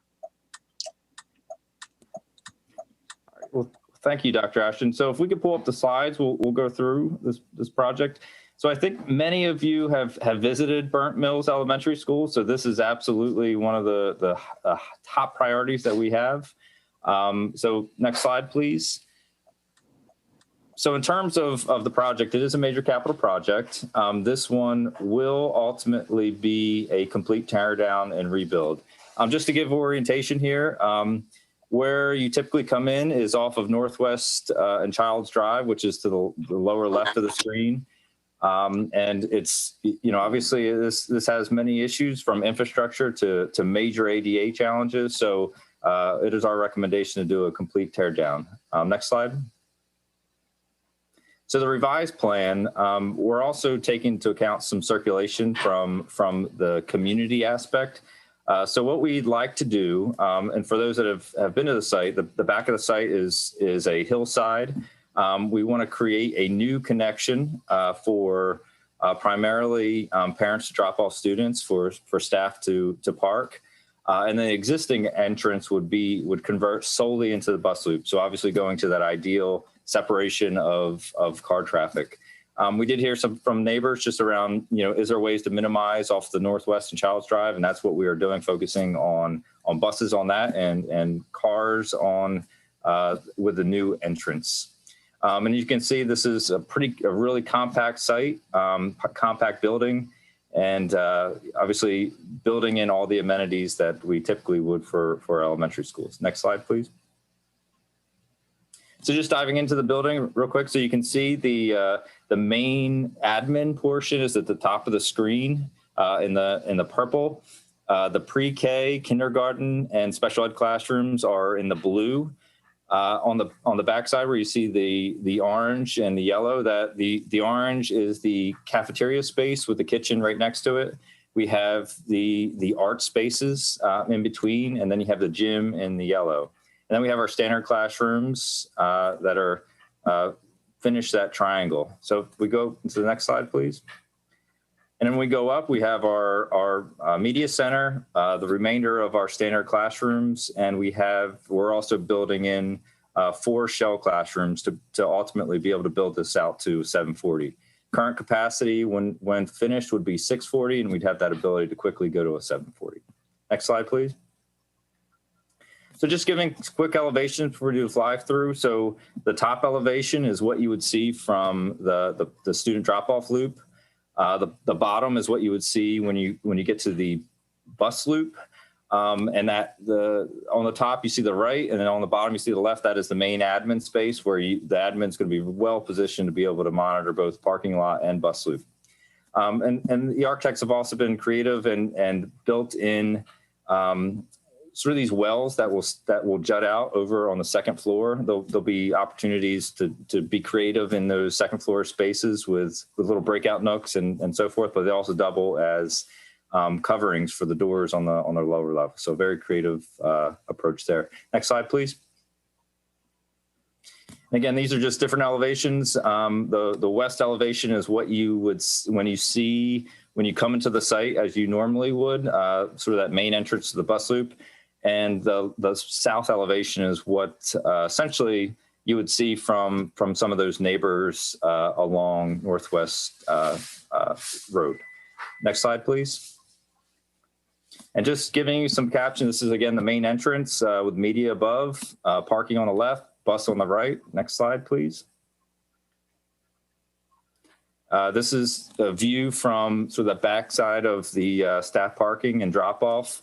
You know, playgrounds are well positioned. You have the main playground that'll be right off of where the gym and the cafeteria. Next slide, please. And then you jump to the other side, and this is where our kindergarten, our special ed pet playgrounds will be, which is off the bus loop. So we're going to jump right into the flyover real quick. We'll walk you through that, and we'll open it up for questions.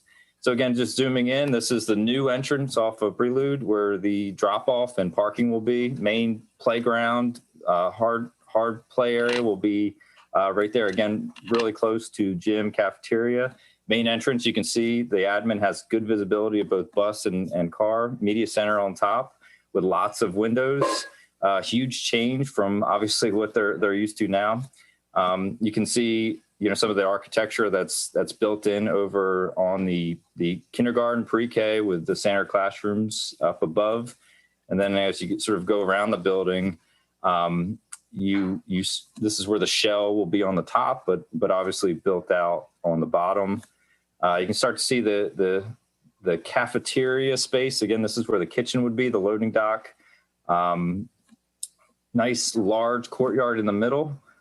You know, again, as you're moving around, you have your gym space and other second floor classroom spaces on the other side. So again, a really nice compact footprint, you know, opening up for better pedestrian and vehicular traffic. And we think it's a creative design, brings lots of daylight in it, and a much needed change for the Burnt Mills community. So with that, we'll Ms. Wolf will open it up to questions. Does anyone have any questions? No questions, but it's beautiful. Yeah, it's Ms. a O'Neill? long time coming. I know the Burnt Mills community, not just the parent and student community, but the greater Burnt Mills area will be celebrating when ground is broken on this new school. Ms. Harris? And this question is probably getting way out in front of things, but since this is a tear down, and do we know what holding school will likely be used, and when we'll start, how much in advance we'll start that prep for the community? Sure. So that's a great question. So the completion date's at 2023. So the holding facility will be Fairland Center, and ultimately, as the schedule stands, they will transition to the holding facility over next winter break. So start the school year in the building and transition into the holding facility mid-year of the next school year. So it actually is right around the corner of when we would break ground on this project. Is there anyone else? I just want to clarify, are you saying that it's only going to take 1 year to build then? No. So it'll be 18 months. So we'll break ground this winter. We'll go through the remainder of the school year, and then we have that next year. Got it. Okay, thanks. I'm not seeing any other questions. Mr. Adams, thank you. You want to continue? You need a motion. I move approval. Yeah. Second. Second. Is there any discussion?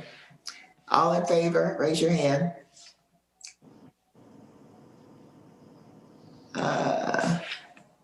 Thank you. Ms. Harris, I can't see your hand. Okay, I think that's unanimous. Thank you. Thank you. Can I just say thank you? Absolutely. I am so excited. Thank you, Board of Ed members. Thank you so much. You know how much this means in my community and my scholars. We are beyond excited about our new school project and looking forward to working with the architectural and construction firms. And my heart is happy. And I know many of you have visited Burnt Mills.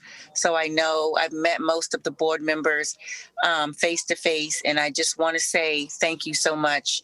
And as soon as we walk into our new building, I will certainly invite you to the new Burnt Mills for a cup of coffee.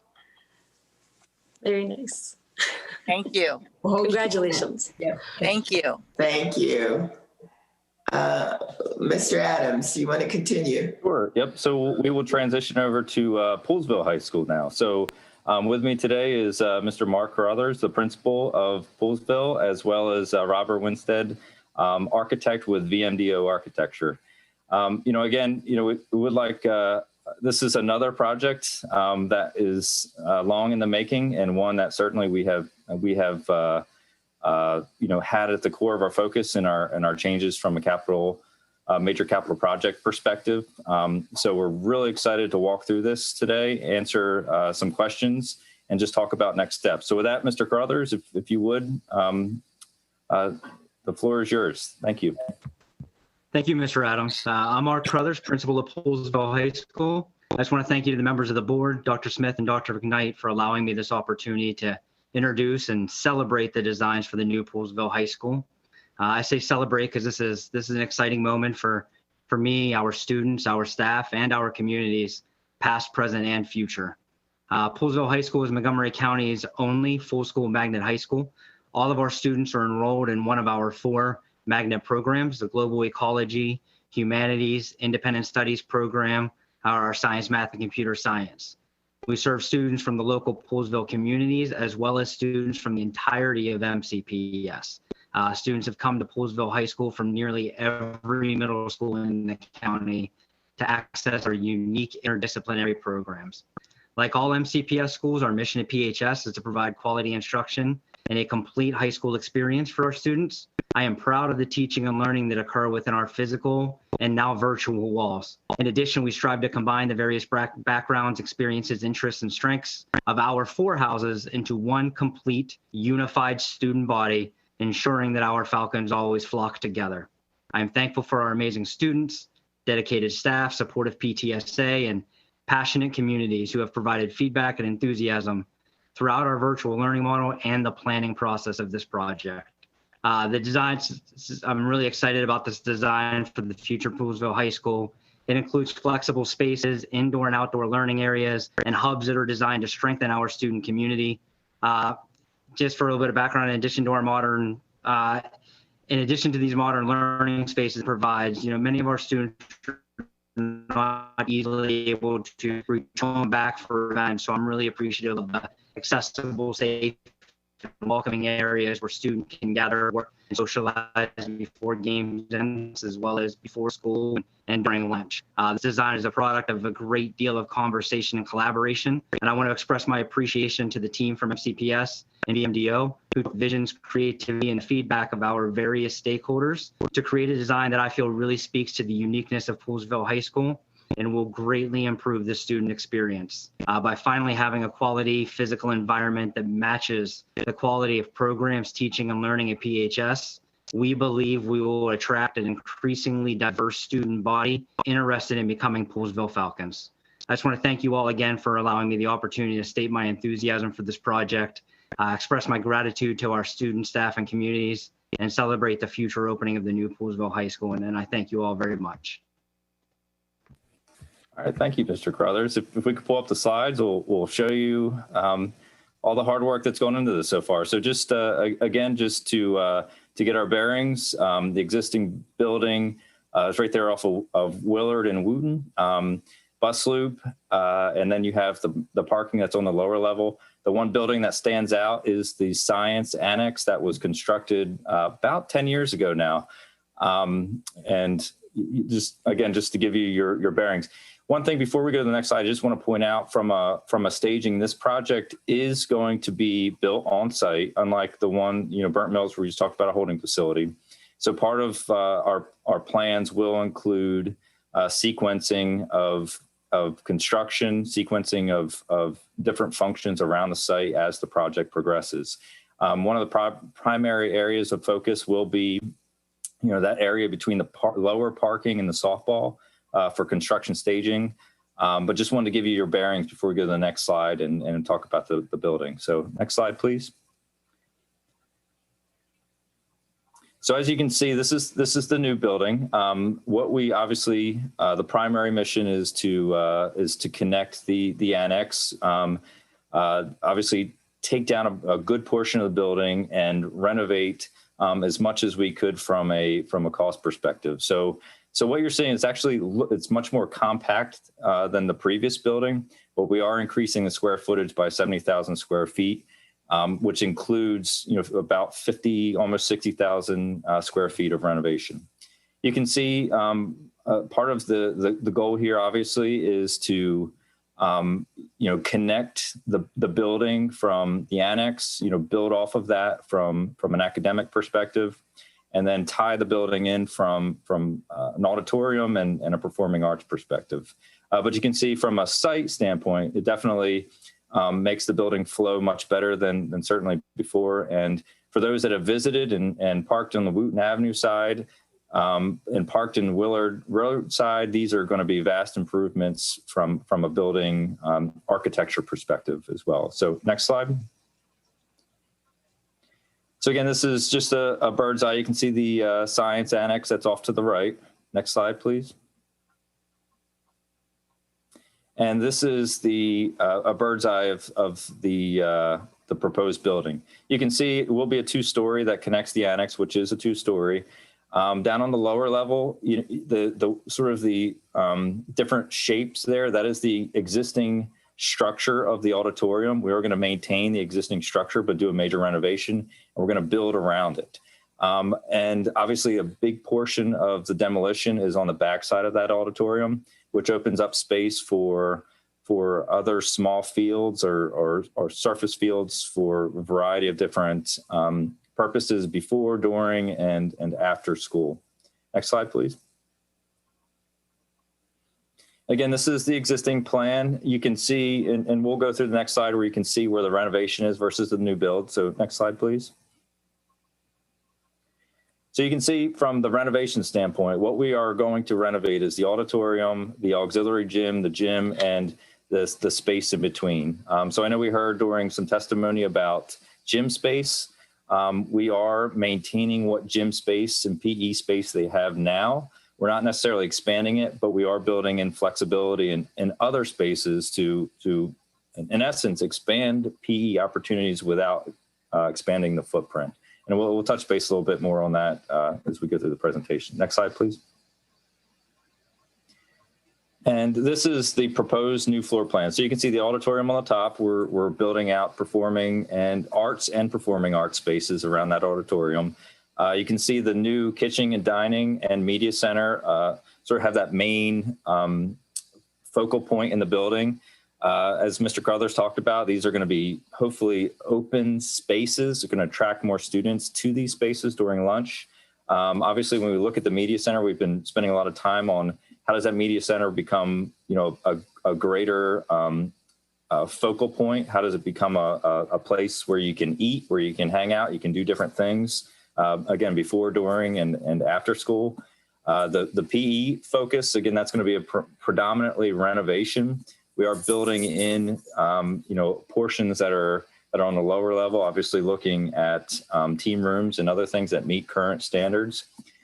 And one of the things, again, we really want to focus on is the academic portion. So you can see the lower level, which is the science, and then you start to see these what break down into almost pods. And as you heard from Mr. Crothers, these are really focused on the magnet houses. So the thought is, it is going to be one school, one magnet, one model. But if you really start to look at it as houses and build it out and give it some framework from that perspective, that's been the vision of the architect. And it really seems to bring the building together based on their vision. So next slide, please. Again, this is an existing elevation. Next slide. New elevations. Again, the north is from that Wooten where some of the staff parking is. The bottom is what the new elevation will look like from the student, the larger parking lot on the lower level or the south side of the building. Next slide, please. Existing elevations. Next slide. Again, these are the elevations from the main road, Willard, and then the back side from when you were looking at the fields. I know it's a little hard to see, but we'll definitely see it in the flyover. Next slide, please. So this is the existing condition. Again, the science annex on the right, and we'll start to show you a series of transformation photos here. Next slide. So this is the new vision. So obviously looking at refacing the annex to make it blend in with the building. This will be a major connection point in the building. You have academics on the left, academics on the right, but you have that learning courtyard that is going to be built in between with obviously open connection points. Next slide. Main entrance, the rendering around the main entrance of where the buses will be, obviously. Next slide. This is the primary parking lot on the south side of the building. Obviously, where students park, where the drop-off will be. Next slide. This is the back of the building, again, where Mr. Crothers talked about the opportunities for dining indoor and outdoor. This will connect directly to the cafeteria. Obviously, a huge transformation from what they currently have now, but creating what hopefully is a really active space for students. Next slide, please. And this is that learning courtyard, learning landscape space that is enclosed between buildings. We're looking for all sorts of opportunities to bring environmental as well as sustainability as well as agricultural type of elements to the table here. Next slide. Oh, I think we're at the flyover now. Yep. So we'll pull up the flyover and I'll talk through it again just to give you some background. This is the primary parking lot on the right. Science Annex is right there. You can see the two-story right behind it, which is going to be focused on the learning or the magnet houses, the connection points. Again, academics flows into what it will be the admin space. And now we're transitioning obviously into performing arts, the existing auditorium framework, but obviously completely remodeled and renovated with building around that space. We still need obviously our loading dock area for the cafeteria space, but hopefully giving that a different focal point. Having that field space right there, they don't have anything like this. So to create that with a compact footprint and have that space directly spill in and out of the cafeteria. And now you're zooming in, you're seeing that learning courtyard. And right here, we have the ability to build out in the future if we need to expand. So we're building this out, obviously, with a larger core. Currently at 1,500 students with the ability to grow based in that area. And again, this is that two-story academic space. Just give you, some numbers here. So the completion date is 2024. That's really what's in the CIP. Where as we work through the staging, obviously what we want to do is open up the academic space to try to minimize as many portables that are on site so that students can go from the old building to new building, and then we can fall back and do some of that renovation work and demolition work in the older portion. I do want to just flag the gymnasium space before I close here. We have heard, definitely a lot of advocacy around expanding the gym. we have the ability, we have the space and the footprint to expand in the future. I would say just currently right now, the funding does not support complete tear down of the main gym for an expansion of a gym. But we will certainly open up opportunities for partnerships, both with the county as well as the city of Poolesville. So I say that because we have a really good plan. It meets the academic needs. It meets the athletic needs. However, we're leaving the door open for expansion in the future if we need to obviously do so. So with that, I'll turn it over for questions. Ms. O'Neill.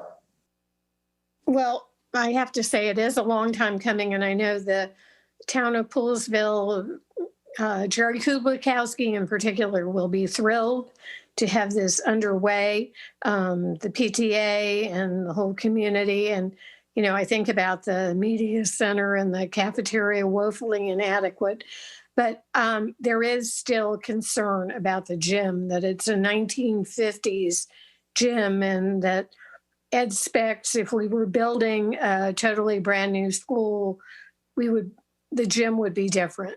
So I have to express that there is concern out there still about the gym. And also, I know the community has, the Fair Access folks have advocated long and hard for a wellness center out in Poolesville, and that's still a matter that they're disappointed in. Ms. Evans.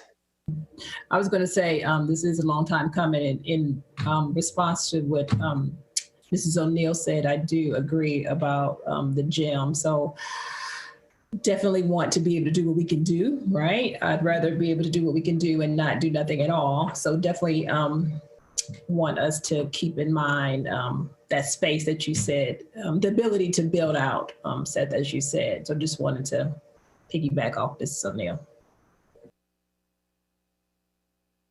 Thank you. Ms. Harris. Yeah, I think, Seth, this is such a good design, and those of us that have been in the school know how much needed this is.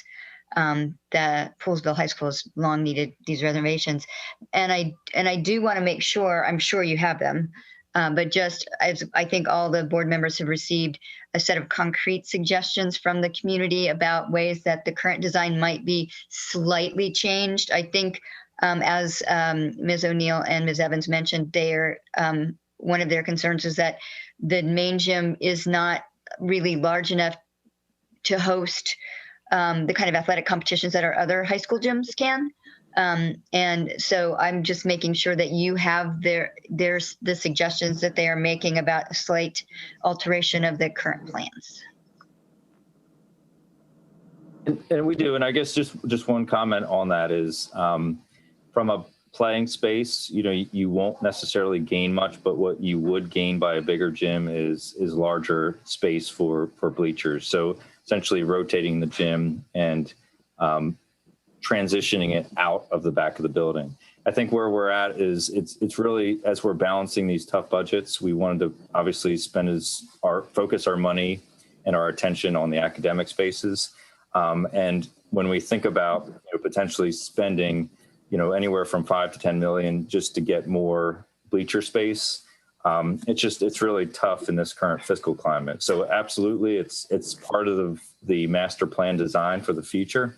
I just think in the current climate, it's a really hard to potentially take away from other portions of this project to focus on this area. But certainly it is in the board's prerogative to, potentially ask for more money to do this. It is currently not in the budget. So if we were to pursue this, we would have to, procure additional funds for that. Mr. Adams, $10 million is a substantial part of an elementary build, right? It's a third. That just puts it in perspective. So to rotate the gym and essentially replace the gym. Dr. Daka. I just want to say, I remember the gym from when I was teaching at Gaithersburg, and Poolesville was a 6 to 12 grade school. So that kind of gives you an idea of how small that gym really is. Are there any other comments? Seeing none, we want to thank you, Mr. Adams. Can I? Good to see you, Mr. Carruthers. Can I move approval on the plans? Second? Yes, go ahead. Second? All in favor, raise your hands. For both. No, we already did the other one. I don't think we actually voted, but it doesn't matter. Yeah, I thought we did. Okay, well, it's unanimous. Thank you.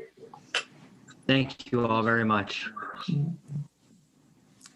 All right, we are up to item number 10. Can I call on Ms. O'Neill? Yes. Maryland State Department of Education has issued new COMAR regulations requiring all districts to develop an equity policy. And we actually had already previously developed our policy ACA, non-discrimination, equity, and cultural proficiency. We had written the policy with a great deal of community input, even before it came to the board. So we also had a new business item to include prohibition against symbols of hate in this policy. So we've incorporated that new business item from the board. We've also incorporated the requirements from COMAR in the revisions to this policy. So I bring to you a draft policy that we will then send out to the community for public comment. So to kick the ball off, I'm going to just read the resolves. Resolve that the Board of Education take tentative action on draft board policy ACA, non-discrimination, equity, and cultural proficiency. And be it further resolved that draft board policy ACA, non-discrimination, equity, and cultural proficiency be sent out for public comment. So I move that on behalf of the committee, and I know Ms. Williams is here to discuss the changes. Good evening. Thank you, Mrs. O'Neill. Yes, as you have indicated, we have recently had a major revision to the policy in 2017, and the primary edits to the policy that we're bringing to you today serve three major purposes: to align with the changes, recently enacted changes to COMAR, to highlight the work that the district has undertaken with respect to our anti-racism perspective, and as well to incorporate the language in compliance with the board's resolution regarding hate, the prohibition of hate language and symbols. As you look at the policy, we have utilized our typical bold and strike over technology to show the changes. But we have also added annotations in the margins, as well as grayscale highlighting for the changes that are specific to COMAR. So it's clear to you, to the board members, as well as to the members of the public, the changes that are required by law. And I am just going to highlight some of the changes that I think are of particular note to the board and to the public. And with this, I will direct you to page 2 of the document, where within the purpose section, we're discussing using an equity lens to consider the impact of any program, practice, decision, or action on all student groups with a strategic focus on marginalized student group. We know that MCPS has used the language of equity lens for quite some time, and it has become even more important in our new anti-racism approach to our work, and this language has been adopted by COMAR as well. There's actually a lot of alignment between the new requirements of COMAR and our existing policy. On page 3, we have, with the definition section, we've added a few definitions. Again, these are primarily to align with our work with anti-racism. We've added a definition of anti-racist, anti-racism, and on page 4, equity lens, which includes the definition required by COMAR. You'll note on page 5 of the policy that there are some updates to the definition of personal characteristics, but what is noteworthy is that many of the characteristics already identified by MCPS are required and incorporated in the COMAR requirements. And finally, in the definitions section, number 9, line 139 on page 5, we have added our definition of racism, again, that aligns with the work that we are doing with our anti-racism audit. On page 6 of the policy, we move into the board's position statement. And here it sets forth existing language regarding promoting a culture of high expectations for all students and staff performance. We've incorporated the COMAR requirements of maintaining an environment that will be equitable, fair, safe, diverse, and inclusive. Number 2 in this position statement is the new language that's added to address the board's resolution from October of 2020, prohibiting the use of language and or the display of images and symbols which promote hate and can be reasonably expected to cause a substantial disruption to school or district operations or activities.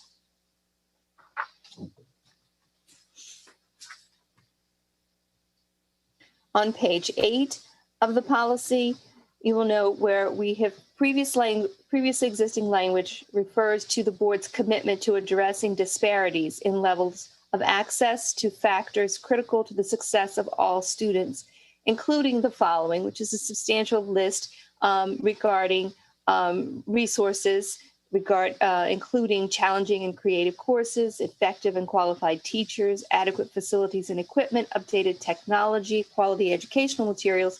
To that list, pursuant to COMAR, we have added practices and procedures that provide for educational equity and ensure that there are not obstacles to accessing educational opportunities for any student. On page 9 of the policy, item number 4, a bit of indulgence. This is actually my favorite favorite edit of this policy, and it is the work of our Office of Curriculum and Instructional Programs, where they have reframed our approach to and our thinking about English language learners, redacting the language that refers to overcoming barriers as an approach to thinking about English language learners, but rather working towards empowering English language learners to master academic English, to thrive in school, college, careers, and as global citizens. On page 10, on page 10, you will see some references to our anti-racist work, and the definitions have been added there. On page 11, we have added language from COMAR reflecting our instructional materials that are used in MCPS schools will reflect the diversity of the global community, the aspirations, issues, and achievements of women, persons with disabilities, and persons from diverse racial, ethnic, and cultural backgrounds is the existing language. And we have added, as well as persons of diverse gender identity, gender expression, or sexual orientation.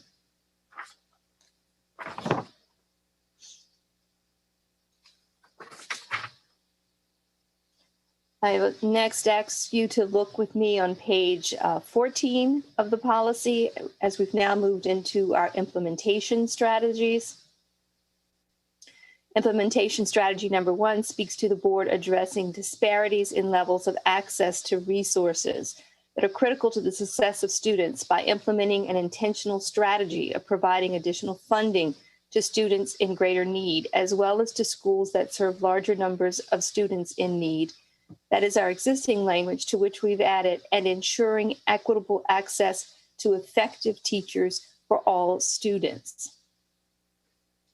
And number 3, of the implementation strategies, we've added language from COMAR that speaks to analyzing data to develop goals, objectives, strategies, and timelines for the implementation of equitable and culturally competent practices in each school. We do have some practices existing in the district to accomplish this.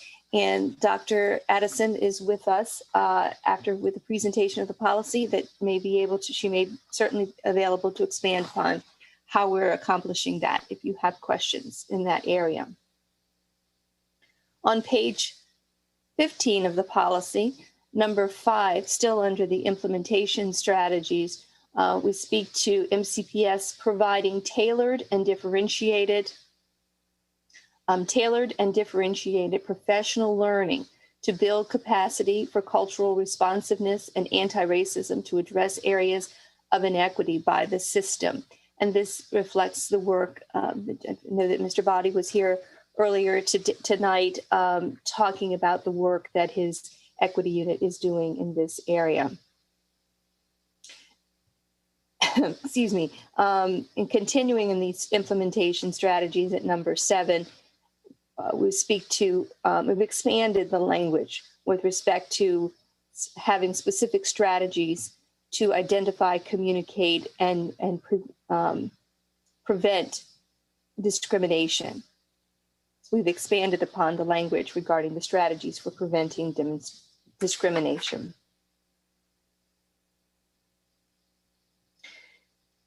On page 16, we've expanded the language of number 8 in alignment with COMAR that focuses on the emphasis on working with our community partners. Further down on page 16, line 479, item 10B, it's further discussion of identifying methods of evaluation to measure the effect of equitable practices district-wide and in the schools. So this evaluation and measurement and accountability is important throughout this policy. On page 17, section F, COMAR, above it, section D, talks about the requirement to designate an individual responsible for the facilitation, monitoring, and implementation of system equity initiatives. And section F requires that an equity lens be used in the reviews of staff, curriculum, pedagogy, professional learning, instructional materials, and assessment designs, as well as, number 2, all staff recruiting, hiring, retention, and promotion processes. And finally, on page 18, under the review and reporting section, in compliance with COMAR, the policy sets forth that the superintendent will ensure that equity be addressed in our local Every Student Succeeds Act consolidated strategic plan for the district, as well as the superintendent will disaggregate student data to analyze trends and identify gaps and use such data to support the creation of equitable solutions.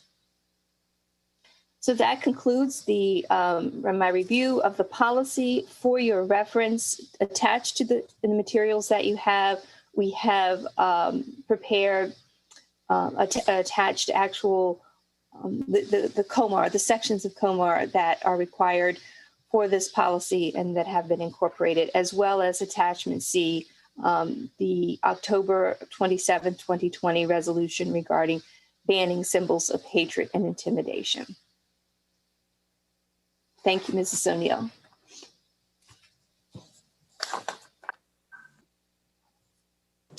With that, Brenda, we're open for questions. Does anybody have, Ms. Mandrowski? Yeah, I don't specifically have a question as much as I just wanted to make a clarification for my colleagues that in the memo that was sent to us about this draft, in the first part of it, in the question part, it reads that on page 17 at lines 766 and 767 that I had asked about adding the word placement. While I understand the response, there is no 766 or 767. So I just wanted my colleagues to know that what I was referring to was on page 17, which my pages aren't numbered, but I counted through, line 498 and 499. And it was just in reference to number 2, in reference to using an equity lens to make sure all of our schools had access to our most qualified staffing and all of that kind of stuff. So like I said, it's not a question, and I appreciate the response. I just wanted to make sure my colleagues were clear on what I was referring to. Ms. Silvestri. I had spoken with Mrs. O'Neill about at some point kind of cross-referencing this policy with the county's racial equity policy. I think that Councilmember Navarro, when she passed this legislation, was interested in us going a little bit further than the current policy, not this new policy. So I just wondered if staff could take a look at that. I know the county is now requiring racial equity impact statements when certain bills are introduced.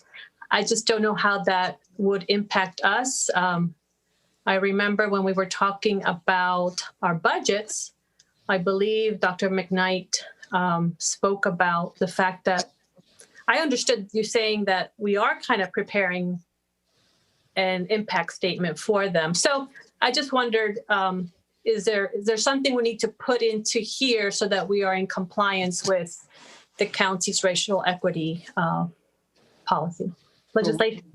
We can pull the information from last year when that was passed, because we did do an analysis at that time, and we'll provide that to the board. We also do have to provide impact statements in our budget when we send it to Mr. Elrich. Then we're preparing those. So those will be in the budget text that comes to the board in the next couple of weeks before the board's tentative recommended budget is sent to the county.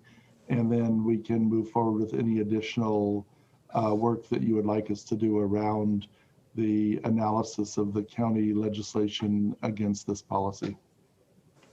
Yeah, and I do believe, Ms. Silvestri, you raised a valid point. I wonder if it should be referenced as even as a related policy. It's a county policy. You know, we've referenced COMAR anyway. I do think when it comes back to the committee after we've gotten public comment, that should be on our to-do list to see if the county equity policy needs to be incorporated or referenced in this somewhere. And then my second point was that in the introduction on line 70, we mentioned over-identified in student discipline actions, the disproportionality of suspensions and referrals. But then there's no other mention of that in the policy. So that's another thing that I recommend to the committee when it does come back to the committee, is if we need to add some language in the policy to address the issue of disproportionality and suspension and discipline. Thank you.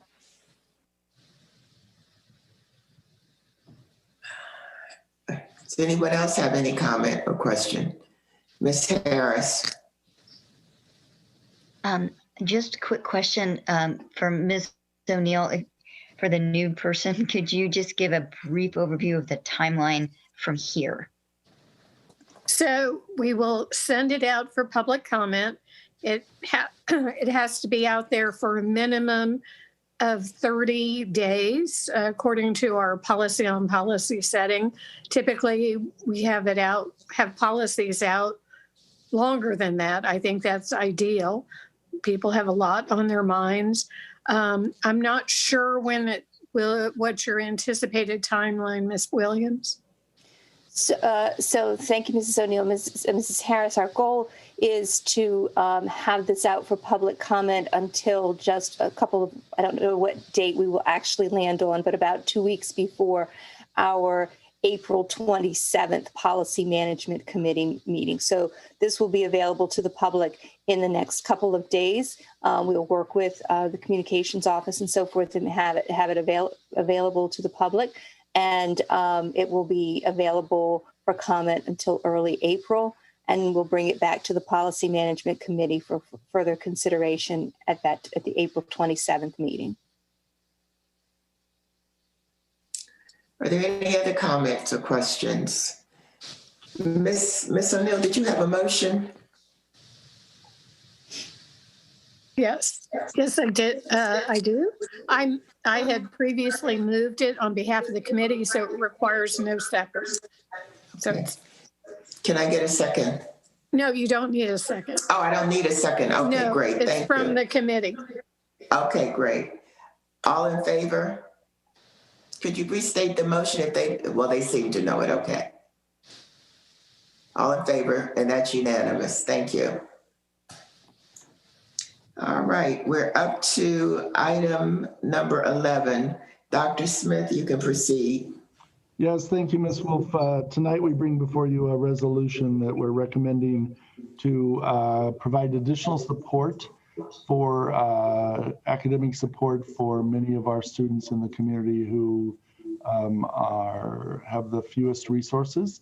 And we would do this through the Children's Opportunity Fund at the county level in a partnership. And then that provides them with the opportunity to get support during the day through the equity hubs that are operated by the child care programs, which are not MCPS programs, but we do have grant funding that is designated for the purpose of providing support to our most poverty impacted families and students. And this is a resolution to move that forward. And it would cover the months of February and March as we move toward the reopening of schools and the effort that we've all discussed earlier this evening. I move approval. I'll second it. Is there any discussion? All in favor, raise your hand. Ms. Podrosky, I think, had a question. Oh.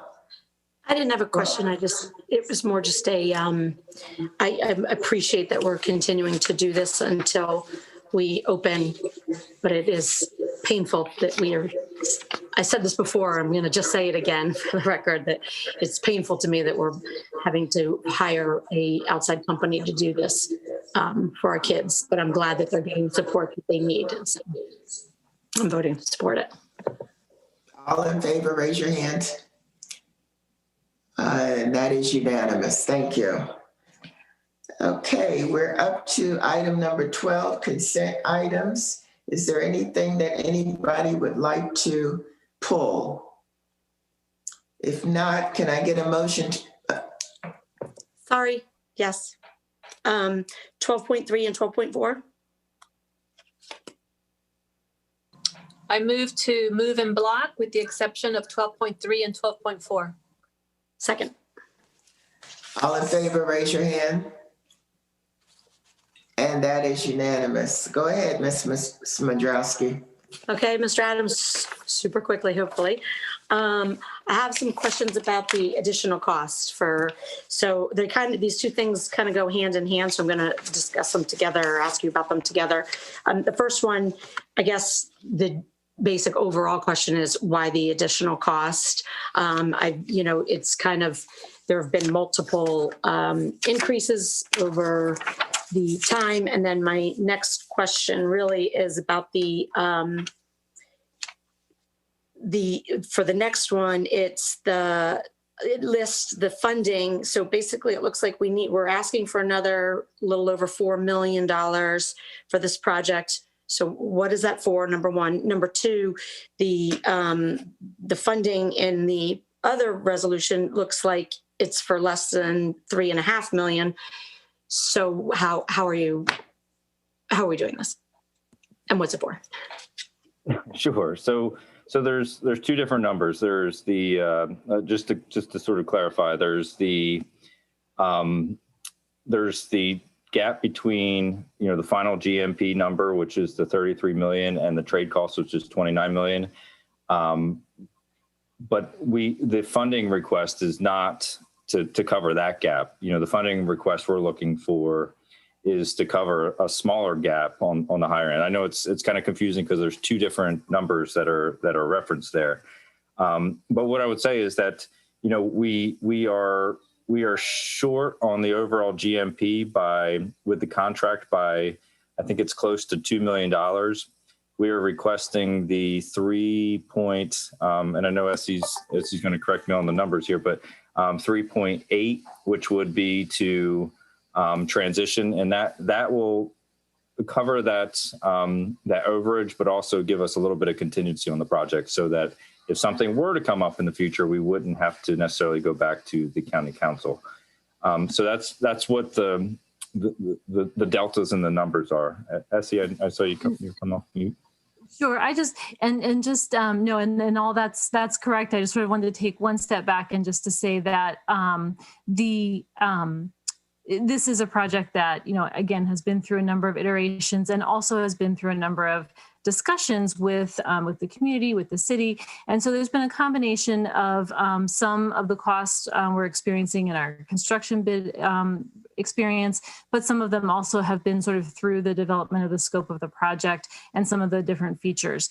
As Seth is saying, what we're doing here too is we are awarding the contract in a couple of different stages, and that's part of where the transfer comes in, is to identify those costs and to be able to allocate them to the project.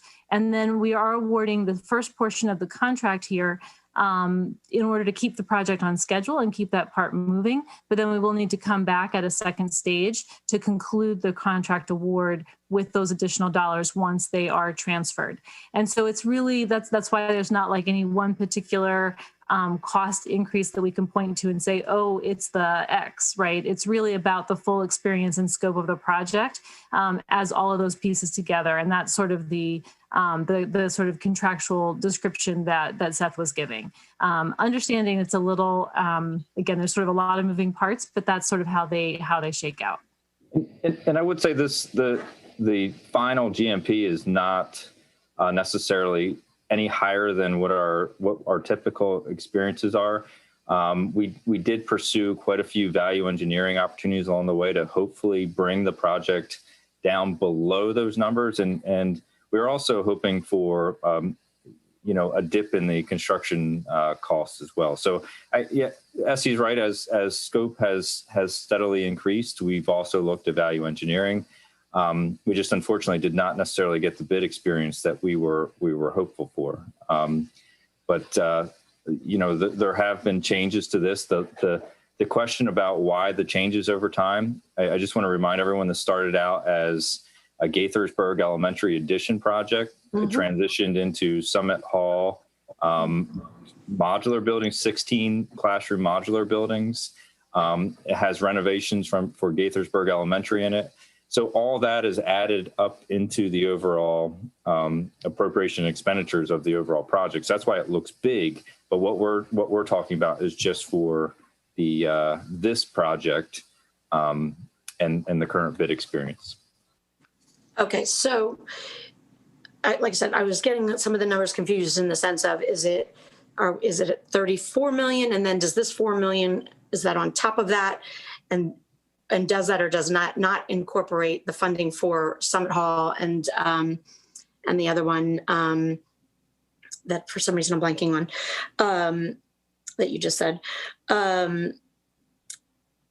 or were those all separate? You know what I mean? It just seemed like this is becoming more expensive than the others, but I just wasn't sure what was included in this and if this was an additional part or if this is part of the overall total cost.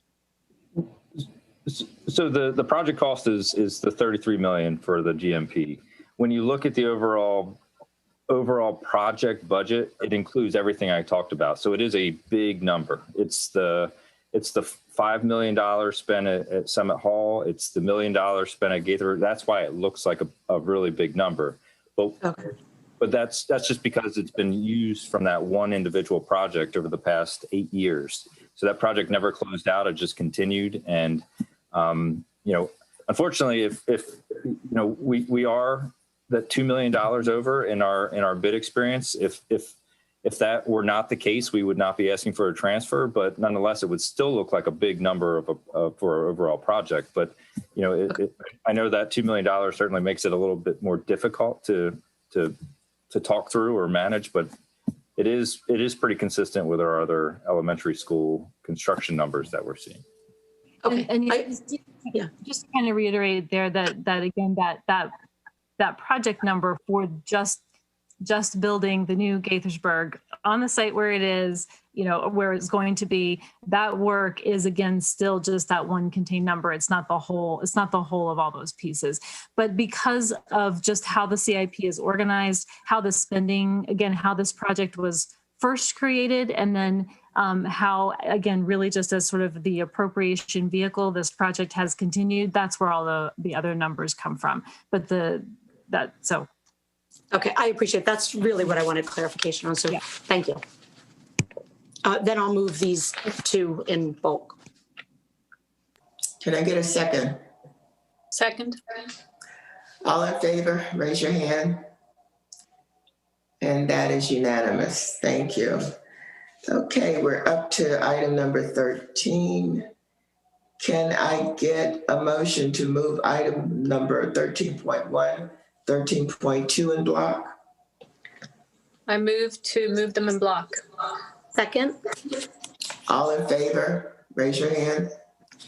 And that is unanimous. Is there any new business? Seeing none, item number 14 is for information only. Can I get a motion to adjourn? I move to adjourn. Second. All in favor, raise your hand. We're not even having discussion. And that is unanimous. Thank you all. Thank you, everyone. Have a good night. You too.